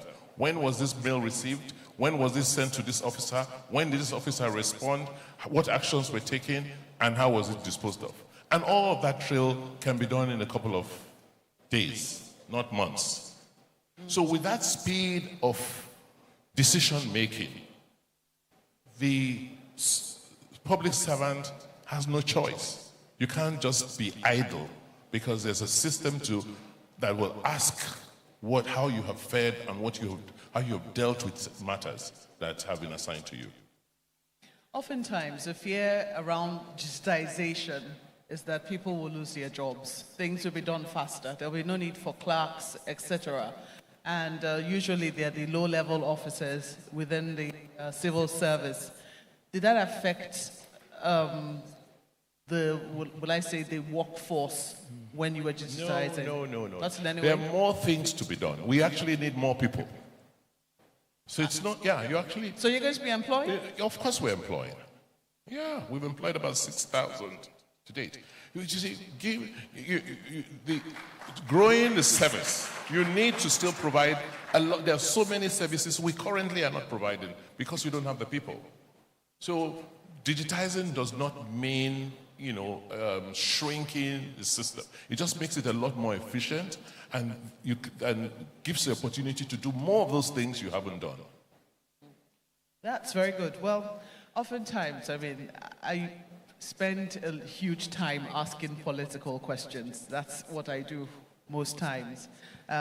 Sometimes too, they border on the economy, and I think that they're very closely related. It's a remarkable feat that you have all the former governors in Edo State here today at Alaghodaro. Because Edo is one. So I'm wondering, how has this been achieved?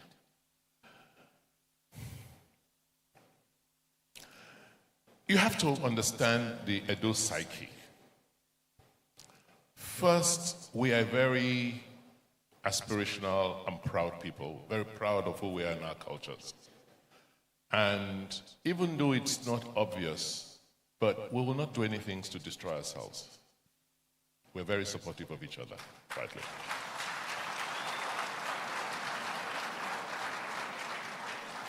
Yes, we will belong to different political parties, but underneath it all, we understand that we, as a people, as a state, we'll sit down, we reflect, we look at the country, and we'll say, okay, what are our best options? And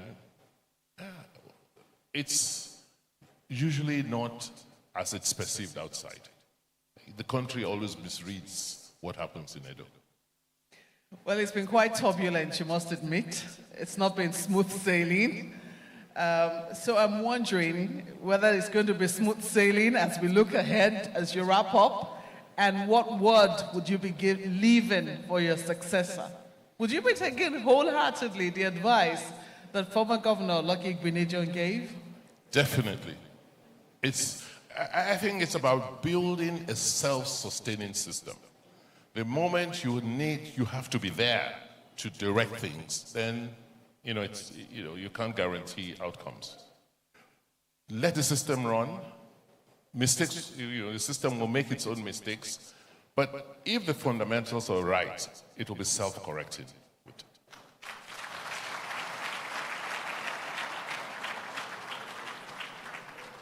$4 billion worth of investment into the state. How did you do it? What did you say to them, Your Excellency? I just showed them the opportunities. And you haven't seen anything yet. Because this is not even talking about mining. We're talking about agro and agro-based and some infrastructure-based investments. We have not scratched the opportunities yet. There's so much else that can happen. We have a group of investors, Asian investors in this city. And all they come with are their machines. All the raw material is here.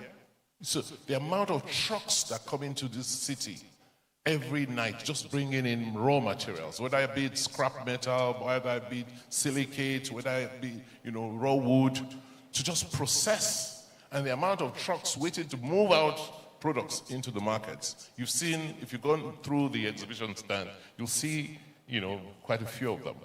So the opportunities exist, and that's what we keep missing. 200 million people is a lot of, is a huge market. And just satisfying that market alone makes all the difference. The richest man in Africa today just produces cement for 200 million people. So whatever you do, as long as you're producing efficiently and you can compete with imports, you'll make money. Well, Edo State is not an island. I mean, it's in Nigeria. It's one of the 36 states of Nigeria. You've spoken about what you're doing around security, and yes, you've said that a lot of the security challenges are on the down low. You have also shared what it is that you're doing in terms of having a center where you can see what is happening with regards to security. If something happens, you're able to see it very quickly. But it didn't quite address whether you're able to respond to it very quickly. So when you talk about response mechanism, because where you are asking, or where wealth is being built, bad people will want to also look there as well. So how are you assuring investors, young entrepreneurs, that when you're building your wealth, we will also be looking out for your security, not just in terms of monitoring what is happening and seeing it quickly, but responding very effectively to it with police and also our justice system?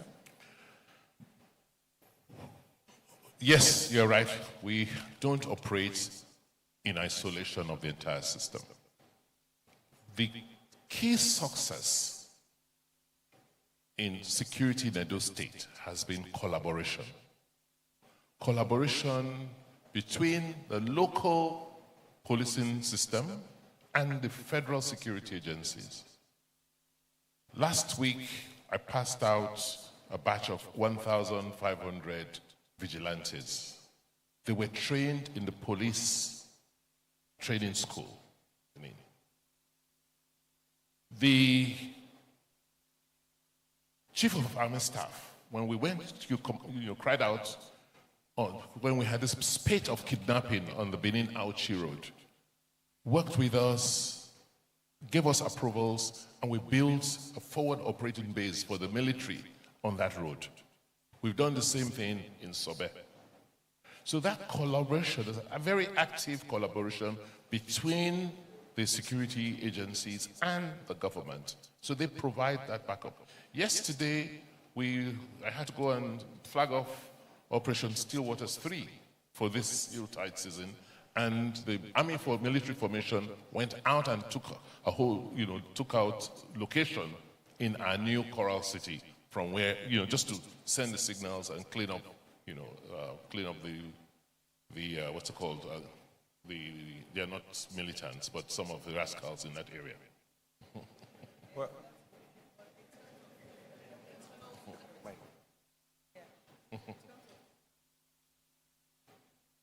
in terms of internal security, I mean, that security on the highway, security around, which borders around neighboring states, internal security, local response systems, are you working on that as well? Oh, yes, that works. I mean, there's the network we have in Edo, whether it's, with neighborhoods, markets, schools. Don't forget, there was a traditional security system here before the coming of the white man. And so even the traditional authorities have a security structure built in. It was just, for us, we just needed to activate and, link that structure with the state structure and the state system. So they can respond, and they do respond once there's an incident. Okay. Your Excellency, we have a lot of opinion leaders and business leaders in this hall, and they've been hearing a lot from you today. We'll soon open it up for Q&A, but before we invite the audience to ask you questions, I would like for you to maybe ask the audience one or two questions, because this is a conversation.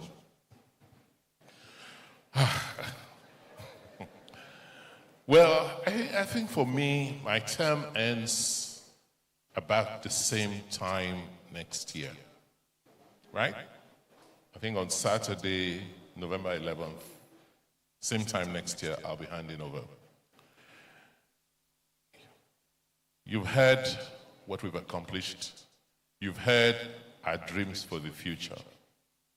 What type of person do you think should take over from me in managing? What should be the qualities?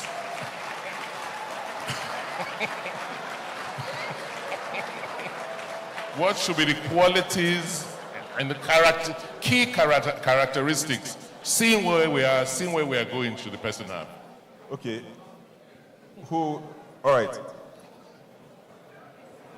Jump question. Sam.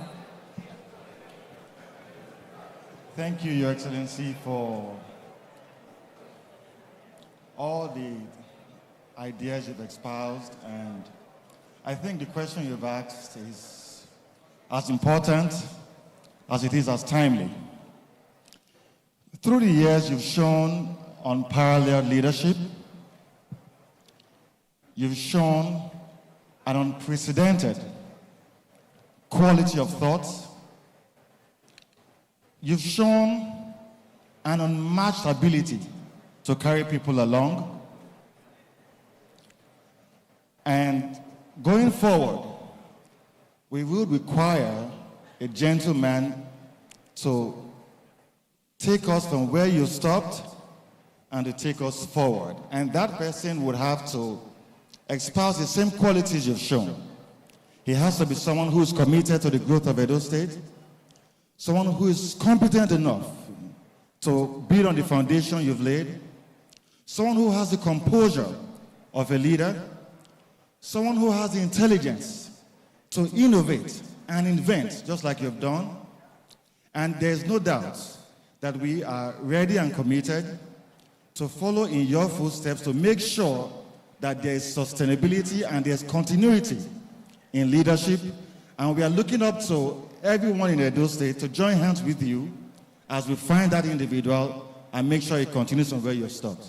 Thank you very much, sir. Thank you very much.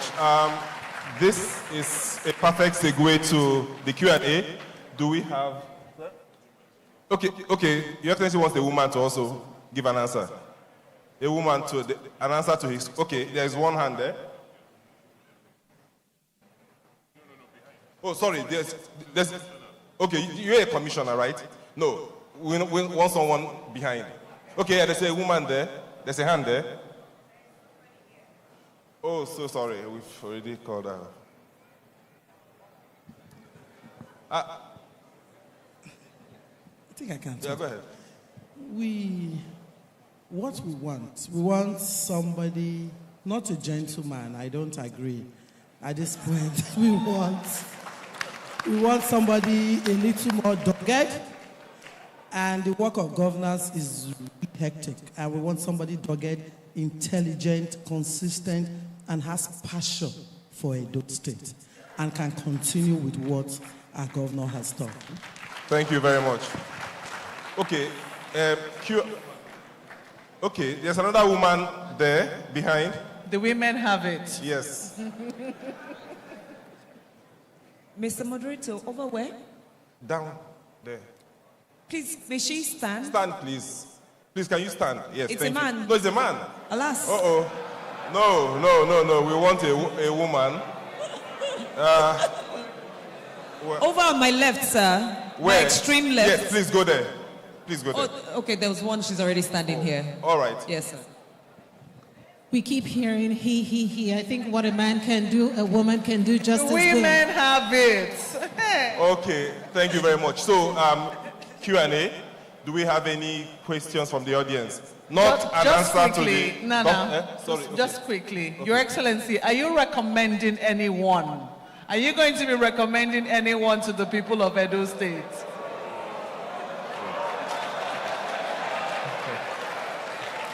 Hard copy.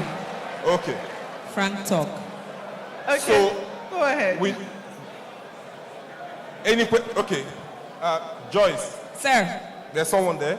The gentleman standing? Yes, the gentleman standing with green. Okay. Wearing green. I hope you are asking a question, right? Please, there's a woman standing here. Is it a question or the answer to... Is it a question? She was responding to the question. No. We just want to take questions now. Thank you. Here we go. Yeah.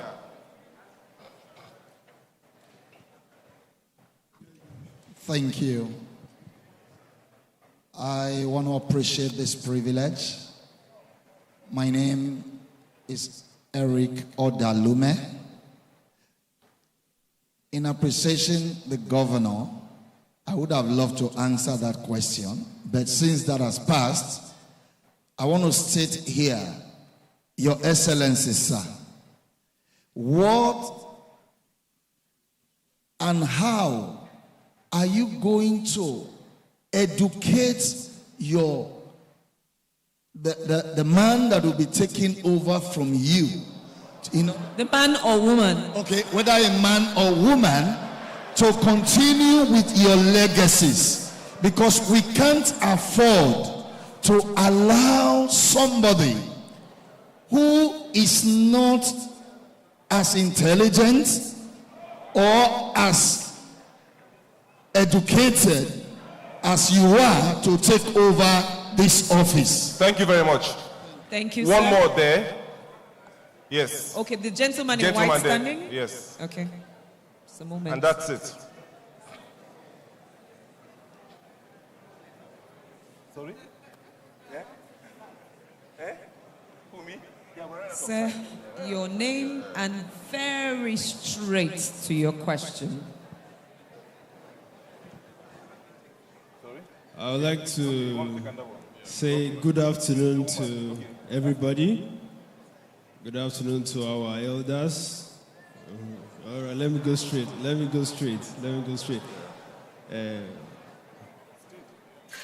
Firstly, I would like to, my name is Prince Cole.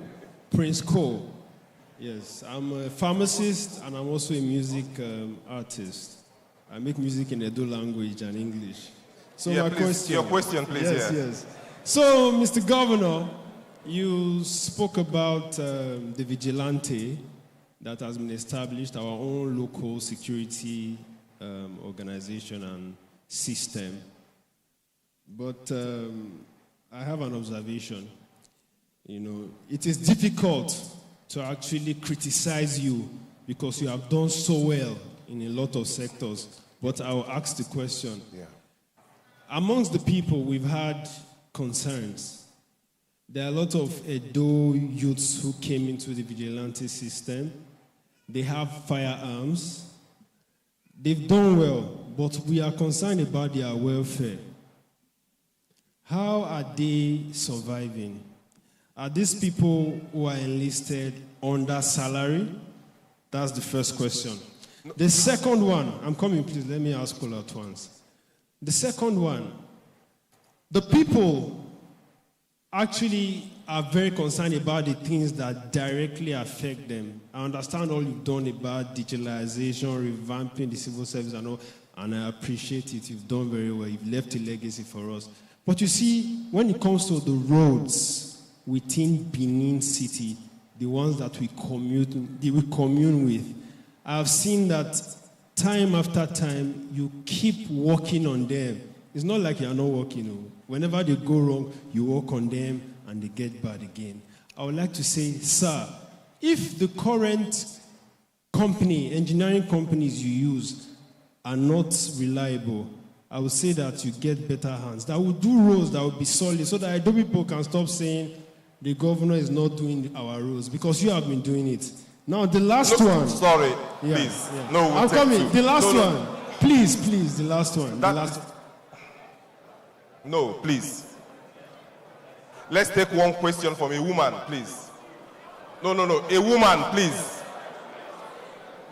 Joyce, can you please pass on the microphone to a woman? Thank you, sir. Sorry. If you're a woman, who? Okay. Over there. Over extreme here. left. Over here, yes.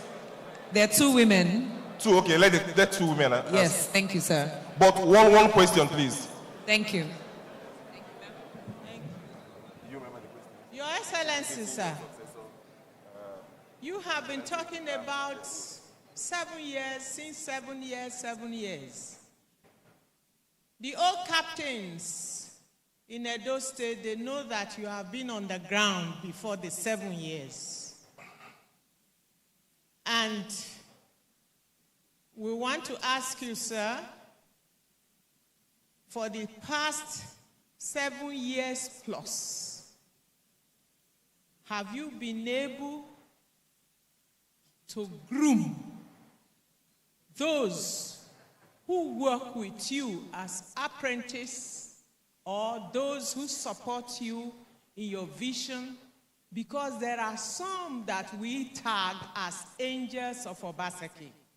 Your body language speaks a volume to them. Just as your predecessor in office also, you understood your predecessor in office. Can you now vouch that you have those that are very, very key to your development? Thank you very much. Thank you very much. The last question. Finally? Where? She's here. Okay, here. All right. Okay. No, that's the last one. Good afternoon, sir. Yeah. Your Excellency, sir. I would like to ride on the last question on road infrastructure. And my question will really be around the drainage system within the state. Because the sustainability of your road infrastructure is literally tied to the existence of effective drainage. So is there a plan, is there a master plan, even if it's a phased one, that maybe your administration is developing and implementing and hopefully could be carried on by the next administration? It would be very helpful to know, so we know what the future looks like. Thank you very much. Thank you very much. Okay, thank you. Let me break down questions into the various categories. First, roads and infrastructure. There are three things I want us to note about roads.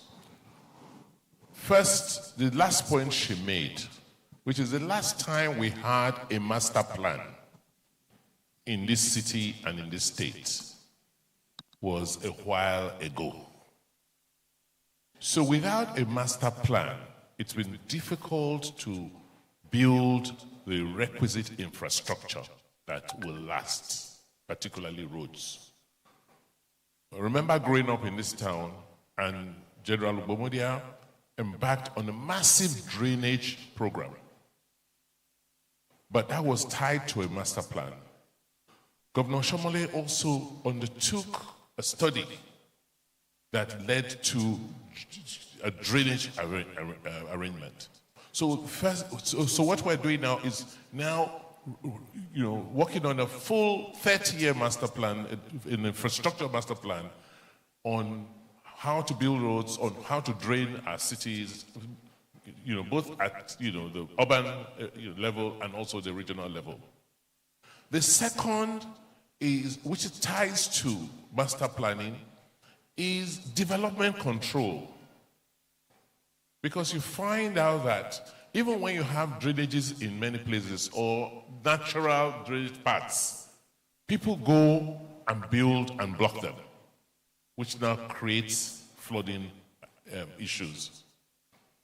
The third is people don't realize that in the last 7 years, we have built almost 1,500 kilometers of road, and most of them are still intact because they are all arterial roads. The roads that give us a problem are unfortunately, the federal roads. Don't forget that Benin City alone, you have almost 300 kilometers of federal road inside the city. When you get to Oluku Junction, from Oluku Junction to Yaro, it's a federal road. The only one that's a state is the one I built, a highway. From Akpakpava, Central Bank, to the bypass, Auchi bypass, Agbo bypass, they're all federal roads. You see how long they are. Sapele Road, from the beginning down, so all the main roads, arterial roads that take out traffic are outside the control of the state government. They've refused to hand them over. They've refused to allow it. It didn't start today. Under Governor Shomole, we had a big fight with federal government on Ugbo Road. So this is, so when it comes to, I'm not saying that it removes the fact that, okay, there's still more roads to be built, and we need to look at the issues with climate change, because it's still rain, we still had rainfall yesterday, right? Which gives you only about 4 months of dry season to even work on your roads. But those are challenges that can be overcome by the different technologies you use to build your roads. But so we have, because of our location, we have a real problem with the national road networks. And I think we must continue to push that those roads are handed over to the state.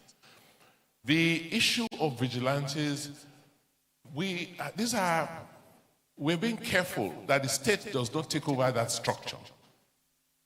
You find neighborhoods where the residents come together. They don't have, no house has its brigade. They pull together their, brigades and have one single security arrangement, right, for the neighborhood. Those people who have now registered as vigilantes are paid by those people who have hired them.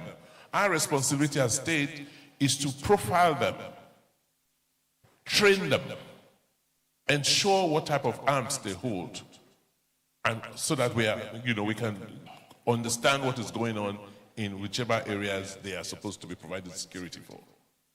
So it's a continuous process. Like I said, we estimate that we have about 15,000 of such people, and within a 6-month period, we expect to have trained all of them. As we train them, we profile them, and we get their data.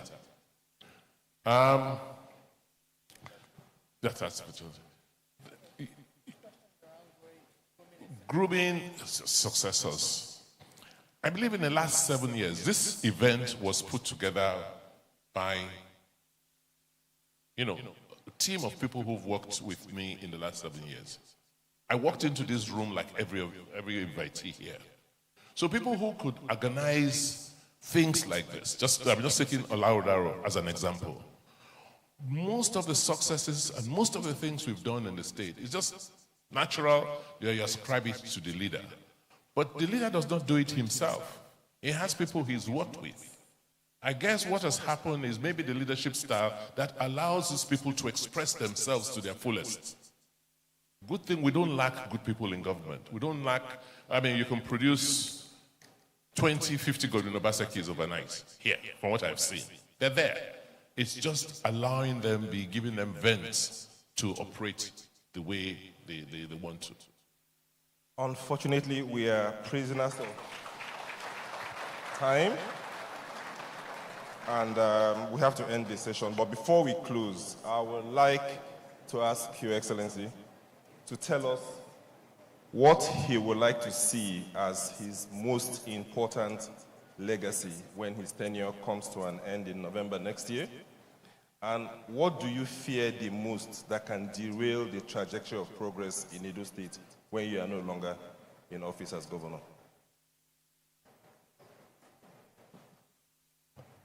Sorry, can you repeat the questions again?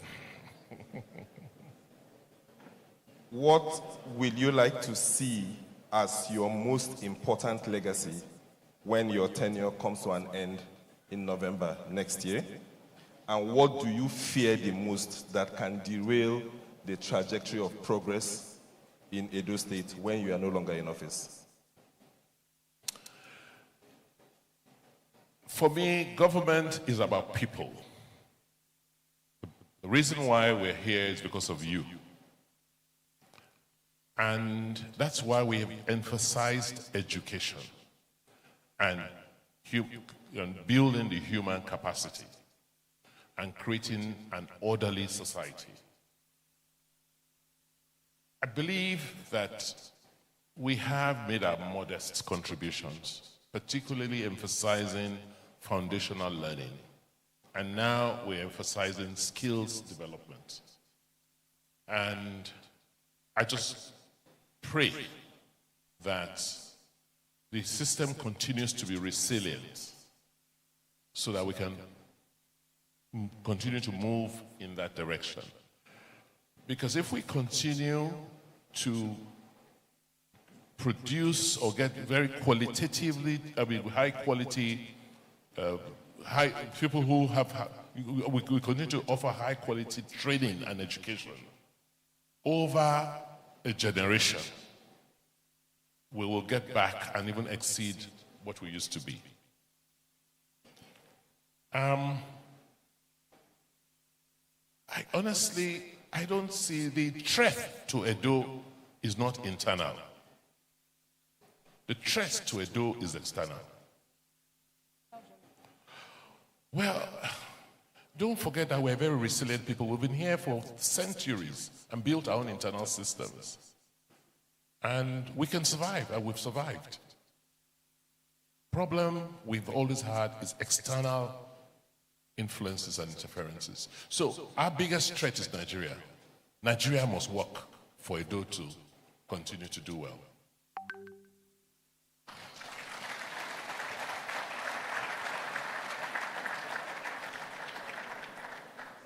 And we believe it's a fine place to leave it. Your Excellencies, distinguished guests, ladies and gentlemen, we've come to the end of our engagement with the Governor of Edo State. Well, I believe that a challenge has now been thrown to us. He shared a dream with us and ran his race, giving an account of the last 7 years. If Edo State is going to make it as one of the top 3 states by GDP in Nigeria by the year 2050, I think it's in the hands of Edo people. It's in the hands of the citizens of Edo State and all of us who are affiliated with Edo State. Will we nurture the dream or will we let it die? On this note, I say, Uwe Dome, Waweseo. Ladies and gentlemen, can you please give a wonderful applause to this wonderful team? May I invite, as always, past governors of Edo to please join in the group photograph. Please, we're bothering you for too long, but today, let's maximize your usage. Thank you. Our forefathers and predecessors in office, they've done exceedingly very well in their own rights. And so, pictures don't lie. Pictures don't lie. Just to let you know that after this, we'll appreciate those on the board of Alaghodaro, and after which the comrade governor will make some remarks. The vote of thanks will be done, and the closing formalities will be observed. It's been a very wonderful time, and we'd like to thank you for your patience and your cooperation. And so, we'll, after the pictures, allow the excellencies to take their seats. And then, okay, the former governors alone. The former governors alone. Thank you, Malkme. Thank you, Nana. Thank you, Sadalo. Thank you, Yusuf, Mrs. Ladies and gentlemen, can you put your hands together for this great man? Successive handing over among each of them. Thank you very much. The excellencies will now resume their seats. Can we have the podium, please?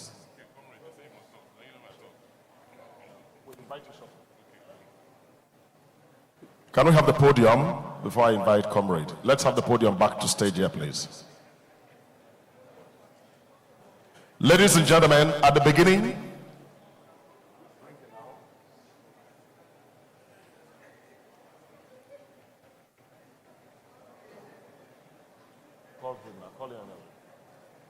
yes. Young men, please help us with the podium back here. Thank you. Cameraman, that would be very helpful. Thank you. Ladies and gentlemen, at the beginning of this summit, this document was given to you. The first ever speech by Mr. Governor in 2017. It was held on the 10th day of November 2017, and that was where the name came from. The theme of that was Alaghodaro, progress And this document is available for everybody. All Mr. Governor promised, he has kept 100%. The document speaks for itself. Today, the West African Examination Council have released results for WAEC for 2023, and Edo came third. I'd like at this point to appreciate the team that has done this consecutively for 7 years, and after which the comrade governor will be coming on the stage. Dr. Alaghodaro, the chairman, Sterling Bank PLC, and co-founder Alaghodaro. Can we give them applause, please? Please rise. Face your people, let them appreciate you. That's the chairman, and all the members of the board include Osarodion Oge Esquire. Can you please applaud him? Secretary of the Government of Edo State, Oluwole Yamo, Senior Advocate of Nigeria, former Attorney General Commissioner for Justice. Please applaud him. Mr. Emmanuel Ikazobo, former Chairman, EcoBank. Please applaud him. Great sons and daughters of Edo. Dr. Anthony Osal Sokungbawa Esquire, the Digital Head of Service, Edo State. Mrs. Sophia Izuma Onyekpa, Principal Partner, Law Solicitors. Please applaud. Mrs. Owen Omogiafo, President and Group CEO, Transcorp PLC. Please applaud. Ms. Osaya Lile, CEO, Aspire Coronation Trust Foundation. Please applaud. Mrs. Onoise Onagino, Chief Operating Officer, AfriVest. Please applaud. And of course, the life wire of the board, the secretary of the board, and it is a woman in whom we are pleased with. Ifueko Alufoha, aka Mama. God bless you. She's the executive secretary, Alaghodaro Economic Summit. Ladies and gentlemen, permit me to invite the comrade governor, His Excellency, distinguished Senator Adams Aliu Oshomole, who represents Edo North Senatorial District in the National Assembly. He's used to dancing before talking. Can you give him a round of applause?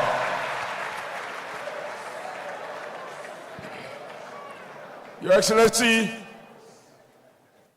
my brother and my friend, the Governor of Edo State, Godwin Nogegase Obaseki, Your Excellency, the wife of the Governor, Mrs. Betsy Obaseki, who is also a banker in her own right.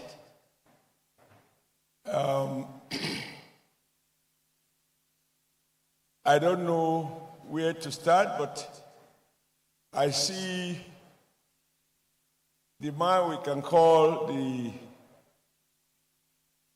the father, yes? Because like the governor said, you gave us the name, the heartbeat of the nation. Chief John Odige Oyego.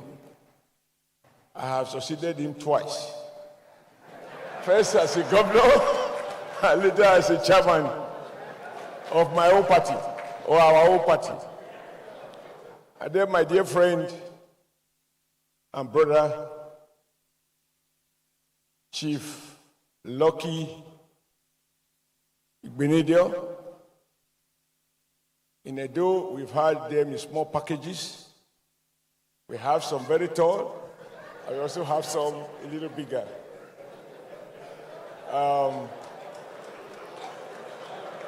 You will allow me to acknowledge the speaker so that he might continue to speak.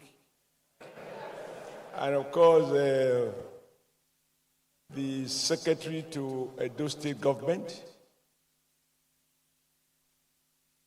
You will allow me to just observe all the protocols, but my attention was drawn to the fact that Our big brother is very well represented here, the GMD of Dangote Group, the deputy governor and his wife, and I'm not sure whether the chief judge of Edo State is here. Oh yeah, we are more like the same club.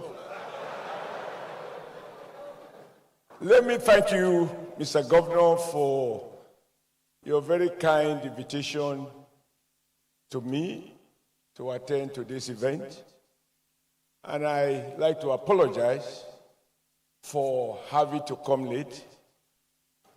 I thought I would be able to make it yesterday, because as a worker, I know the punishment for being absent and even the one for coming late.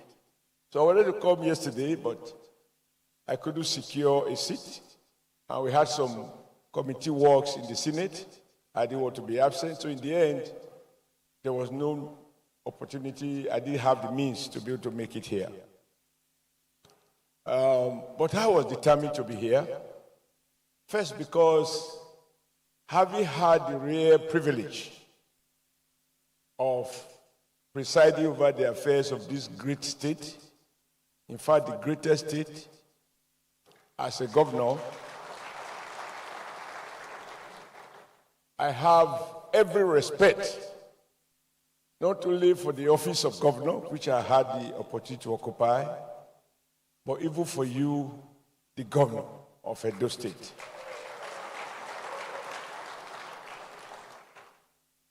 I also thought that for our people, not because I am special, but just because in the course of your remark, you acknowledge the fact that I think even our sister-in-law, who seems to have mastered Edo language more than us, by the way she makes her final greetings, which I believe we accept from our daughter-in-law.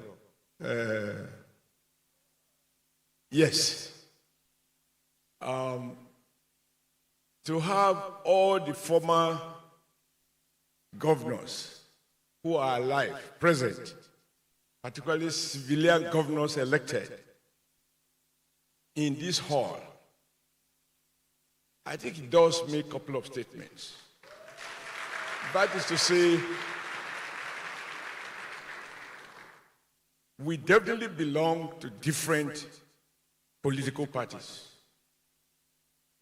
But the sum total of those parties are not equal to the state of Edo. Edo is much more than that. And what that means to me is that we can politic differently, but we must never have doubt about our shared commitment to be citizens of a state that should be the greatest in Nigeria. Because the language of leaders matters to followers. What defines democracy is the fact of different ideological leaning and the fact that we may have, even though we share the same destination, but the route to get there might differ. It shouldn't be a matter of war. I personally thought that the world should know that Godwin is my friend. It does not matter. And being friends does not mean we cannot differ. Being friends does not mean we cannot debate. Being friends does not mean we cannot disagree. But being friends means we treat each other with care and love and bring our followers together. So I thank you for that invitation, and I want to thank the First Lady too, because as they say, in the past, maybe during Governor Oyegu's time, it used to be fashionable to say, behind every successful man, there is a woman. But now, I think that slogan has changed. By the side of every successful governor, there is a powerful First Lady.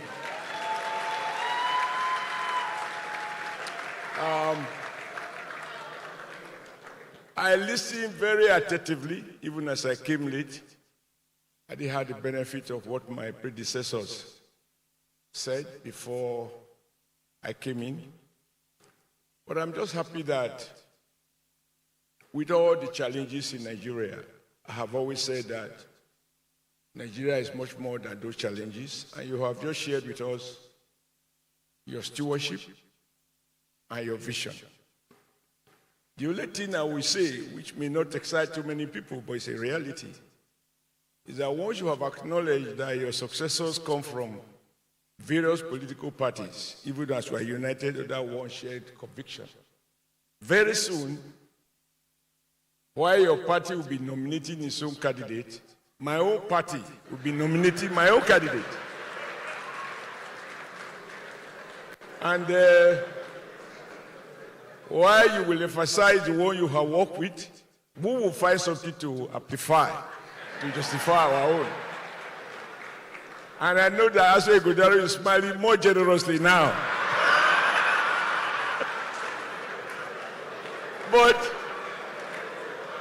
But you know what excites me as Your Excellency introduced most of the members of the Alaghodaro is I just find that not too many of them are really strangers to me. Beginning with your good self, Your Excellency, Alaghodaro, who was asked in Lagos, he told me how he had invested time, which was later not rewarded. In terms of, when I say reward, don't misunderstand me, not Naira and Kobo. In terms of people try to implement, and I remember promising him that we will be different. And I will not say it more than that. He knows what I mean. And then you mention Ogi. And I said, who is Ogi now? I said, he was my commissioner for works. If my memory, you know, as you age, memory can fade. And then someone else was introduced as head of service. And I'm like, I think that was a guy who, at grade level 14, God used me to promote him to a permanent secretary or a director. Because I saw a young man working in the Ministry of Justice who takes his brief so seriously as if it was private brief. At a time when, in our informal conversation, we were like, should we be inviting or hiring a senior advocate from outside? Or should we encourage the good ones in the Ministry of Justice? He was always winning cases for government. And so when you measure him, I'm like, okay. And then you mention the one that we have lost to Lagos. We lost him completely. And he came to defend me. And I said, yes, you've come to Edo to defend me, but you are hooked. And I changed his name to Omowale. And he has remained here. He's now a senior advocate. So I think that is the way the world is. But I just want people to know that even regardless of what people might say, what we must never do as leaders is not to give the impression as though different opinion translates to war. That is why I thank you for inviting me, and I thank you for standing up, people to greet me as I came late, because when the governor is seated, nobody else is supposed to come in. They should have closed the gate. So I appreciate those courtesies, and I really want you to know I do appreciate. And for all our guests who have come, this is our state, and I'm very, very pleased to be here. All of the things you spoke to, I'm not entitled to review them, but one thing I will say, in those days, we both agree, but what the people need is not the tears of leaders joining them to lament. The responsibility of the leader is to address those material conditions that has created hardship for the people. When the leader joins in lamenting, then there is no tomorrow. I'm happy that together we have sustained those visions in the area of education and several other areas. And as you can see, Edo governors tend to be strong. When I see Chief Oyegu, I say, I pray that when I get to his age, I will still be as strong. And I just asked Lucky, you are still doing necessary? I say, yes. I say, you taught me that one.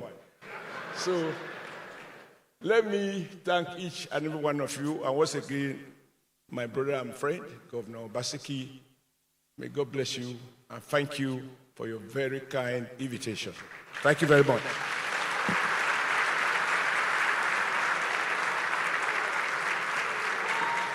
Please appreciate the indefatigable 70-year-old man who is still as hopscotch as a 35-year-old former governor Edo State, distinguished Senator Adams Oshomole. With his kind words of goodwill, encouragement, support, prayers, and best wishes, please applaud him once again. Thank you, sir. To offer the vote of thanks today and closing remarks, it's my privilege to welcome the man who we all know as the person who has his doors open almost 24 hours, if I dare say, for complaints, for questions, for insights. Please receive the Secretary to the Edo State Government, Mr. Osarodion Oge, Esquire. The gentleman. Welcome, sir. It's been a long day. Your Excellency, Your Excellencies, current governor, past governors, Your Excellencies, the current deputy governors of Edo and Delta, distinguished ladies and gentlemen. At our review session yesterday, our chairman told me I was going to give 5 minutes remarks. I said, no, Mr. Chairman, I don't need 5 minutes. Give me 2 minutes. I said, by the time they come in, everything that is needed to be heard would have been spoken. And I think I'm right. 7 years ago, I stood before you to tell you that the trust you had in us will not be betrayed. And I can confirm today by the reports given to you by the chairman of Alaghodaro and by the governor, Governor Basaki, if you were going to assess us, you say that we have passed. But Edo is work in progress. Edo is work in progress. We've not been able to finish everything we promised. And we still have time. And subsequent governments have a lot to do. Like I tell people, we came to Edo. Edo was a jungle. Yes. But our predecessors,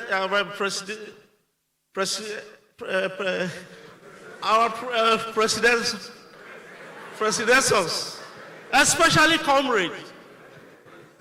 Comrade was like a bulldozer. He took us, his foot soldiers, went into the forest.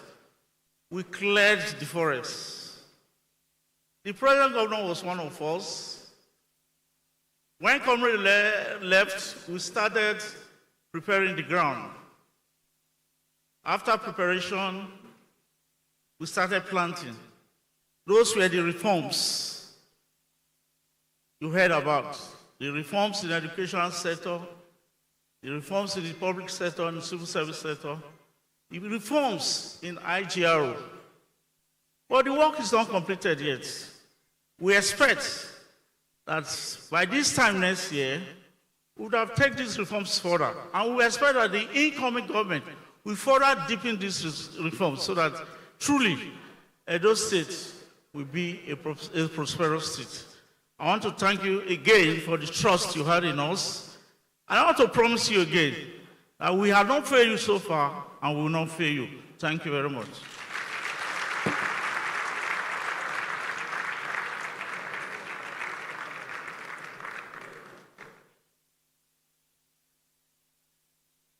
Ladies and gentlemen, can we please applaud Sarodionge Esquire one more time?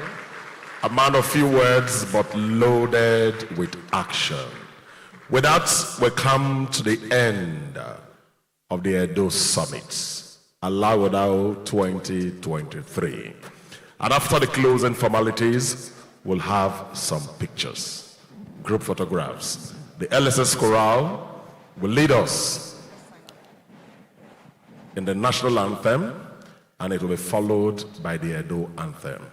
It's my pleasure to say thank you to Joyce Daniel, who has shared this microphone with me. The Patriot James Osaze Orere is my name. It is my pleasure to have served today. See you again next year. Ladies and gentlemen, Your Excellencies, my Lord, very distinguished guests, shall we please rise for the national anthem? And when you hear beautiful Edo in the Edo anthem, bettered by our First Lady, Her Excellency Betsy Obaseki, your right hand goes first. The national anthem will be led by the LSS Chorale.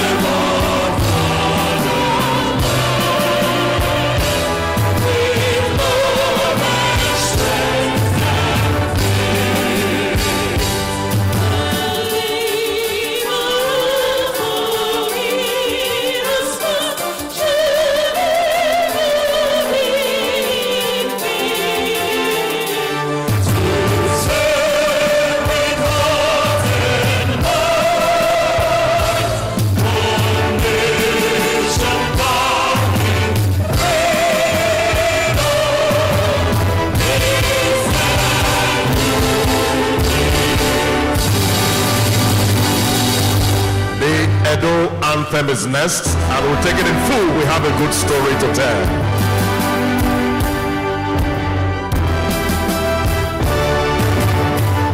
Just one stanza.